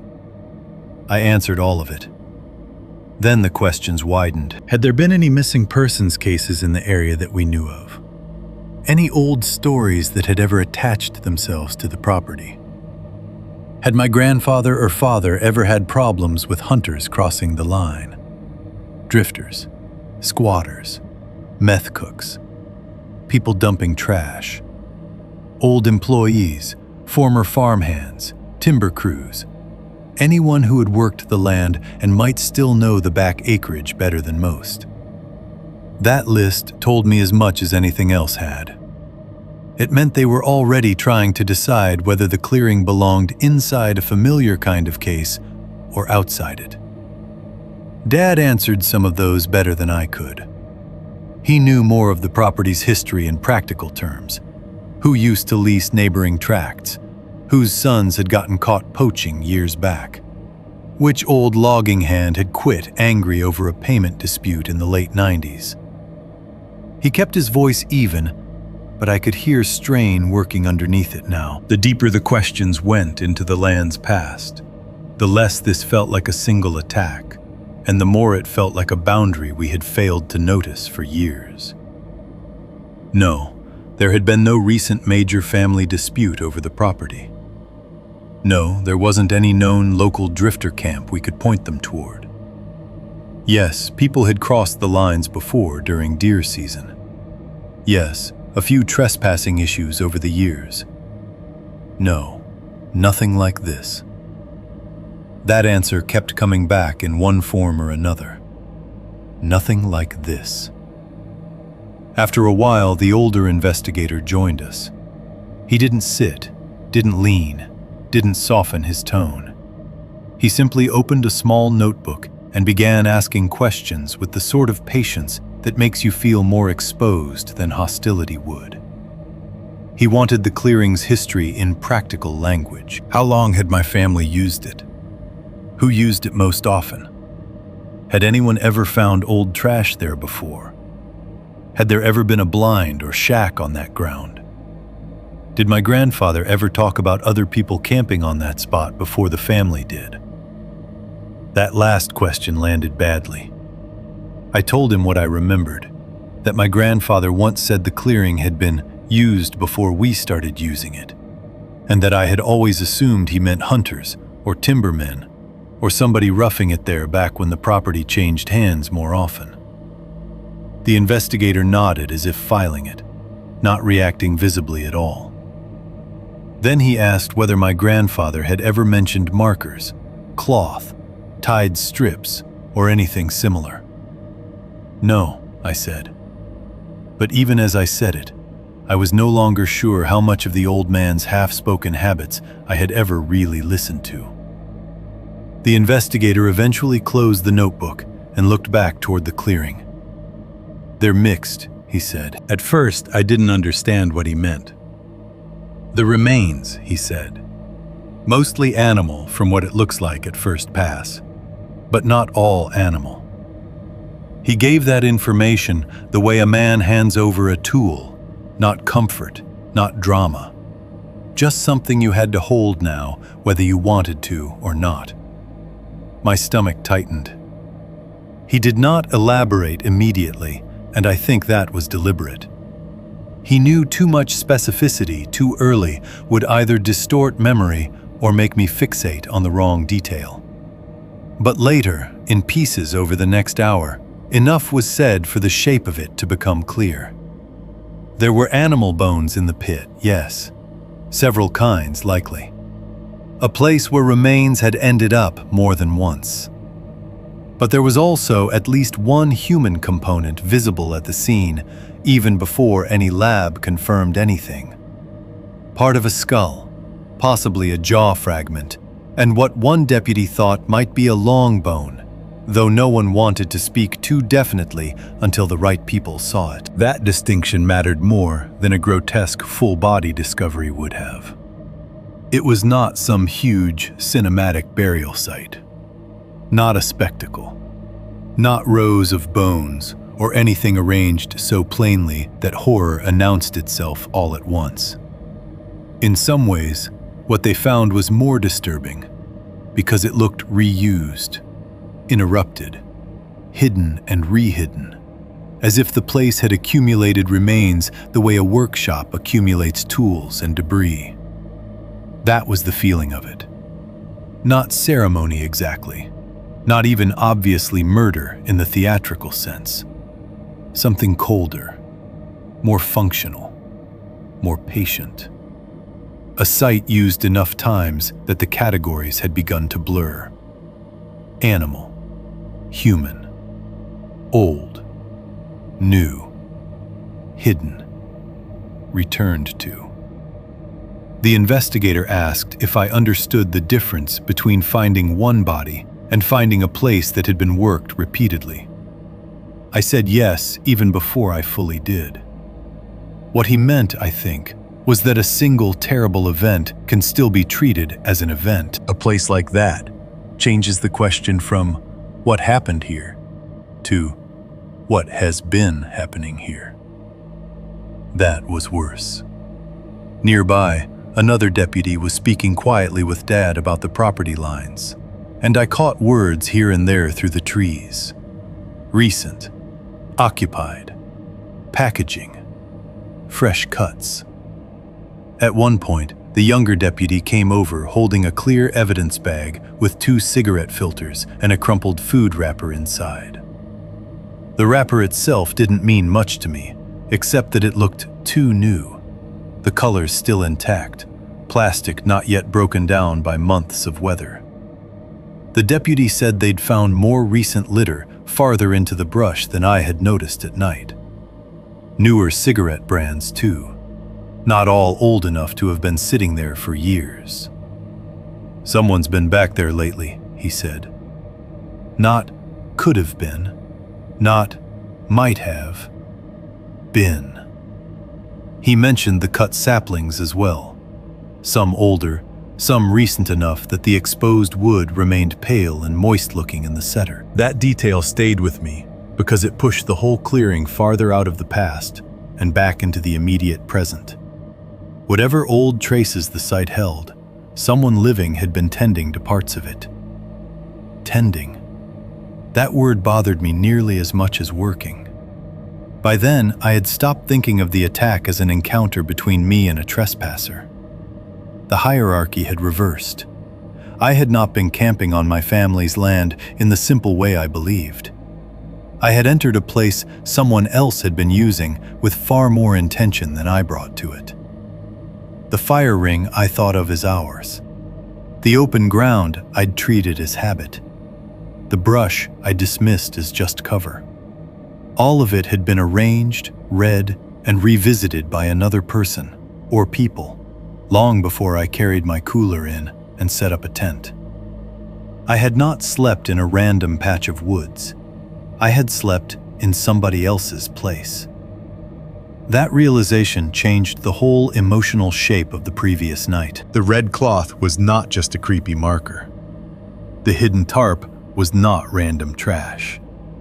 The crouched depressions in the brush were not just signs of somebody pausing there once. They were evidence of familiarity, presence, return. The hand through the tent no longer felt like a spur-of-the-moment attack from a disturbed stranger passing through. It felt like enforcement. I do not know if that is objectively true. It is how it felt. There's a terrible humiliation in learning that your fear was not caused by chaos, but by structure. By finding out that someone else understood the space better than you did while you were still pretending it was yours. Dad eventually came and stood beside me on the road while the deputies kept working. Neither of us spoke for a little while. We didn't have the kind of relationship that turned immediately tender under pressure, and maybe that was a mercy. Too much softness would have made the morning unreal. Instead, we stood shoulder to shoulder, both looking toward the clearing through the trees, like men waiting for weather to declare itself. Finally, he said, "I should have looked around that place years ago." That was the closest thing to guilt I had ever heard in his voice. "It's not on you," I said, though neither of us fully believed that. He looked down at the blood dried along the side of my hand and then away again. "You said there were cloth strips." "Two that I saw." He nodded once, jaw hard, and said nothing more. A while later, the older investigator came back over. He had the expression people wear when they have one more question that has stopped being casual somewhere between the scene and the walk back. "Show me exactly," he said, "where you found the first red cloth." So I did. I walked him back just far enough to indicate the branch at the edge of the clearing where it had been tied, the same low gray limb I had cut it from the evening before. He studied the height, the angle, the direction it faced. Then he looked past it into the brush-heavy side, where one of the deputies was still moving carefully among the saplings. When he spoke again, his voice had dropped. There were more of them. I looked at him.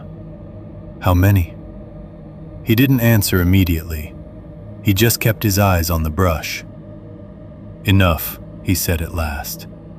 "Tied deeper in. Rough line to them." That was all. He did not speculate in front of me about what the line meant. Trail, boundary, signal, path, warning. He didn't need to, because the second he said it, I understood the worst part on my own. I had not stumbled onto one strange marker in the woods. I had stepped across something. Things my grandfather wouldn't explain. Once the deputies started treating the clearing like a place with a history instead of a single-night crime scene, My own memory turned against me. That happens when fear finally finds old material to build with. Details you ignored for years begin returning with a different shape. Little family habits, offhand warnings, expressions on people's faces you didn't know how to read at the time. None of them arrive as proof. That's what makes them so much worse. They arrive as possibility, and possibility is harder to shut down once you've already seen what sits at the end of it. For the rest of that day, the house felt occupied by more than just people. Deputies came and went. There were more calls than usual, more boots on the back steps, more low voices near the kitchen table. Dad answered questions in his clipped way. I repeated parts of the story until they no longer sounded like my own memories and started sounding like a statement somebody else had prepared for me. By late afternoon, the official language had settled into place. Remains, evidence, unauthorized occupancy, follow-up interviews, restricted access to the back acreage. All of it was useful. All of it also seemed to float an inch above the deeper thing pressing at me. The clearing had not been new to someone. And if it hadn't been new to them, then the question became whether it had ever truly been unknown to us. That evening, after the last deputy pulled out and the yard finally went quiet again, I found Dad on the back porch with a coffee cup gone cold in his hand. He wasn't drinking it. He was just holding it, the way people hold an object when they want to look occupied enough not to be questioned. The porch light wasn't on yet. The last of the daylight sat low over the yard, turning the tree line into a single dark band behind the gate. For a minute, I just stood beside him. Then I said, "Granddad knew something about that clearing."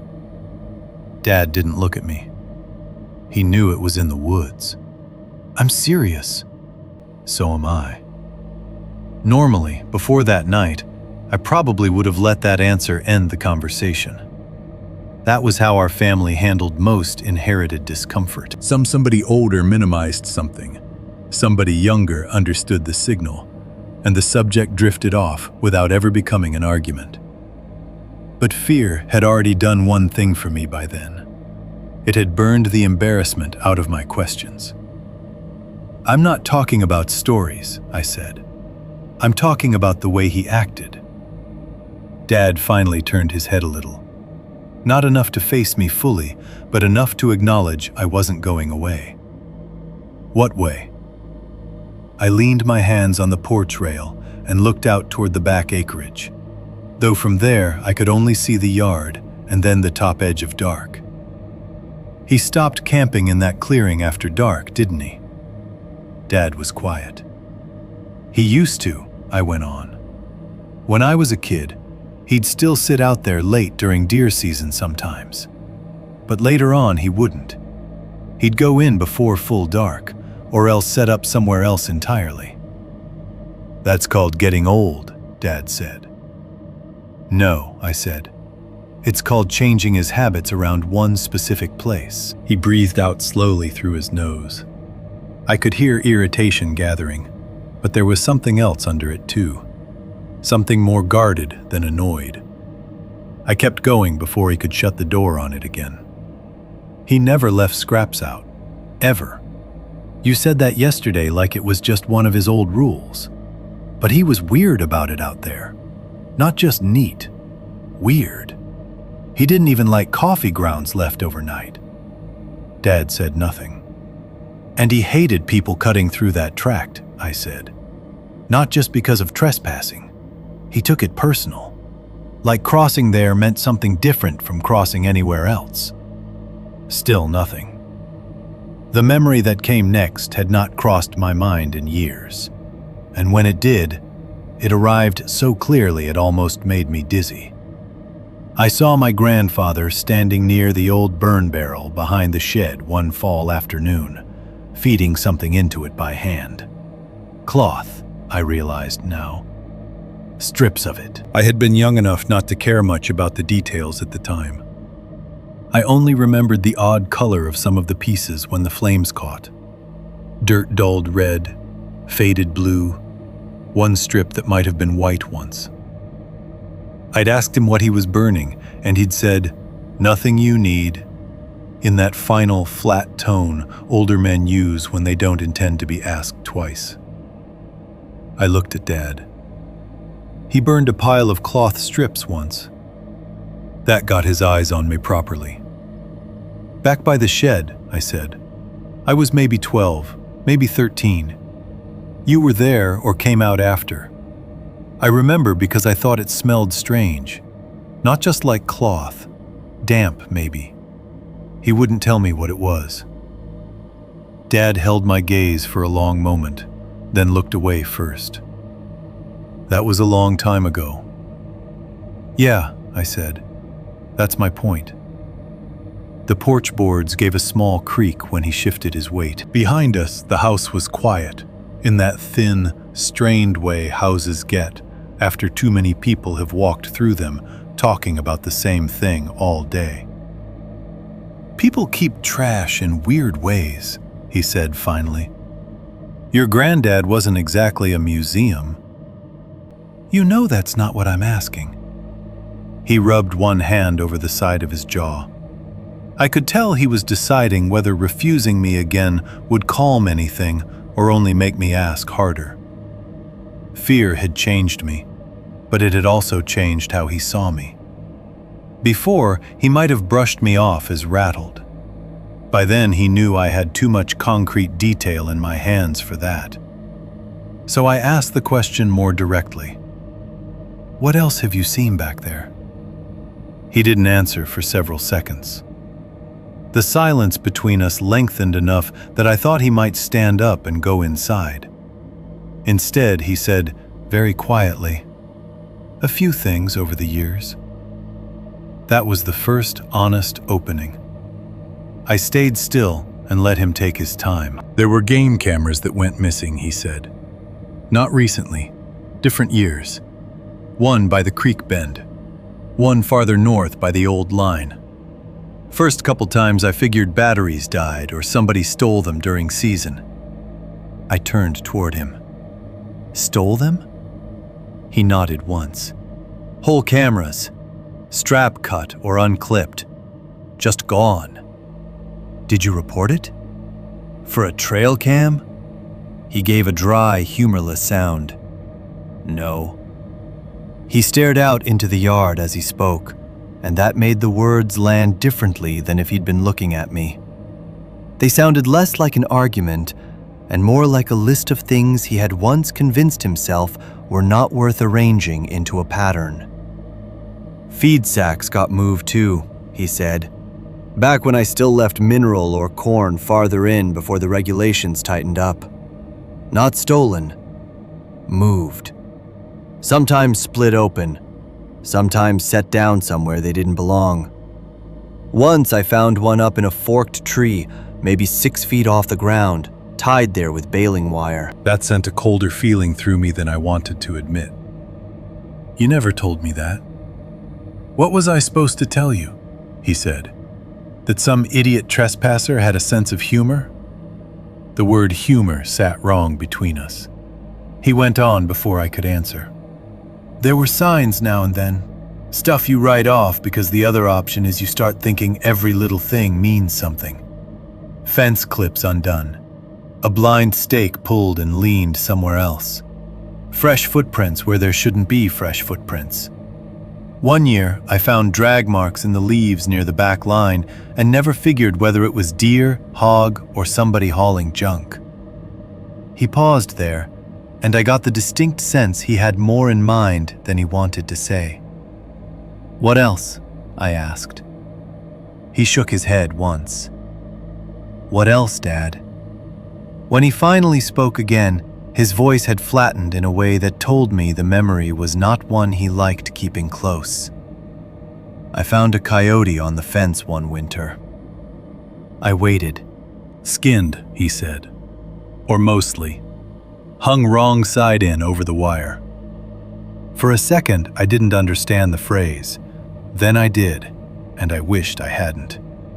The image arrived whole and immediate. The body turned inside out by violence, draped over barbed wire, not like an animal caught by accident, but like something displayed. I looked down at the porch boards because there was nowhere else to put my eyes. "You never told anybody that?" I said. He gave a small shrug that meant yes and no at once. "Told myself it was poachers, or kids, or somebody cooking dope out there trying to send a message about crossing the line." "And you believed that?" He took too long to answer. I believed it enough. That sentence has stayed with me because of how much family history can fit inside it. We do not always believe the best explanation. Sometimes we believe the one that lets us keep living the way we already live. I thought then about my grandfather's rules. All the little things I had dismissed as backwoods superstition. Don't leave scraps. Don't cut through that tract after dark unless you have to. Don't assume an old sign is old just because the cloth is faded. He had never framed those things as fear. Men of his kind almost never did. They buried fear under routine until the routine outlived the explanation. Maybe that was why I had missed it for so long. Family silence does not always sound like secrecy. Sometimes it sounds like practicality. Sometimes it sounds like older people deciding certain details are not useful to younger ones. Sometimes it sounds like a shrug and the words, "Probably poachers," which lets everyone sleep another year without asking what sort of poacher ties low red markers in brush and hangs a skinned coyote wrong side in on a fence. "We wrote it off," Dad said after a while. "Every time. Poachers, drifters, meth heads using the timber. Whatever fit best." I looked out at the dark yard again. The tree line beyond the gate had gone from a visible boundary to a black wall. "And if it didn't fit?" I asked. He didn't answer. That, more than anything, became its own answer. The horror of that period in my life did not come only from the tent or the knife or the pit hidden under branches. It came from realizing that fear had not entered our family cleanly in one dramatic night. It had leaked in years earlier in signs too small, too ugly, or too inconvenient to assemble. Missing cameras, moved feed sacks, strange cuts, animal remains hung where they didn't belong, cloth burned without explanation, my grandfather avoiding one clearing after dark and leaving behind rules instead of reasons. Individually, each thing could be shrugged off. Together, they looked like the outline of something we had spent years refusing to name. And once I saw that outline, I could no longer make myself believe the attack on me had been random. It had not happened because I chose a bad night or crossed paths with one unstable man moving through the woods by chance. The clearing had a prior life. The back acreage had a longer memory than we admitted. And whether my grandfather understood exactly what he was reacting to, or only enough to change his behavior around it, I had inherited that ignorance along with the land. Only I had arrived in the clearing arrogant enough to cut one of its markers down. By the time Dad finally went back inside, neither of us felt any better for having talked. If anything, the opposite was true. The conversation had not solved the shape of the threat, it had widened it. What had terrified me the night before as a single event had begun to look like a pattern, stretched thin over years, maybe longer, held together by small acts of denial and all the practical names rural people give to things they do not want to study too closely. I stood alone on the porch after he left, listening to the house settle behind me. Out in the dark beyond the yard, the back acreage remained invisible. But for the first time, I understood that our family had been living beside that darkness for years, and calling it something smaller every time it tapped at the edge of our lives. The Neighbor's Story. 2 days after the clearing turned into an active scene, I drove over to see our nearest western neighbor. I did not go because I expected him to solve anything. By that point, I had already learned the difference between wanting answers and wanting confirmation. Answers felt too ambitious. What I wanted was something smaller, and in its own way, more desperate. I wanted one other person who knew those woods to tell me that what I had seen fit into some existing shape. Trespassing, old disputes, squatters, poachers, local weirdness, anything with edges. His name was Rick Danner, though everyone I had ever known just called him Rick or Mr. Danner, depending on how old they were and whether he had once yelled at them for crossing a fence line.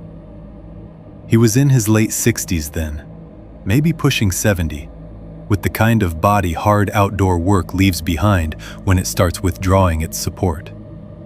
Still broad in the shoulders, still upright, but worn inward at the joints. He had lived on his side of the timber longer than my family had held ours, and if anybody in that patchwork of back acreage, creek bends, and old boundaries knew what sorts of people drifted through it over the years, it was him. His place sat about 15 minutes by truck if you took the road around instead of cutting through the woods. He was out by the barn when I pulled in, coiling hose with slow, deliberate motions. The day had that washed-out, late fall look Missouri gets after a clear, cold night. Hard blue sky, no softness in the light. Every patch of bare ground looking flatter and more exposed than it should. When he saw me get out of the truck, he gave a brief nod that said he knew who I was, but had not yet decided what sort of visit this would be. "You look rough," he said. "I haven't been sleeping much." "That'll do it." I stood there with one hand on the truck door a second longer than necessary, trying to decide how directly to start. In the last 48 hours, I had told parts of the story too many times already.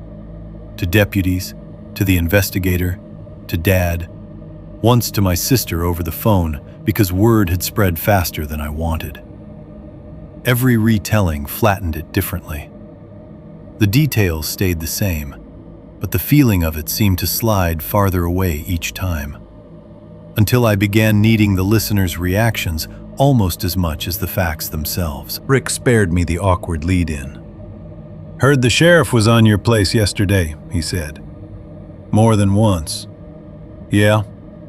That about the bones?" I looked at him more carefully then. "You already heard that much?" He shrugged. "You get 2 county vehicles and a camera crew type fellow out near the Mercer line, people start filling in blanks whether they know anything or not. That was rural life in one sentence." He set the hose down and studied my face. "You come to ask me something? Ask it." So I did. I told him the short version first. Camp in the clearing, red cloth tied low, signs in the brush, someone outside the tent, the cut in the nylon, the run back, then law enforcement finding more than any of us expected. I left out certain details at first, the deer jaw, the voice of the breathing, the exact feel of the hand coming through, because some images felt too private to hand over whole unless the conversation demanded them. Rick listened without interrupting, which is rarer than people think. Most men his age, if they've lived long enough around timber and land disputes, will start explaining before you finish the third sentence. He did not. He just stood there with his jaw working once in a while, and his eyes fixed somewhere beyond my shoulder, as if the shape of the story mattered more than my expression while I told it. When I got to the part about the red cloth, his face changed. Not much, but enough. "You ever seen that before?" I asked immediately. He rubbed the thumb against the side of his nose. "Maybe." That answer irritated me faster than it should have. Maybe how? Maybe I've seen tied strips before, he said. Not on your side exactly. Years back, different places. What kind of places? He looked toward the barn lot, then out past it toward the timber behind his own fields. Places where people wanted to find their way back without making it obvious to everyone else. That was not the comfort I had come for. I asked him what he meant, and the conversation finally loosened. According to Rick, the line between our back acreage and the neighboring tracts had not always been as clear in practice as it looked on county maps. Old property boundaries had shifted, been surveyed badly, been disputed, been handshaken and later argued over again. Nothing dramatic enough to become some courthouse legend, but enough confusion over decades that certain stretches of timber were treated more by habit than certainty. One family thought a blind sat 10 yards on their side. Another said the old line followed a creek bend nobody could agree on anymore. Fence posts rotted, markers disappeared. People walked where their fathers had walked and called that law. Back in the 90s, he said, there were transient camps in parts of that timber. Not right up close to the houses, but farther in. People staying a few nights, then moving. Mostly harmless if you didn't stumble into them wrong. Sometimes not. What kind of people? He gave me a look that suggested the question answered itself. The kind that don't want to be found. I asked if he meant drifters, meth cooks, squatters. All of the above at one time or another, he said. And some just folks passing through who figured deep woods was free if nobody pushed back. That tracked well enough with what Dad had been telling himself for years. It should have relieved me a little. Instead, it only widened the ground under the story. If people had used that timber off and on for decades, then the clearing might have acquired layers of occupation none of us had ever bothered separating.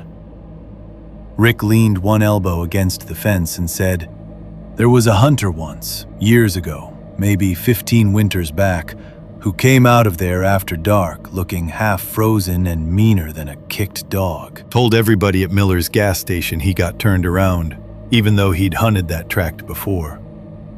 Swore he kept finding his own ribbon marks moved." I stared at him. Ribbon marks?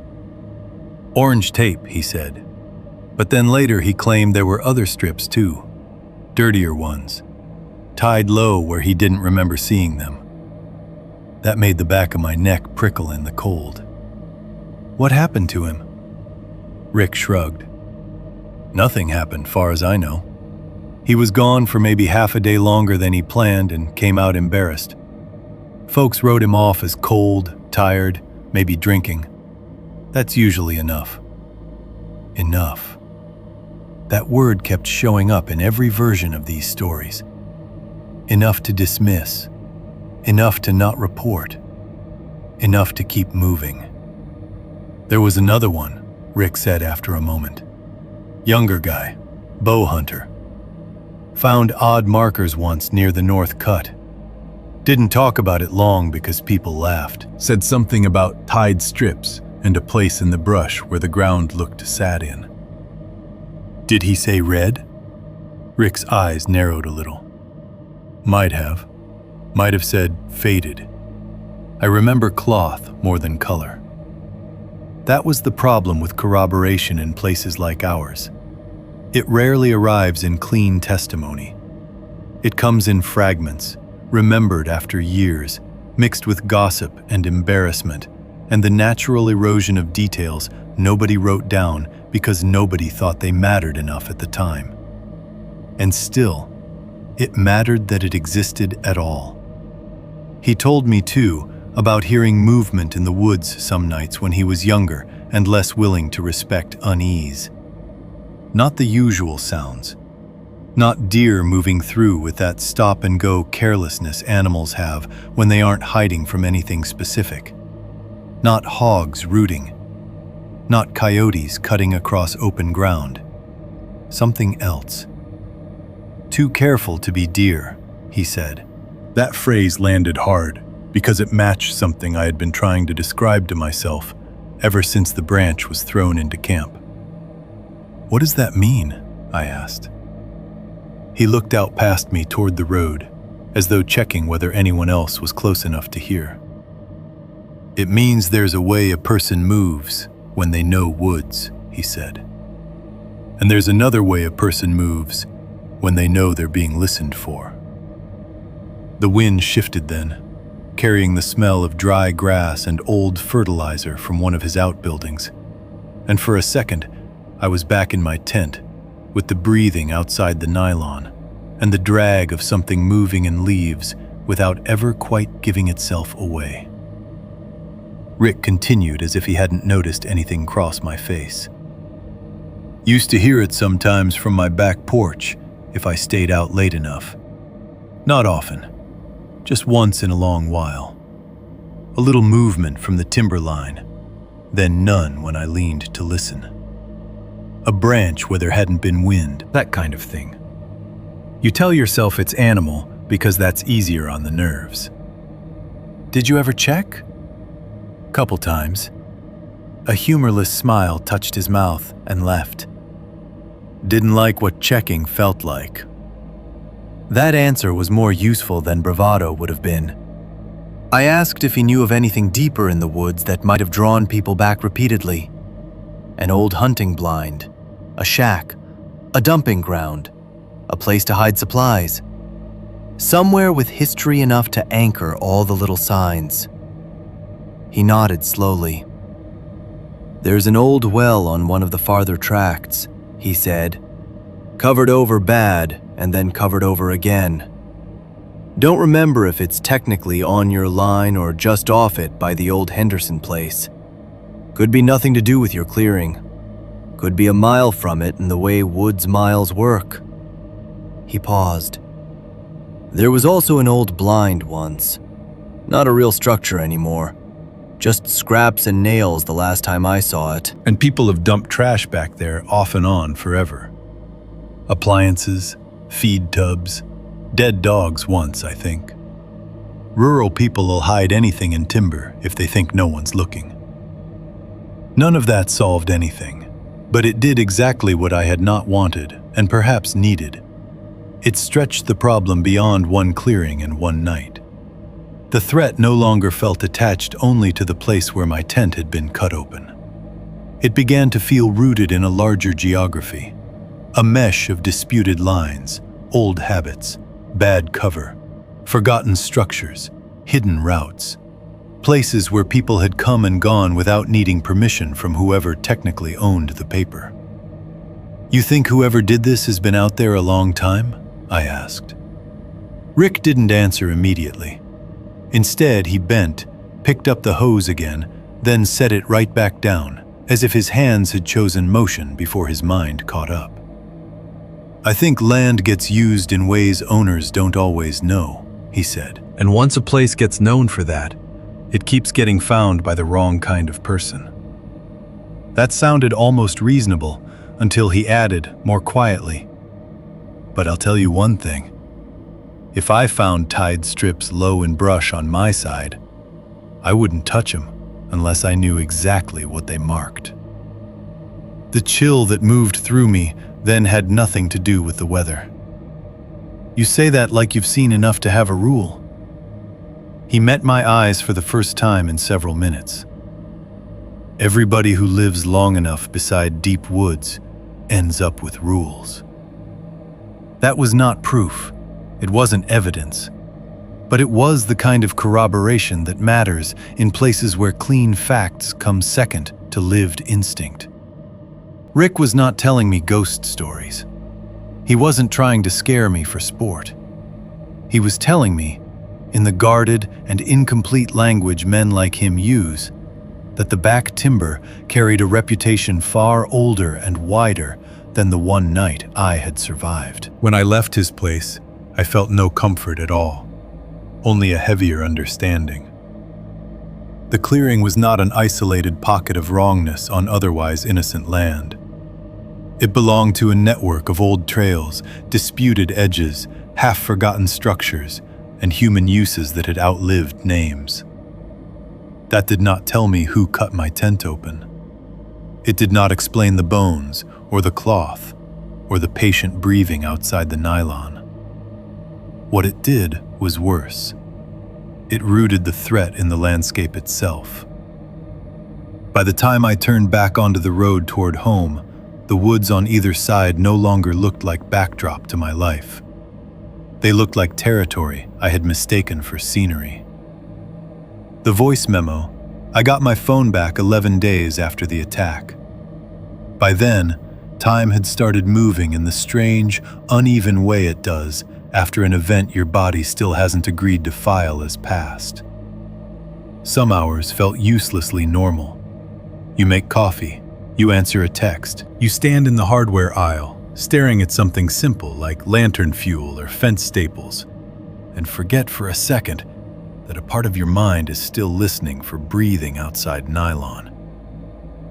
Then some tiny sensory thing pulls the whole structure down again. A damp metal smell near a ditch, red plastic tape on a survey stake, the soft drag of a garbage bag over leaves, and your nervous system behaves as if the night is not over, but merely waiting for its cue. Law enforcement had taken my phone with the rest of what they could recover or document from the clearing. Not because it was especially valuable evidence at first, I think, but because it had been in the tent and then lost in the scene. Once the site turned into something more serious than a trespassing complaint, almost everything tied to that night stopped being mine in the ordinary sense.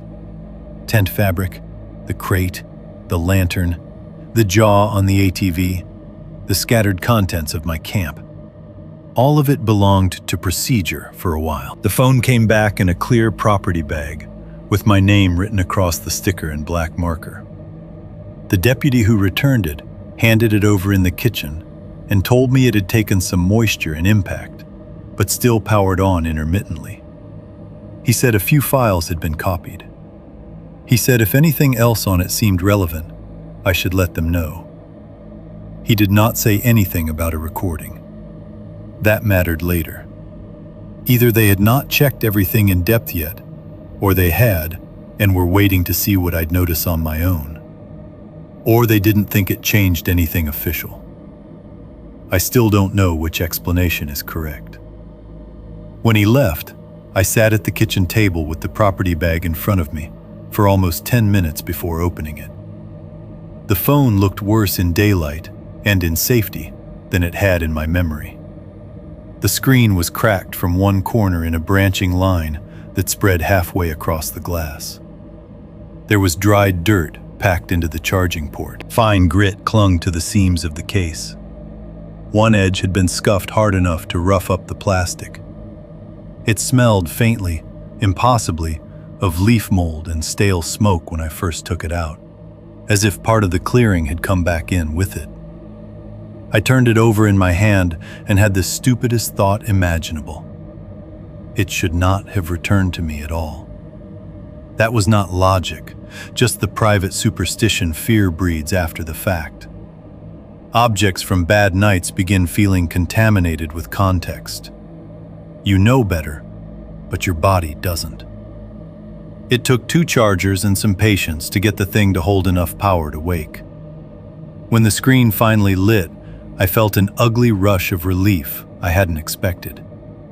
Not because I cared about the device itself, because seeing it respond to touch and code and battery made it part of the ordinary world again for a moment. Phones are practical things, familiar things. Messages, maps, missed calls, weather, receipts. A phone working implies a life where problems remain categorizable. That illusion lasted less than a minute. I checked messages first. There were missed calls from Dad from that night, which made sense. A text from my sister the next morning that I already knew about. Nothing unusual in the visible open apps.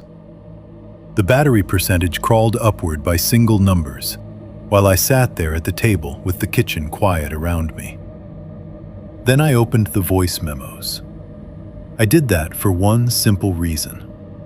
I use them sometimes when I camp or work alone, especially if I need to remember a measurement, a grocery item, something to fix later. I had a habit then of recording quick notes rather than typing them, if my hands were dirty or I was half tired. It wasn't a constant habit, but enough of one that I wanted to know whether I had said anything useful that night.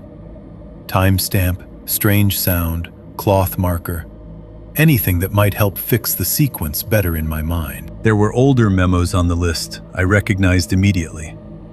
Grocery reminders, a measurement for lumber, a note to myself about replacing a gate hinge. Normal life. Then there was one I did not recognize at all. 2:14 a.m. No title, just the default. 11 seconds long. I stared at it long enough that the screen dimmed and had to be touched awake again. There is a specific kind of dread that comes not from seeing something impossible, but from seeing something completely possible that you know should not exist. A missed call can be accidental. A text can misfire. But an audio file recorded at 2:14 a.m. in the middle of the same stretch of night when my tent had been cut open did not feel like glitch or trivia. It felt like an object waiting in the dark for me to acknowledge it. I did not call Dad over. I did not hand the phone to anybody else. I listened alone. The speaker was weak through the cracked casing, so I turned the volume up and held the phone close. At first, there was almost nothing. Not silence exactly. More the texture of very quiet sound recorded too near fabric. A faint, muffled rasp that I recognized almost immediately as leaves dragging across the ground, or something heavy being drawn over them in short, slow pulls. Then a soft, dry flutter, barely there, like tent wall material shifting or flexing in a small draft. The noises were so close-mic'd that they felt less like outside sounds and more like something brushing the edge of hearing.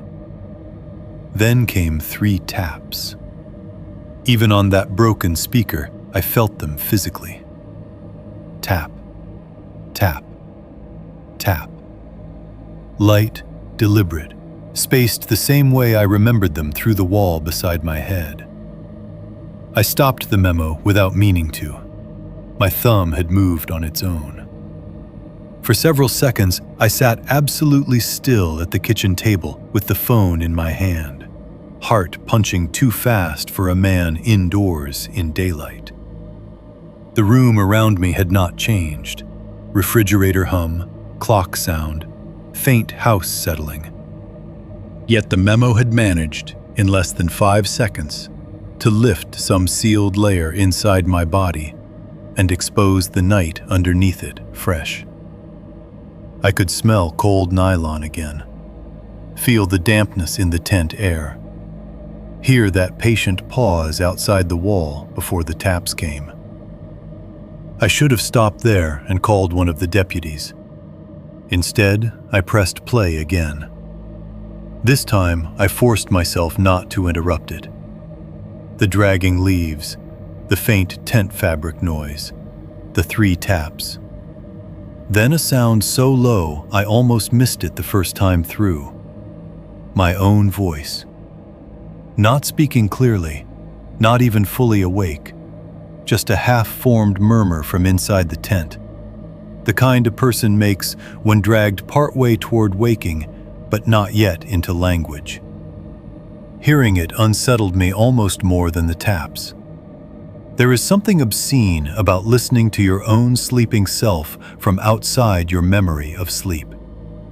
It makes you sound helpless in a way no conscious version of yourself ever would. Then came the other voice.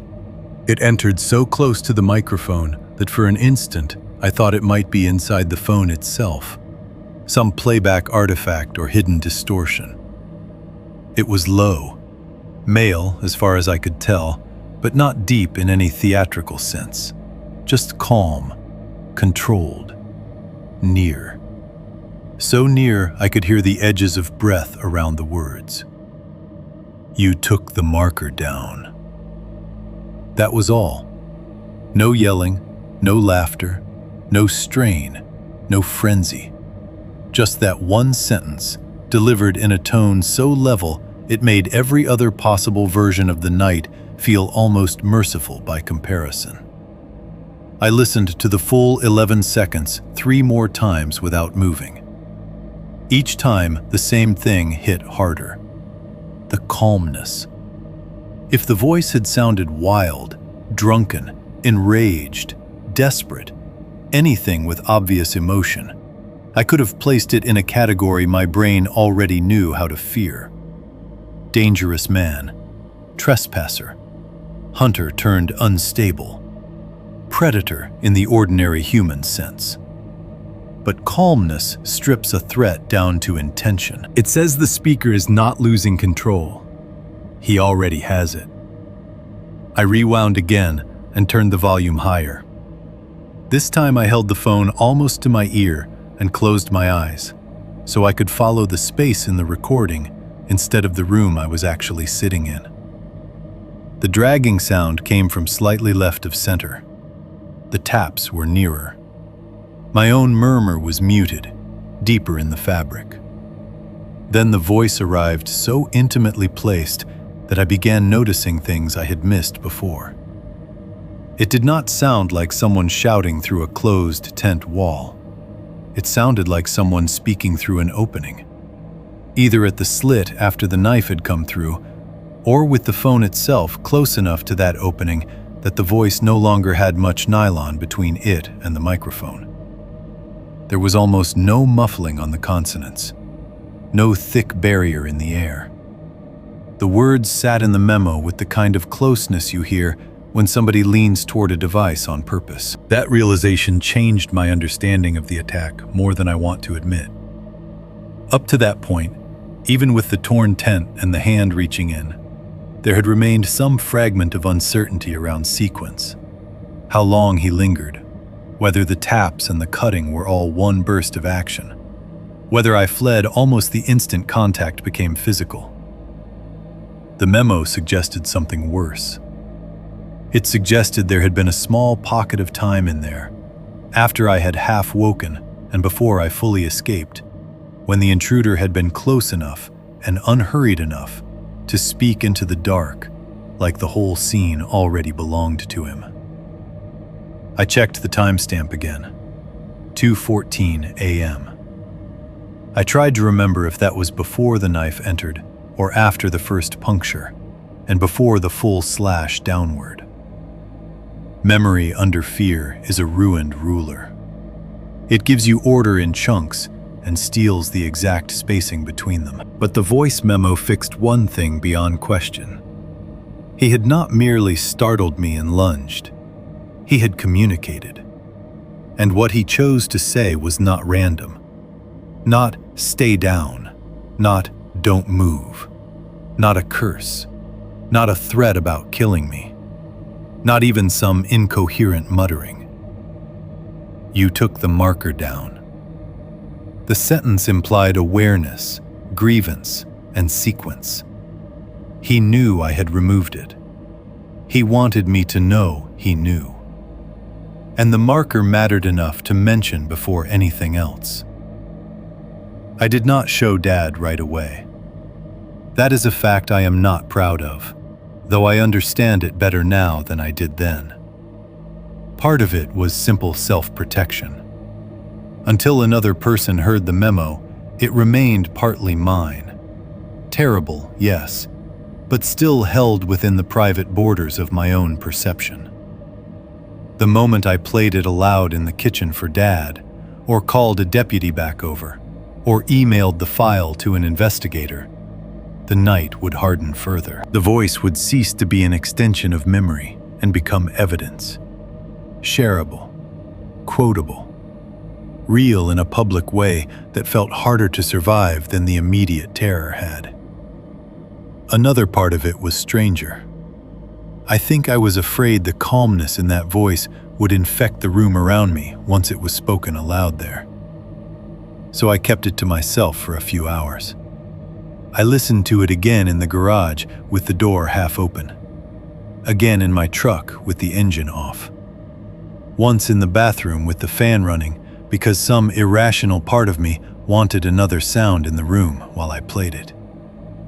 Each time it remained exactly the same. Those 11 seconds of leaves, fabric, taps, my own confused murmur, then that low, close sentence laid into the microphone with no hurry in it at all. By the fourth or fifth replay, another detail emerged that made my skin crawl more than the words themselves. The speaker did not sound winded. That may seem small next to everything else, but it mattered to me. He had moved through the woods, circled the tent, waited outside it, tapped, then spoken. Yet when the line came, his breathing was steady, not strained, not excited, not elevated by effort. The voice belonged to someone who had not rushed into the moment, someone composed enough to place the words carefully. Eventually, I did tell law enforcement. I had to. The phone had already been in their hands, and hiding something like that would have been stupidity layered on top of trauma. But even when I played it for them later, part of me resented having to surrender it.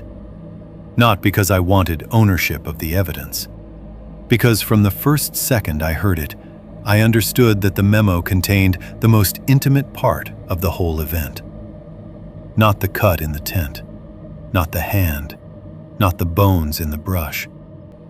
The intimacy of being addressed by someone who was close enough to touch the wall beside your face and calm enough to treat the night as his. That was the twist inside the recording, and it was worse than any shouted threat could have been. The attacker had not sounded surprised to find me there. He had sounded like a man speaking from inside his own house. And by the end of those 11 seconds, listening alone in broad daylight with a cracked phone in my hand, I understood something I had been resisting since the clearing first changed shape around me.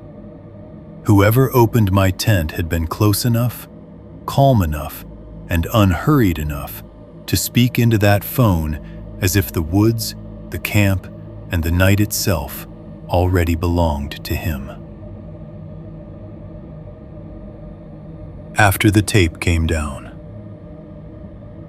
A few weeks later, the official urgency around the clearing began to thin. Not disappear, not resolve, nothing that generous. But the rhythm of it changed in the way serious things do once they stop being new. For the first several days after the attack, the back acreage had felt as if it had been pulled into somebody else's jurisdiction entirely. County vehicles came and went. Men in boots and gloves walked the logging road with cameras, bags, markers, clipboards. The yard filled with low conversations and the kind of careful language that keeps panic from spreading by refusing to name too much too quickly. Then, gradually, there were fewer trips out, fewer follow-ups in person, more calls instead of visits, more "we're still waiting on" than "we found." That kind of slowing is hard on the nerves. A sharp crisis at least has edges. Even terror can feel manageable when everyone around you agrees it is still active. But once attention recedes and ordinary life begins trying to reclaim the hours around it, fear is left to keep working without witnesses. The house quiets. Trucks stop pulling in. The porch no longer glows in law enforcement headlights after dark. And suddenly what remains is not resolution, but private aftermath. By then, the tape around the site was gone. Not all at once. First, some of the visible markers came down from the logging road entrance. Then the deputy who'd been keeping us updated said they no longer needed the clearing held in the same active way. though parts of the broader inquiry remained open. I never got comfortable with that phrasing. It sounded administrative. It had none of the moral weight the place itself seemed to demand. But language like that is designed to move people back toward usable life. And usable life was exactly what Dad wanted. One cold Saturday morning, over coffee gone lukewarm at the kitchen table, he said, "We ought to go get what's left." I knew what he meant before he clarified it. The remaining gear. Anything law enforcement had released or ignored. Stakes, maybe. Lantern, if it was still there. Odds and ends from the crate. A proper look at the lines, too, since the clearing and the routes around it had become inseparable from the question of how long the back acreage had been used without us understanding the pattern of it. I stared at my mug for several seconds before answering. The truth was simple and ugly. I did not want to go back. That felt like weakness when I first admitted it to myself. But it wasn't weakness exactly. It was recognition. The clearing had split permanently in my head from every other place on the property. It no longer lived under the category of family land or even woods. It lived under event, under entry, under the sound of dragging leaves outside thin fabric and the impossible calm of a voice close to my ear in the dark. And still, I could not stand not knowing. That was the other side of the injury. Fear did not only make me want distance, it also made uncertainty unbearable. As long as I had not seen the clearing again under full daylight after the official activity subsided, it remained too easy for my mind to keep building it larger. I needed, at least in theory, to confront whatever shape it had settled into once the evidence crews were gone and the woods were allowed to pretend at normalcy again. So I said yes. I hated myself a little for saying it and hated the idea of refusing more. The day we went back was cold, dry, and thin-lit. The sort of late autumn afternoon that makes bare timber look twice as exposed and somehow twice as secretive. We took the ATV only part of the way and walked the last stretch with gloves on and almost no conversation between us. Dad carried a coil of new posted line markers and some tools in case he wanted to fix or reinforce anything near the back line. That was his stated reason for going, and maybe even partly his real one. Practical work gives men like him a structure for walking toward things they do not want to examine directly. I walked empty-handed for the first several minutes, then realized how much I disliked having nothing in my hands and picked up a length of dead branch from the edge of the road without even thinking about it. Not as a weapon, not really. More as a prop against helplessness. The logging road looked exactly like itself. That was one of the first wrong feelings of the return. The same low washout, the same rut pattern, the same barbed wire half swallowed by bark where the old fence line crossed. In memory, fear had sharpened all of those features until they seemed like deliberate architecture. A series of funnels and blind spots someone else understood better than I did. In daylight, weeks later, they had relaxed back into ordinary land. Mud dried where tires had gone through. Leaves banked against roots, branches reaching over the path as if they had never served as cover for anything more human than weather. But the ordinariness no longer comforted me. It felt false. Or maybe not false, indifferent. The land had resumed its own shape without any obligation to reflect what had happened on it. That is one of the colder truths I learned from that period. A place can remain physically unchanged after terror and still become unusable to the people who survived it. As we got closer, my body knew it before I consciously did. Breathing shallower, jaw set, attention narrowing toward the last bend before the clearing opened. Dad must have felt some version of it too, because he slowed without commenting, and the two of us took the final stretch with the careful silence of men approaching a room where a sick relative is sleeping. Then the clearing opened around us. It was too bright. That sounds strange because there was nothing especially bright about the day itself. No hard sun, no dramatic shafts of light, just pale afternoon filtering through a thinning canopy. But after everything that clearing had become in my head, daylight there felt wrong in the opposite direction from the night. Too open, too plain, too willing to display a place I no longer believed had ever truly belonged to casual view. The first thing I noticed was the dirt where the pit had been. Not the pit itself, not anymore, not in the form I first saw it under branches, but a section of ground whose disturbance had failed to settle back into the larger skin of the clearing. The earth there looked turned, corrected, handled, then left to weather over. Leaves had begun gathering over parts of it, but not enough to erase the memory of intrusion.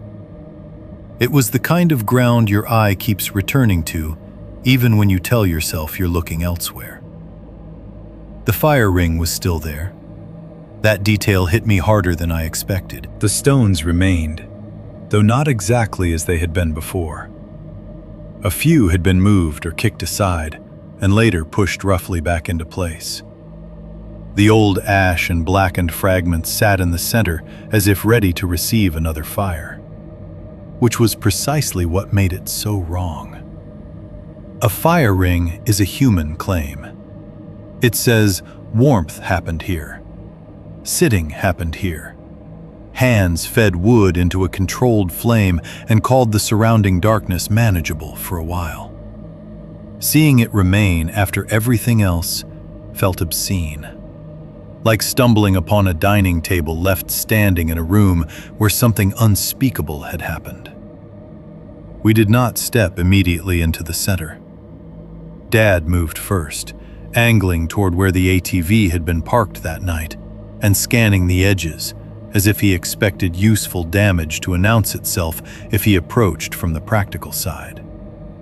I stayed near the clearing's mouth a moment longer, letting my eyes travel over the place in pieces. The branch where I had found the first cloth marker looked harmless again.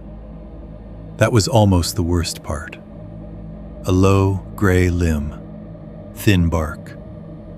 Bare this time of any sign that would make a stranger pause. The brush-heavy side stood quiet behind it, tangled and patient-looking. The same wall of stems and shadow that had hidden so much from me while I sat by my own fire, thinking the woods were background. There were fewer traces of active investigation than I had imagined there would be. A little flagging tape farther off where some outer reference point had been marked and not fully removed. A section of trampled brush. The altered dirt. That was about it. The rest of the clearing had already begun the work of pretending nothing decisive had happened. Leaves had fallen, damp had settled in, the edges had softened. If a man unfamiliar with the story had wandered through, he might have found the place uneasy, maybe, but not self-evidently transformed. That was when it hit me most completely. The clearing no longer felt like family land. Not in the old sense. Legally, yes. On paper, yes. The deed still said what it said. The line maps had not moved because of my fear. But the emotional ownership was gone. Or rather, it had been exposed as more fragile than I had understood. I did not feel like I had returned to a place that was ours. I felt like I was standing in something borrowed back badly. That is the phrase that came to me then and has never left. Borrowed back badly. As if whatever right we possessed to stand there had become conditional the moment the place revealed its other use. As if the official investigation, the tape, the photographs, the removal of what they could remove, had not restored the clearing to us, but merely interrupted another, older occupation long enough for us to see the shape of it. Dad crouched near the remains of the old camp setup and picked up a bent tent stake with 2 fingers. He turned it once, then dropped it into the bucket he had brought along. Even that gesture felt wrong to watch. Recovery implies return. The place did not feel returned. We moved around slowly after that, saying very little. There was no action in that hour, no fresh scare, no sudden movement in the brush, no sound that forced us into panic. That almost made it worse. The clearing had entered its aftermath phase fully, and aftermath is where terror often becomes permanent. During the event itself, the body is occupied. It reacts. It survives. Afterward, the mind must stand in the same geography and absorb the fact that ordinary light has not made the place innocent again. At one point, I found myself looking toward the edge of the brush and trying to imagine exactly where the breathing had come from the night I stayed in the tent. Not generally, precisely. That gap between the saplings? That low crouched line just beyond the branch? The patch where the leaves had once looked pressed by repeated kneeling. I wanted accuracy from memory that memory was unwilling to provide. All it would give me was certainty without coordinates. The wind moved lightly through the upper branches overhead. No birds answered. No coyotes sounded from farther off. And though the daylight stripped the clearing of much of its immediate menace, it left behind something slower and more corrosive. The sense that the land had resumed itself too easily after what had happened there. That was the true mood of the return. Not danger in the direct sense, desecrated familiarity. The feeling of walking through a place that ought to have changed visibly on the outside, and discovering instead that the major change had occurred in you. By the time Dad said we should keep moving and check farther along the line before heading back, I was grateful for the excuse. Standing still in that clearing any longer felt less like reclaiming it, and more like participating in its refusal to explain itself. What was left on the stone? For the first 15 or 20 minutes, the clearing gave us nothing new. That in itself had a way of lowering your guard, or trying to. Not enough to make me comfortable, but enough to let routine begin creeping back in around the edges. Dad moved with the practical focus he always defaulted to when a place made him uneasy. He checked what could still be checked. Looked for anything of ours law enforcement had not already collected or tagged. Studied the edge of the old line where the brush thickened, as if new posted markers and better attention might somehow repair what had gone wrong by returning the land to categories he trusted. I followed less methodically, not because I had no plan, but because my eyes kept drifting to the wrong things. A patch of darker soil near where the hidden pit had been covered, a bent stem at the brush line, the low branch where the first strip of cloth had once hung, the place where the fire ring sat, still circular enough to suggest use, no matter what else had happened there. Most of the obvious evidence was gone. That was expected. The tarp had been taken, the rope was gone, the cigarette filters, the food wrappers, the things the deputies had bagged or photographed or discussed in those flat, clipped voices were no longer part of the clearing as visible objects. Even the more violent signs had faded at the edges. The torn tent was gone. The crate contents had been collected or scattered beyond recognition. The ATV had long since been dragged back and stripped of what was wired to it. The clearing looked, at first glance, less like a scene than like a place that had been interrupted. That was what bothered me most. Not cleaned, interrupted. There is a difference. Cleaning implies conclusion. Ignoring implies whoever owned the deeper rhythm of the place was merely absent for the moment and might step back into it once official people got tired and turned their attention elsewhere. Dad found a couple tent stakes and the bent remains of a cheap aluminum cup I must have kicked or dropped in the run. He held the cup up once without saying anything, and then tossed it into the bucket he had brought. I saw him pause near the edge of the fire ring and nudge one of the stones with his boot. It shifted, revealing a darker patch underneath where ash and damp earth had mixed. He stood there, looking down at it, as if he expected memory to rise out of the ground and explain itself better on the second visit. It didn't. We said almost nothing. The few words that did pass between us were all practical, in the thin way practicality sounds when it is serving as camouflage. "Check over there." "That yours?" "Leave that. Watch your footing." The clearing absorbed even those and gave nothing back. At some point, I drifted toward the center almost by accident. There were a few flat stones there beyond the obvious fire ring. Nothing arranged like a path, just old pieces of rock half buried in the ground where generations of weather and use had left them. I had never thought much about them before. They were part of the place, the way roots and low stumps were part of it. One sat slightly higher than the others, near where the open patch narrowed before giving way to brush. I remember stepping toward it, not because I had seen anything immediately wrong, but because something in the placement of light across it looked too intentional for the rest of the clearing's casual disorder. At first, I thought it was a leaf. Then the color caught. Red. My body reacted before the rest of me understood. Everything in me tightened at once. The back of my neck, my shoulders, the inside of my chest. And I stopped moving so abruptly that dry leaves gave a small, sharp sound under my boots. I looked down harder. A strip of red cloth lay centered on the flat stone.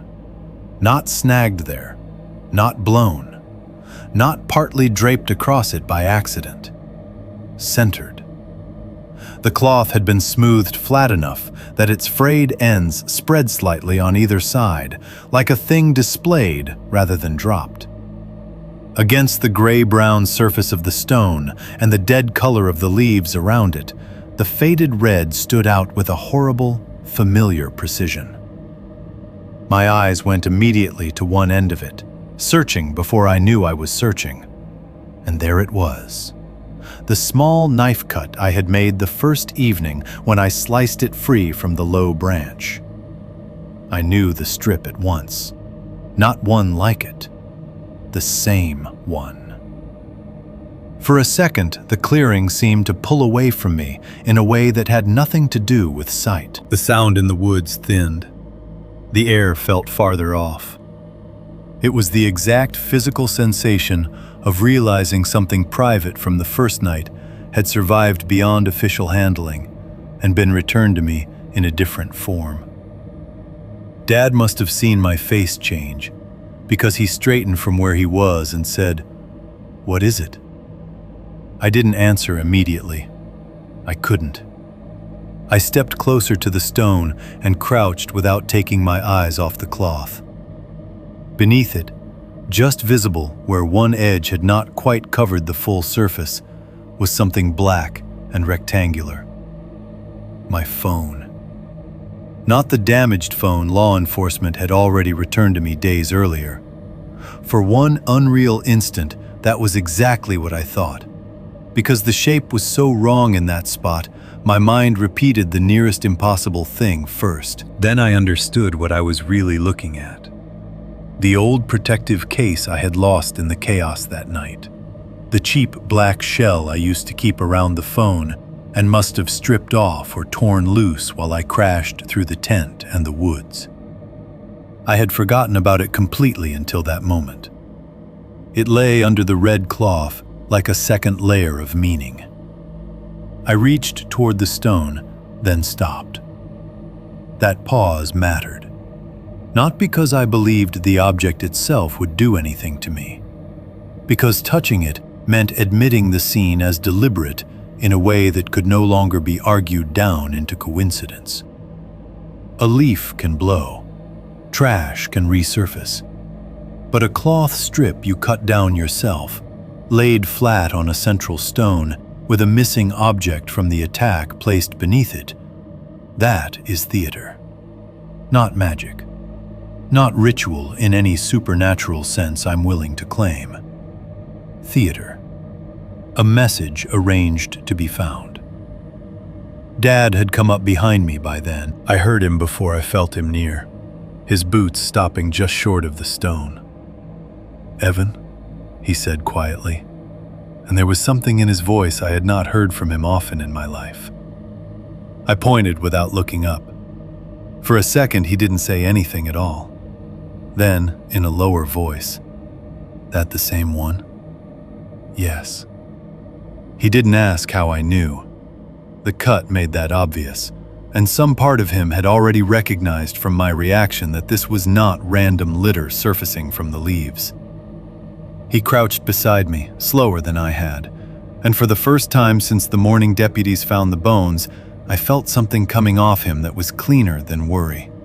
Fear, yes, but more than that, a kind of affront. As if the placement of those items in the center of the clearing insulted not only our safety, but our right to interpret the land at all. "When was this put here?" he asked. The question was not really for me. We both knew I could not answer it precisely, but its existence mattered. Because unlike the night of the attack, when everything still allowed for confusion and overlapping motion and my own panicked uncertainty, this arrangement had a narrower timeline. The police had worked the clearing. They had photographed it. They had moved through it repeatedly. They had not, at least as far as I knew, left that cloth on that stone or that case beneath it, which meant someone had returned after official presence. The fear that produced in me was colder than what I had felt during the initial search. That may sound wrong to anyone who has not lived through something like it. Surely the night attack should have remained the worst of it. Surely the discovery of the pit and the mixed remains should have set the highest point of dread. But those moments at least happened inside crisis, where fear is busy and external and moving. This was quieter, more deliberate. Someone had come back to a place under scrutiny and left an arrangement at the center of it. Not hidden in brush, not concealed under branches, but placed where it would be seen by the right eyes. It meant confidence. It meant continued interest. And most of all, it meant the clearing had not ceased being active simply because other men with badges had looked at it. Dad finally reached out and, using the cuff of his glove rather than his bare fingers, lifted the edge of the cloth enough for both of us to see the object beneath more fully. It was indeed the cracked black case from my phone, leaf grit still caught in one seam, one corner warped from pressure. A thing so minor on its own, I had not even remembered losing it, now made intimate and terrible by placement. Dad let the cloth fall back into place almost immediately. For several seconds, neither of us moved. The cloth lay there on the flat stone like an offering left for no god I would name. Or, more accurately, like a display prepared for an audience of one, then witnessed by two. Its neatness was what made it unbearable. Had it been tossed down carelessly, I might have found some corner of my mind still willing to argue chance, vandalism, somebody messing with debris after the scene. But it was too centered, too patient, too aware of sight lines. Whoever left it understood that meaning could be built from calm arrangement better than from violence alone. I looked around the clearing then, not wildly, not with the panicked scanning of the first night, but with a slower dread that felt somehow more adult, and worse for that. The brush-heavy side stood quiet. The branch where I had first found the marker remained bare. The disturbed dirt near the old pit had taken on no new visible shape. The fire ring sat where it had sat. No movement, no sound. And yet the whole place had changed again simply because of what had been placed on that stone. Dad stood first. "We're leaving," he said. He did not say, "Maybe we should," or "Let's finish checking the line first," or "We ought to think about whether to call someone from the truck." He said it in the tone of a man who had at last accepted that practical delay was no longer caution, but denial. I rose with him, but could not help one last look at the stone. The cloth remained centered, the faint knife cut still visible where I had made it weeks earlier in ignorance and irritation. Beneath it, the cracked case held its place like proof that the arrangement had been built specifically out of my memory, not just the land's. That was the deeper violation in it. The scene was not merely there, it was addressed. We did not touch either item after that. Not because I believed they were untouchable, because removing them again felt too much like answering back inside someone else's script. And for once, Dad seemed to understand exactly the same thing without needing it explained. As we backed away from the center of the clearing, neither of us turned our backs fully at first. That small, instinctive choice told me more about how frightened he was than anything he might have said. Only when we reached the mouth of the clearing and the flat stone had slipped partly out of sight behind brush and angle did we turn and walk faster toward the road. I could feel the pressure of the place on my back the whole time, not because I heard anything following us, but because the arrangement on the stone had settled a final truth in me. The clearing had been revisited after the police, after the tape, after the photographs, and the person who came back did not come to hide. He came to leave something where it would be found and understood as a message. The sense of being watched. Again. We did not run from the clearing. That detail matters to me because running would have at least belonged to panic. And panic has a kind of mercy in it. It compresses the world into one instruction and carries you forward on instinct. What happened instead was slower and somehow worse. Dad and I left under control, at least outwardly. We moved quickly, yes, and neither of us suggested staying another minute longer than necessary.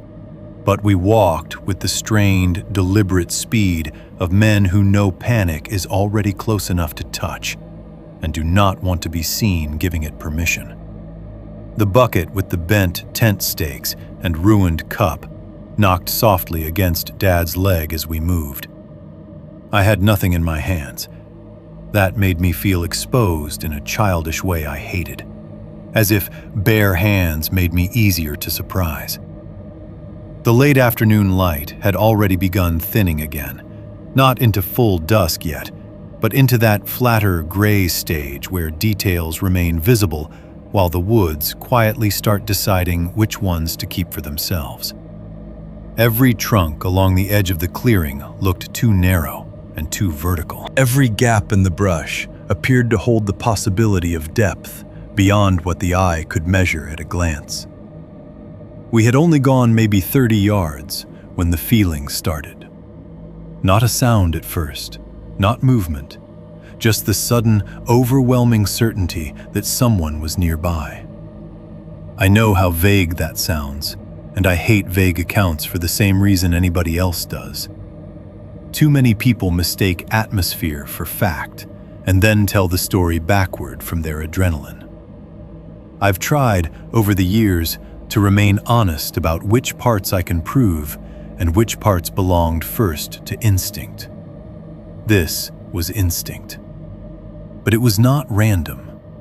It arrived with the same full-body force I had felt in the clearing the night of the attack, when the second marker came into view deeper in the brush, and I understood I was not looking at debris anymore. The skin over my shoulders tightened. My hearing narrowed and sharpened in the wrong directions. The road ahead of us, which should have felt like relief, suddenly seemed too straight and exposed, with the woods crowding close on both sides in a way I had tolerated all my life and could no longer treat as neutral. Dad must have sensed something change in me, because he glanced over without stopping. "What?" I shook my head too quickly. "Nothing." That was not because I believed it was nothing. It was because I didn't want to hear the feeling turn into words until I had one hard sign to pin it to. We kept moving. The old logging road sloped slightly there, before curving toward the section where the washout had eaten one side. A little wind stirred in the canopy overhead and came down in thin, cold channels that made dead leaves scrape lightly across the ground. Under any other circumstances, it would have been a completely ordinary sound. But once the body has learned to associate woods with hidden intention, ordinary sounds become tests. I looked left first, into the thicker side where the brush climbed higher and the sightlines broke shorter. Nothing obvious. Then right, where the land dipped more gradually toward the creek and the trees stood farther apart. Still nothing. And yet the feeling did not lessen. If anything, it deepened. It became specific enough that I started mentally placing possible positions again, the same way I had in the chair beside the fire that night. Someone could stand behind that split oak and watch us pass. Someone could crouch in that brush hollow where the deadfall lay. Someone could pace the road from parallel cover without stepping into it once. Fear changes the geometry of familiar places. That line had been true in the clearing. It was truer on the way out. A branch snapped somewhere behind us and to the left. Not close enough to be immediate contact, but close enough to kill any hope that my nerves were manufacturing the whole thing. Dad stopped. So did I. We did not turn dramatically. No shouting, no flashlight raised, no performative challenge to whoever might be there. We simply stopped and listened. The woods held their breath right along with us. Then came a second sound. Brush moving. Not crashing. Not an animal bolting through. A shorter, lower movement that seemed to travel roughly parallel to the road for a few yards and then quit, as if something had adjusted its position in response to ours, and then remembered restraint. Dad said, without looking at me, "Keep walking." His voice was flat enough that a stranger might have mistaken it for calm. I knew him better than that. Flatness was how he kept fear from becoming visible. "You heard that?" I asked. "Yep." He did not say what he thought had made it. He did not say deer or dog or anything else useful. The lack of explanation frightened me more than if he had chosen the wrong one. We walked again, faster this time. Not much faster, just enough that it would have been obvious to anyone watching us that the road had turned from an exit into something closer to a corridor. I kept glancing sideways without wanting to. Every time I did, the trees seemed arranged around concealment rather than growth. That may have been unfair to the land. It was still the truth of how it felt. A few more yards. Then another sound from the brush on the left. This one lighter. A stem or small branch displaced and released. Again, too controlled to feel like a deer moving carelessly through cover. The direction bothered me most. If something truly had been trailing us from deeper back, I expected the sounds to stay behind or angle away. Instead, they seemed to pace with us in broken little correspondences, never fully proving a person, never dissolving cleanly enough into animal behavior either. I looked at Dad. He was staring straight ahead, jaw set hard enough to hollow his cheeks slightly. "Should we stop?" I said. No. That answer came too quickly to be debated. And he was right. Whatever moved in those woods, whether it was the same person from the clearing, someone else, or only the ugly echo of attention my mind had learned to detect too easily, Investigation would have meant stepping toward the brush. Stepping toward the brush meant re-entering a set of conditions we no longer controlled. We had just found a deliberate arrangement at the center of a site already touched by law enforcement. That fact alone had settled the hierarchy of the place. We were not the ones choosing terms there, so we did not investigate. We left faster than we had intended to when we started. By the time the road opened enough for the houseward direction to feel plausible again, my shoulders hurt from tension and from how often I had forced myself not to turn fully around. The sounds never escalated into pursuit, not in the direct physical sense. No figure burst through. No voice called after us. But once or twice more, I heard brush movement from the wrong side of the road, then a smaller sound from farther back, and each one worked on my nerves exactly as the thrown branch had that first night. Not enough to prove, more than enough to shape behavior. When we finally reached the ATV and the safer open ground nearer the yard, Dad let out one controlled breath and said, "We're done going back there alone." It was not a dramatic oath, just a statement of fact. Still, hearing it from him mattered. Men like my father do not surrender territory lightly in language. For him to say that out loud meant the land had crossed some threshold inside him too. I did not argue. That night, after we had put the truck away and the doors were checked and the house resumed the outward shape of ordinary evening, I could not stop returning to the objects from the stone in my mind. I had not brought the cloth or the phone case in then. We had left them where they sat and later reported what we had seen. But the image would not let go of me. The cloth centered flat, the cut still visible, the black shape beneath it, the message implied by placement alone. I replayed the old voice memo again in the garage, then at the kitchen table, then once in bed with the volume so low the words were nearly lost to the room, but still distinct enough to rot whatever calm I had built that hour. You took the marker down. I checked the locks 3 times that night before midnight and twice more after. That was new. Before all of this, I was not careless exactly, but I belonged to the sort of rural household where one locked the doors because it made sense, not because it felt like the only membrane between order and intrusion. Afterward, locks became part of a ritual I didn't recognize as ritual until it had already set in. Front door, back door, mudroom, windows. Then a second pass, because maybe I had not truly felt the first one engage. Then the small private shame of realizing the checking itself had become less about security than about soothing something raw and repetitive in my own head.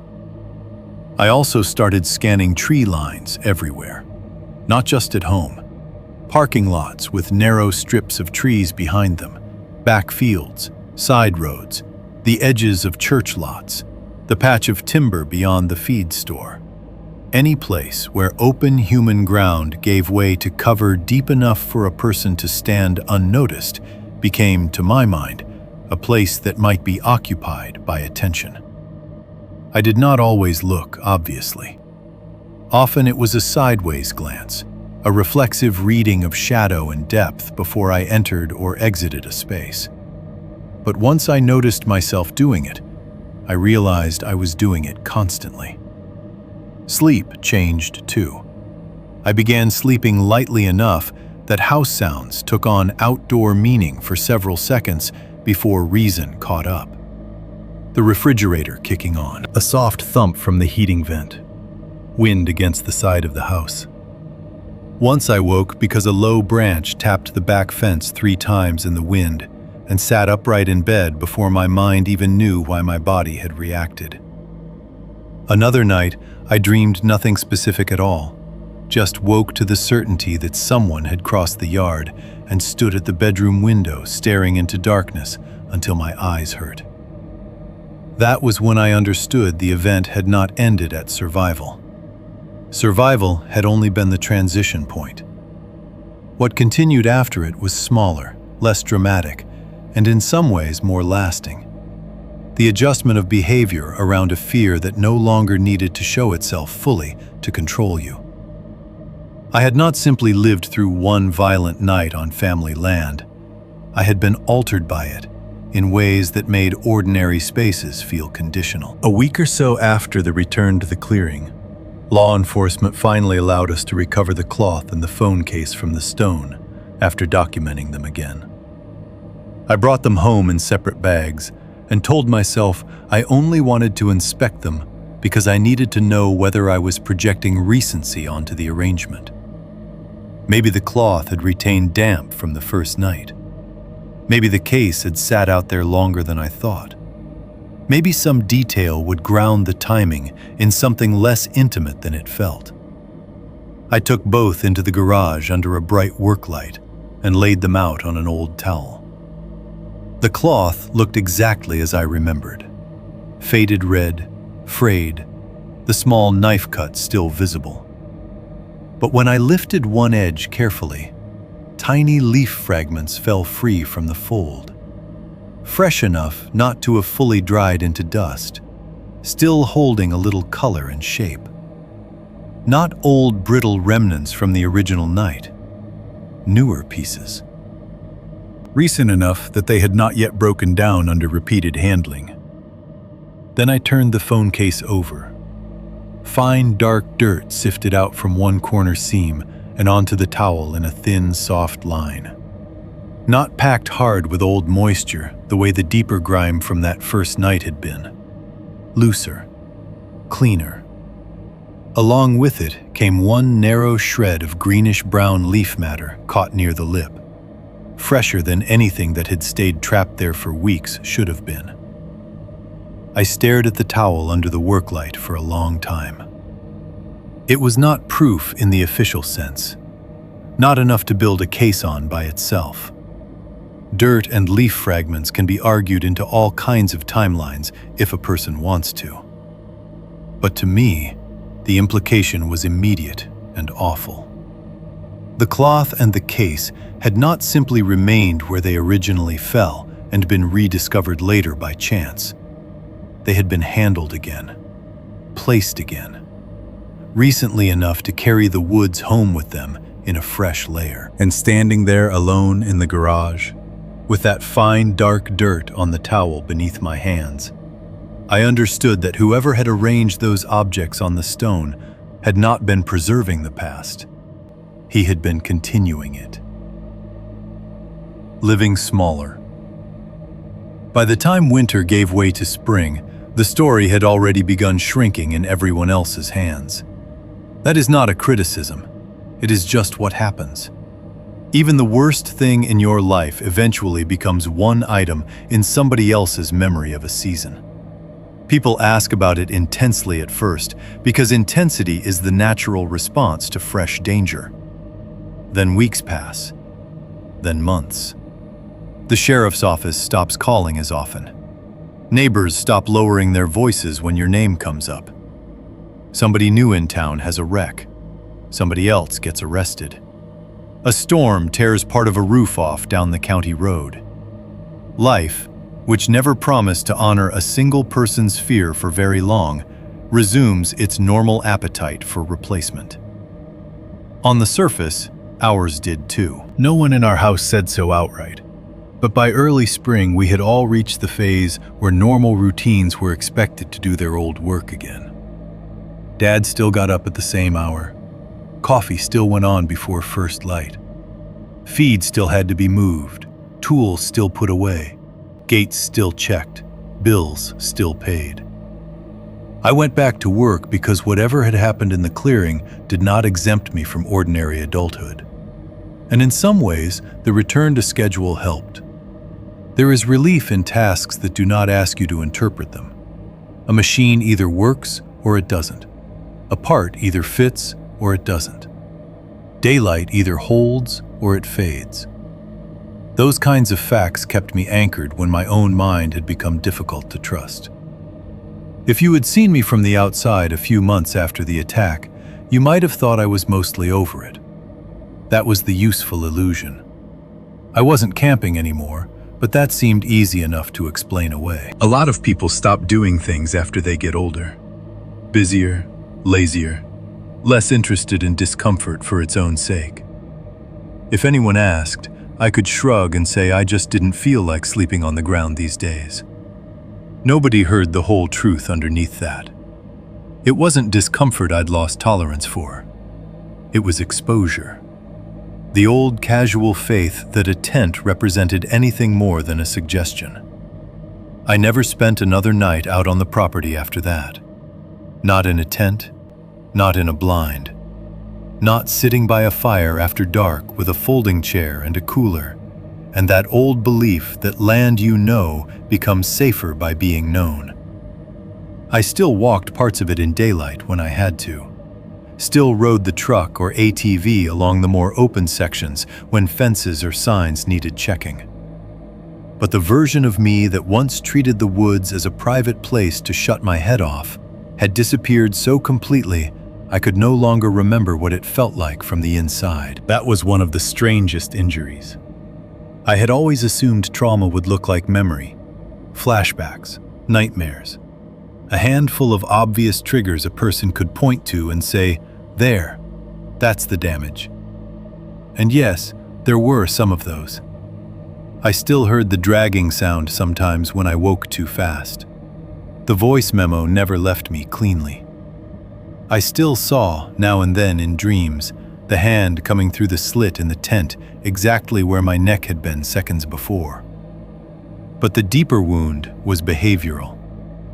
It made my life smaller in ways that looked reasonable if you examined each one separately. I stopped checking the back property lines on foot and did it from the truck whenever possible.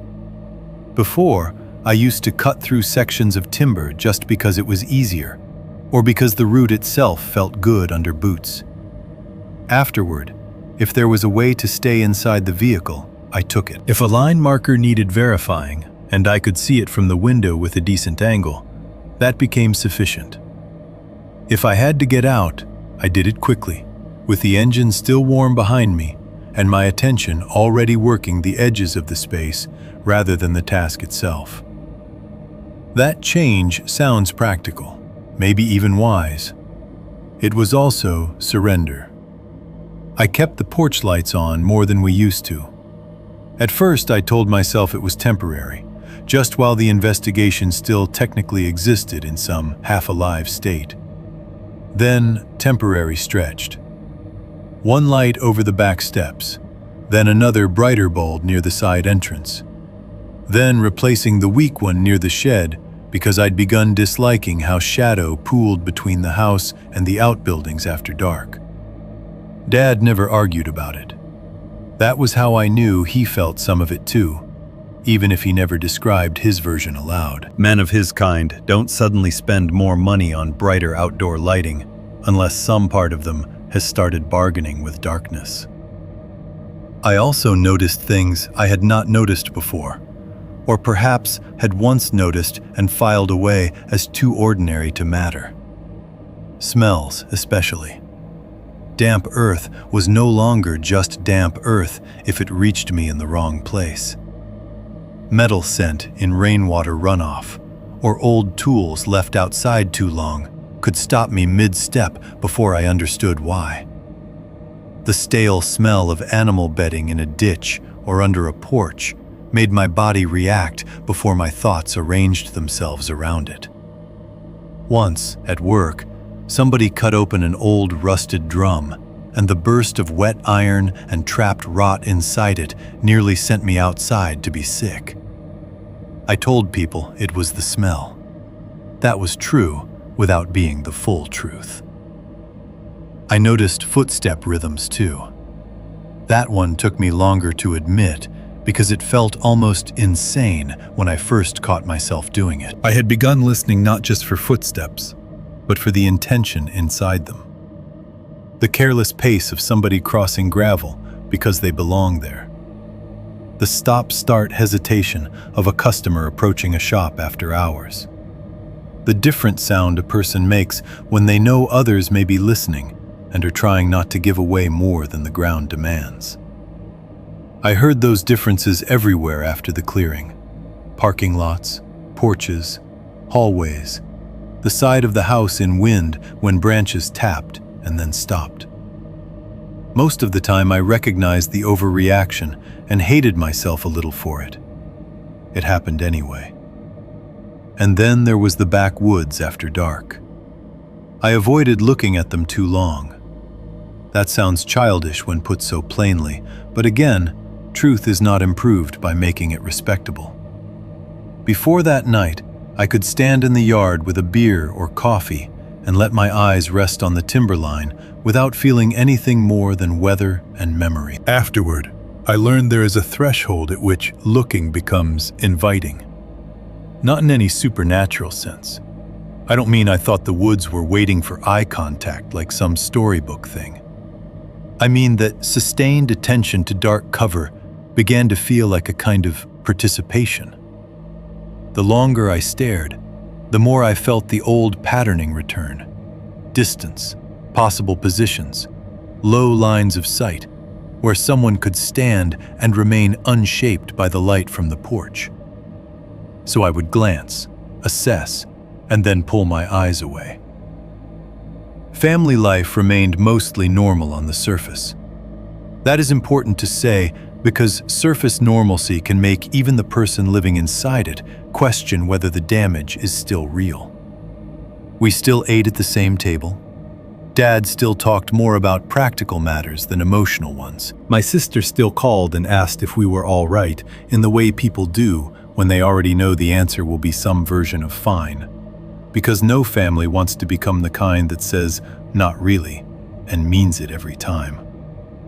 Holidays still arrived. Work schedules still dictated moods and meals and sleep more often than fear did, at least visibly. But normalcy had become a cover, not a cure.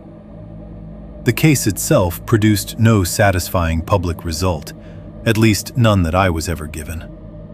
Law enforcement updated us in the cautious non-updates institutions specialize in, once a thing moves beyond immediate crisis and into the long, slow machinery of classification. Some remains were identified as animal. Some were sent for further testing. Some things could not be confirmed quickly. No immediate match was made public to us for the human material they believed they had found, if a match was ever made at all.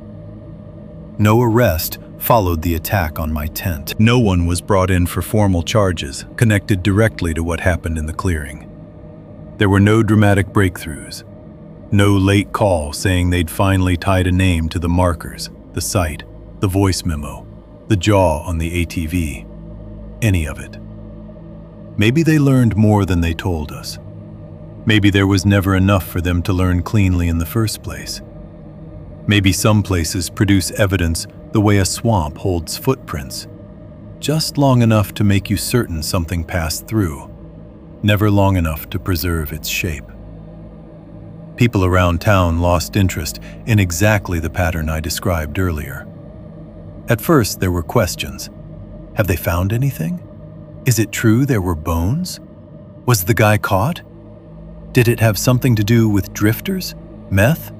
Some old missing person case? Then, as no satisfying answer emerged, the questions shifted into stories, and the stories flattened into rumors, and eventually, even the rumors had to compete with newer things. By summer, there were people who still knew the broad outline, but no longer carried any heat around it. It had become local material. That weird thing out on the Mercer place. I never lost interest. How could I? Interest sounds too mild a word for the bond fear creates with its source. I did not remain curious in some detached, investigative sense. I remained entangled. The event had burrowed into daily behavior so thoroughly that even when I was not actively thinking about the clearing, I was living according to lessons it had taught my body. Check the light before stepping out. Don't assume a familiar route is neutral after dark. Treat moved objects as communications until proven otherwise. Notice the edge before the center. Never sleep inside fabric and call it shelter again. That was the true wound. Not that I remembered the night vividly, that I had begun living in relation to it. One evening in early summer, I caught myself standing in the kitchen after dark with the back door locked, porch lights on, and my hand resting near the switch that brightened the side yard. I was not doing anything in particular, just pausing between one ordinary task and the next. My reflection sat over the window glass faintly enough that I could still see the yard beyond it. The tree line was only a deeper black past the gate. Nothing moved there. Nothing called. Nothing announced itself. And still I realized, in a way I had not been willing to say out loud before, that the worst thing the clearing had left me with was not fear of going back. It was the smaller life I had built to avoid being surprised again. That is harder to explain to people than nightmares. Nightmares are dramatic enough to earn sympathy. Living smaller looks like caution from the outside. Sensible even. Keep the lights on. Stay in the truck. Don't camp alone. Don't look too long at the dark if you don't have to. Check the locks one more time. All reasonable. All survivable. All evidence that the event had not ended where I escaped it. It had followed me home and changed the scale of my ordinary days until I no longer noticed how much room I had given up. And by then, months later, with the town mostly moved on and the case reduced to thin official phrases and old talk, I understood something colder than anything the investigators had ever told me. Whatever had happened in that clearing had not needed to kill me to keep part of me there. The gate latch. It showed up in June, on an evening so ordinary I remember hating it afterward for how little warning it gave. That was one of the nastiest things about the months after the clearing.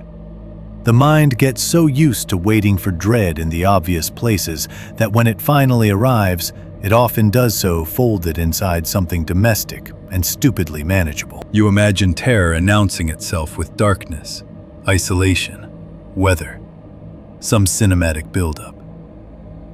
Instead, it comes when the sun is nearly down, but not quite gone.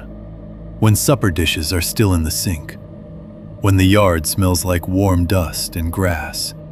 And nothing in the world should be more dangerous than mosquitoes. I had stepped out to bring the trash cans back in from the road.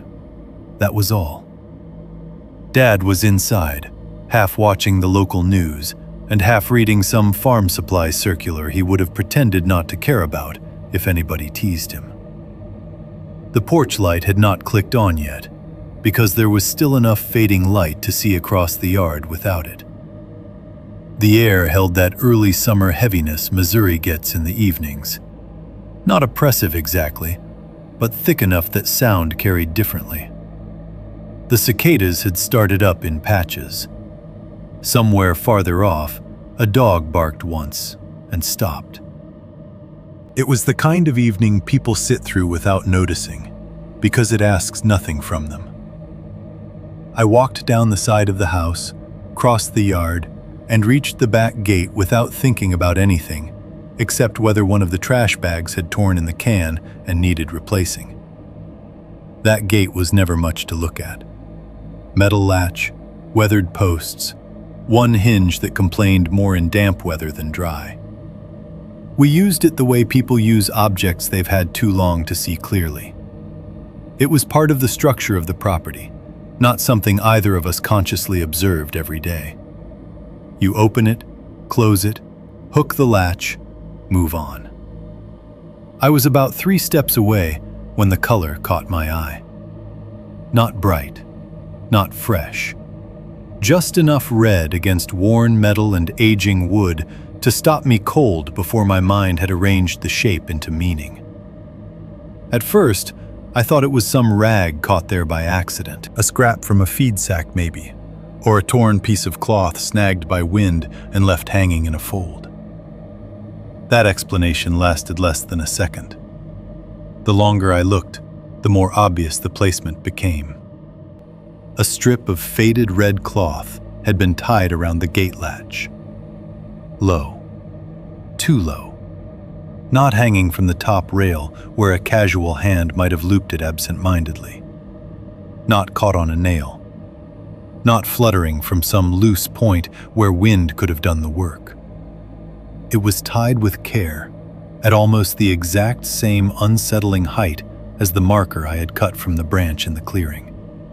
Knee level, maybe a little above, where a person would have had to bend or crouch to place it cleanly. I stopped moving. For a moment, all the sounds of the yard seemed to continue at a normal volume, while my body dropped out of them. Cicadas, a faint engine somewhere down the road, the almost silent hiss of summer air cooling against the side of the house. All of it remained, and yet the strip of cloth on the latch severed the evening from itself so completely that I might as well have stepped back into October. It was not identical to the first one. That I knew immediately. Different wear pattern. A slightly narrower tear at one end. Not the same knife cut, not the same exact age. But it belonged to the same language. The same kind of cloth. The same dirt-muted red. The same patient placement low enough to mean something only if you already knew to notice it. I did not touch it. That is the first thing I want to say clearly. Not because I suddenly became wise, because the sight of it reached something in me that had learned the cost of answering too fast. My right hand had actually lifted a little before I stopped it. The old reflex was still there. Remove, inspect, solve, make the wrong thing stop existing by moving it. But fear had educated me since the clearing. I stood there and let my hand fall again, without taking my eyes off the knot. There were no signs of forced entry. That mattered almost more than the cloth itself. The gate was shut. The latch had not been damaged. No wire clipped, no hinge bent, no footprint stamped obviously into the dry patch near the post. No visible sign of hurry or clumsy intrusion. Whoever had tied the cloth there had come close enough to the house to reach the gate, had taken the time to bend and knot it properly, and had then left without needing to touch anything else. No vandalism. No escalation you could show in one photograph and say, there, that proves intent. Just the message. And because it was only the message, it carried more of the person inside it. I looked automatically toward the tree line beyond the yard, though I already knew that was the wrong place to seek immediate explanation. The gate sat too close to the house for that old instinct to comfort me. This was no longer about some hidden occupant deep in the back acreage. The cloth on the latch meant someone had crossed the domestic threshold calmly enough to place a marker where my family passed every day. The worst part was not wondering whether the person had been near. It was knowing he had been near and unhurried. I stood there longer than I should have, caught in that awful suspension where the mind keeps offering itself competing instructions and none of them feel fully survivable. Go back inside. Call Dad. Photograph it. Leave it. Remove it. Don't remove it. Check the yard. Don't step farther out. Look at the ground. Don't look away from the knot. I remember becoming suddenly conscious of how visible I must have been if anyone was watching from the right angle. Just a man in the yard at dusk, frozen beside his own gate, telegraphing with every inch of his posture that he understood what he had found. That thought finally moved me. I backed away first instead of turning. Only 2 steps, but deliberate. Then I turned toward the house and called for Dad. Not shouting, not yet, but using the voice I knew would bring him without making the entire road here.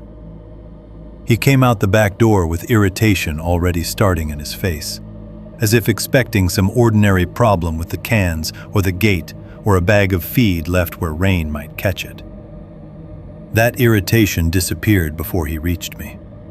Not because I said anything, because he saw that I had not moved from where I stood and followed my stare to the latch.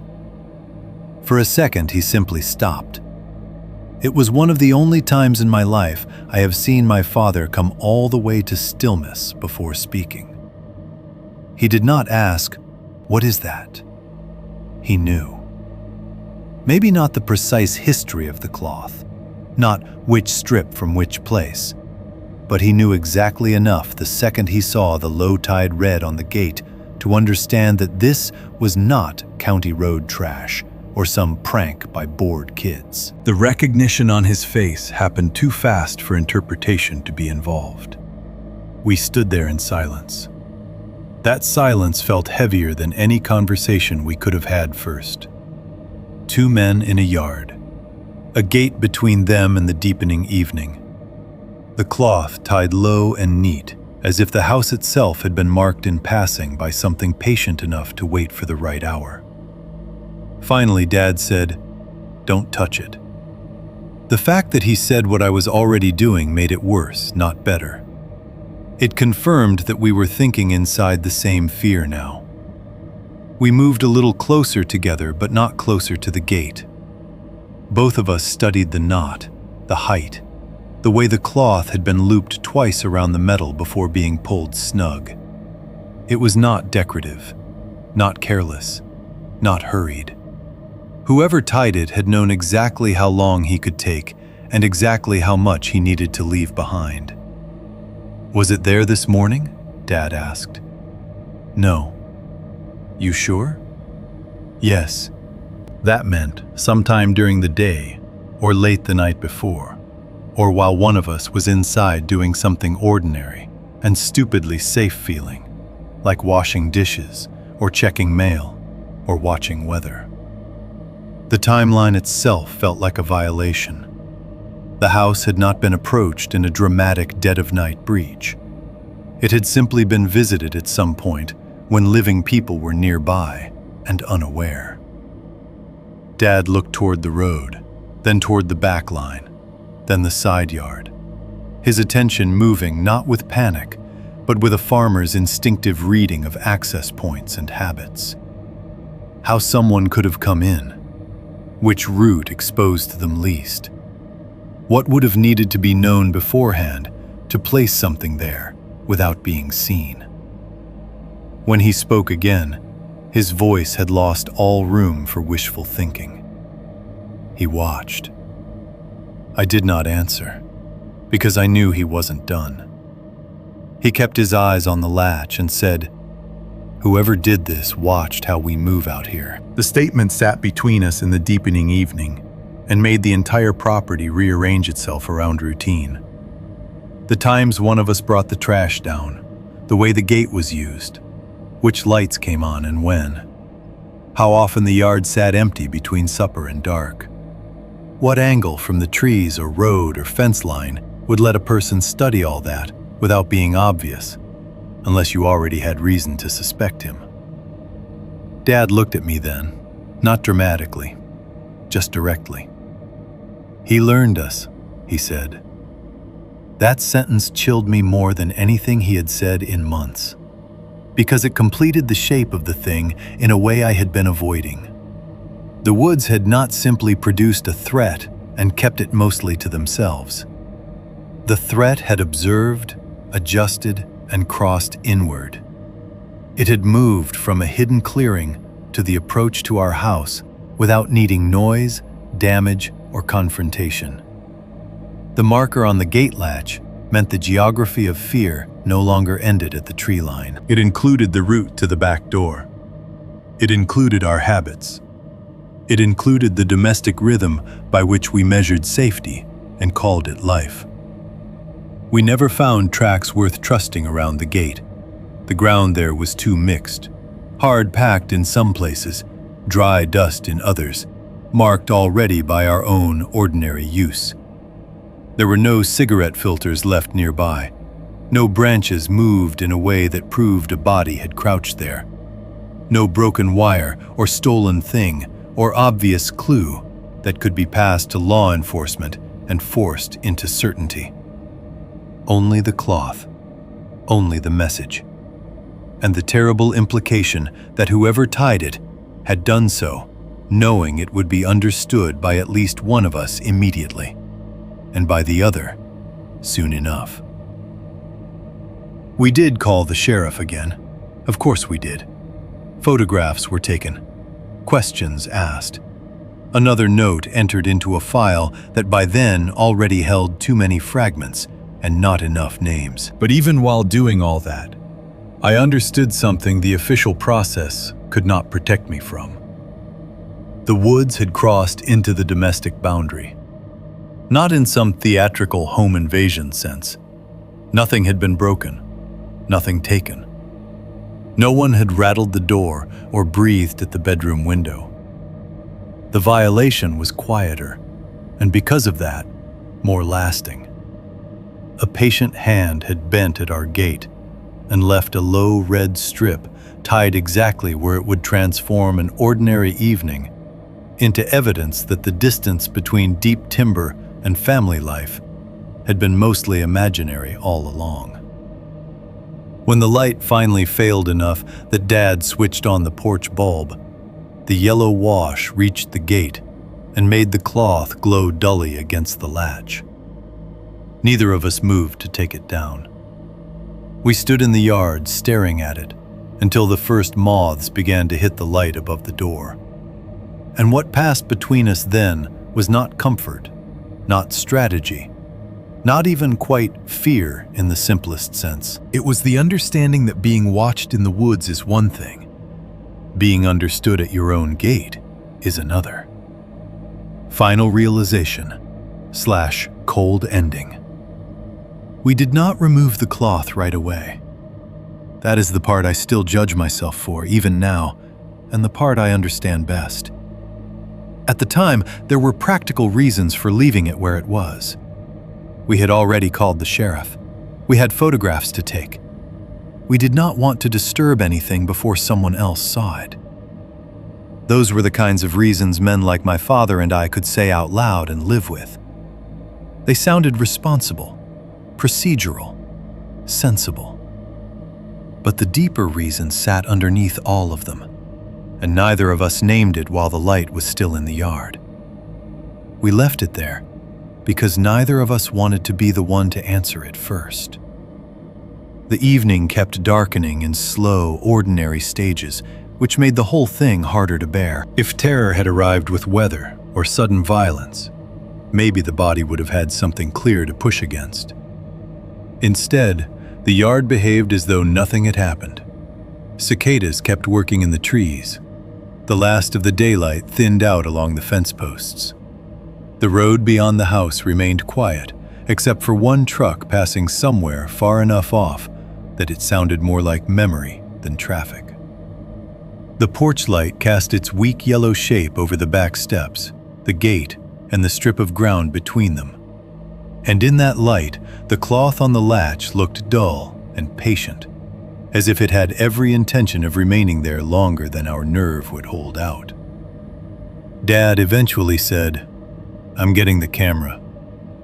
He went inside and came back with his reading glasses still on, and a digital camera he mostly used for machinery parts and storm damage. He took several photos from different angles. Flash, pause, flash again. Each burst of white light flattened the gate and the cloth into something almost harmless looking for a fraction of a second. Then the yard settled back into its yellow porch light dimness, and the thing regained its shape as message. Neither of us touched it. A deputy came later than I wanted and earlier than I expected, which is how that whole period of my life felt. He took his own photographs, asked the same questions in slightly different order, looked around the yard with a flashlight, checked the gate, the fence line, the side of the house, the obvious access points. He did not find a track he trusted enough to point out. The ground there had been used too much by us and weather both. He bagged the cloth only after documenting it and asked if either of us recognized it specifically. Dad said no. I said only that it matched others I had seen before. That sentence hung there for a second. Matched others. The deputy looked at me a little more carefully then, maybe thinking about the old report, the clearing, the voice memo, the site behind the house that was no longer being actively worked, but had not stopped existing just because paperwork slowed down. He asked whether I wanted him to stay a little longer. I almost said yes. Instead, I told him we'd be all right. That was pride, mostly, or shame, or the tired masculine habit of declining help unless the danger becomes impolite enough to insist. Whatever it was, it left with him down the driveway, under rotating blue light that washed across the yard and then disappeared, returning the property to itself. After that, the night settled fully. Dad took the bagged cloth inside and left it on the kitchen counter for a while, as if putting it into a room with us made the whole house complicit in a way he hadn't expected. Later, he moved it to the mudroom table without comment. We did not discuss whether leaving it at the gate for those extra minutes had been cowardice, caution, or some mixture of both. We did not discuss what exactly the cloth meant either, though by then the absence of that conversation had become its own language. I stood at the kitchen window for a long time after dark, not because I expected to see anything clearly, because I couldn't stop myself from watching the line where our yard ended and the deeper dark began. The porch light reached only so far. Beyond the gate and a little patch of open ground, the backwoods rose into shadow that no domestic bulb could meaningfully argue with. Trunks absorbed what little light they received. Gaps between them became black panels. The yard looked measurable. The woods did not. I kept hearing the voice memo in my head. Not the whole thing, just the sentence. You took the marker down. By then, I understood more than I had that night in the tent, though not enough to feel any peace in it. The marker had never been trash. Not some weird bit of cloth left by a drifter. Not decoration. Not a prank with no internal rules. The low placement, the repeated strips, the rough line of them deeper in the brush, the one on the stone, the one on the gate latch. Taken together, they belong to a system. Maybe crude, maybe private, maybe understood fully by only one man, but a system all the same. Boundary, I thought, then signal, then test. The three words kept rearranging themselves in my mind without settling into one final answer. Boundary fit the clearing, the line in the brush, the sense that I had stepped across something without knowing it. Signal fit the arrangement on the stone, the gate latch, the low visible placement meant for a particular eye rather than the general public. Test fit me most of all, because the markers only meant as much as my behavior around them. I had cut the first one down. I had touched it, moved it, answered it without understanding. And after that night, everything in me had begun organizing itself around not making the same kind of mistake again. I thought then about how fear had changed the scale of my life. The truck instead of my boots, the porch lights left on, the second pass through the locks. The way I no longer looked long at the woods after dark because looking too long made me feel as though I had re-entered an agreement I could not read safely. The event had been violent, yes, but the deeper damage had come after. It had taught me how to behave in relation to certain signs, certain silences, certain spaces. Maybe the clearing had been occupied territory long before I camped there. Maybe the cloth markers measured routes, lines, or ownership in a language I only brushed against by accident. Maybe they were placed by one man, maybe more than one over time, repeated until habit became system. And maybe the real point had never been to kill me that night. That is the hardest thought to sit with. And I still do not know whether it is true. But it has the shape of truth in the way I remember things now. If the person outside the tent had wanted only immediate violence, there were simpler ways to close that distance in a patch of woods that dark. Instead, there were taps first. Breathing. A sentence spoken into the dark near my face. A jaw wired to the ATV. A marker returned to a stone. Another tied to the gate. All of it suggested not merely attack, but instruction. Not safety instruction, behavioral instruction. A lesson in what happened when you removed a sign you did not understand. I stood there in the kitchen with the lights on behind me and the yard darkening into depth beyond the porch. And I had the ugly, unmistakable realization that whatever happened in those woods, whatever mixture of human intent, old habit, hidden territory, and repeated trespass had built itself back there, it did not need me dead to succeed. It only needed me altered. That was the colder truth. A dead man disappears once. A living man changes the shape of every ordinary evening after. Dad had gone to bed by then, or at least to his room. I could hear the television low through one wall, and then not at all. The refrigerator motor kicked on and off. The house settled around me in all its familiar little noises.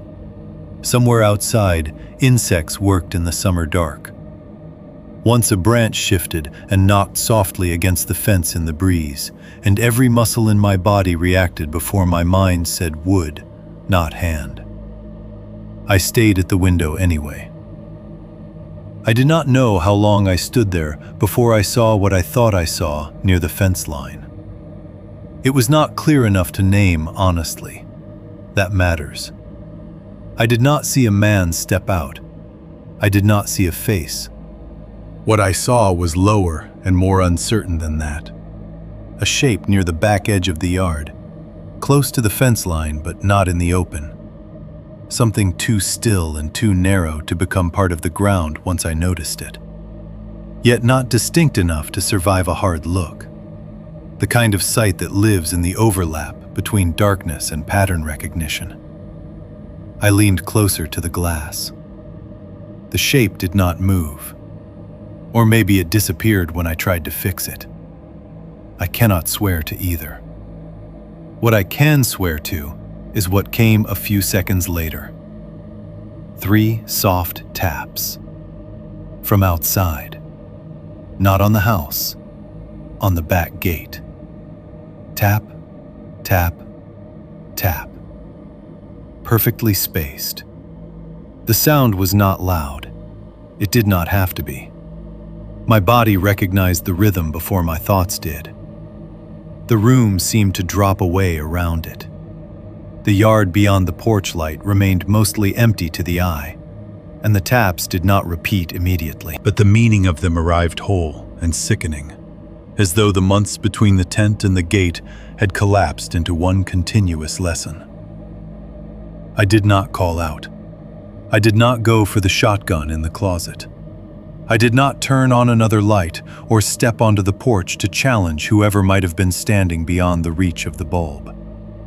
I stayed exactly where I was in the kitchen and listened. That is the part I think about most now, when I try to explain what really lasted.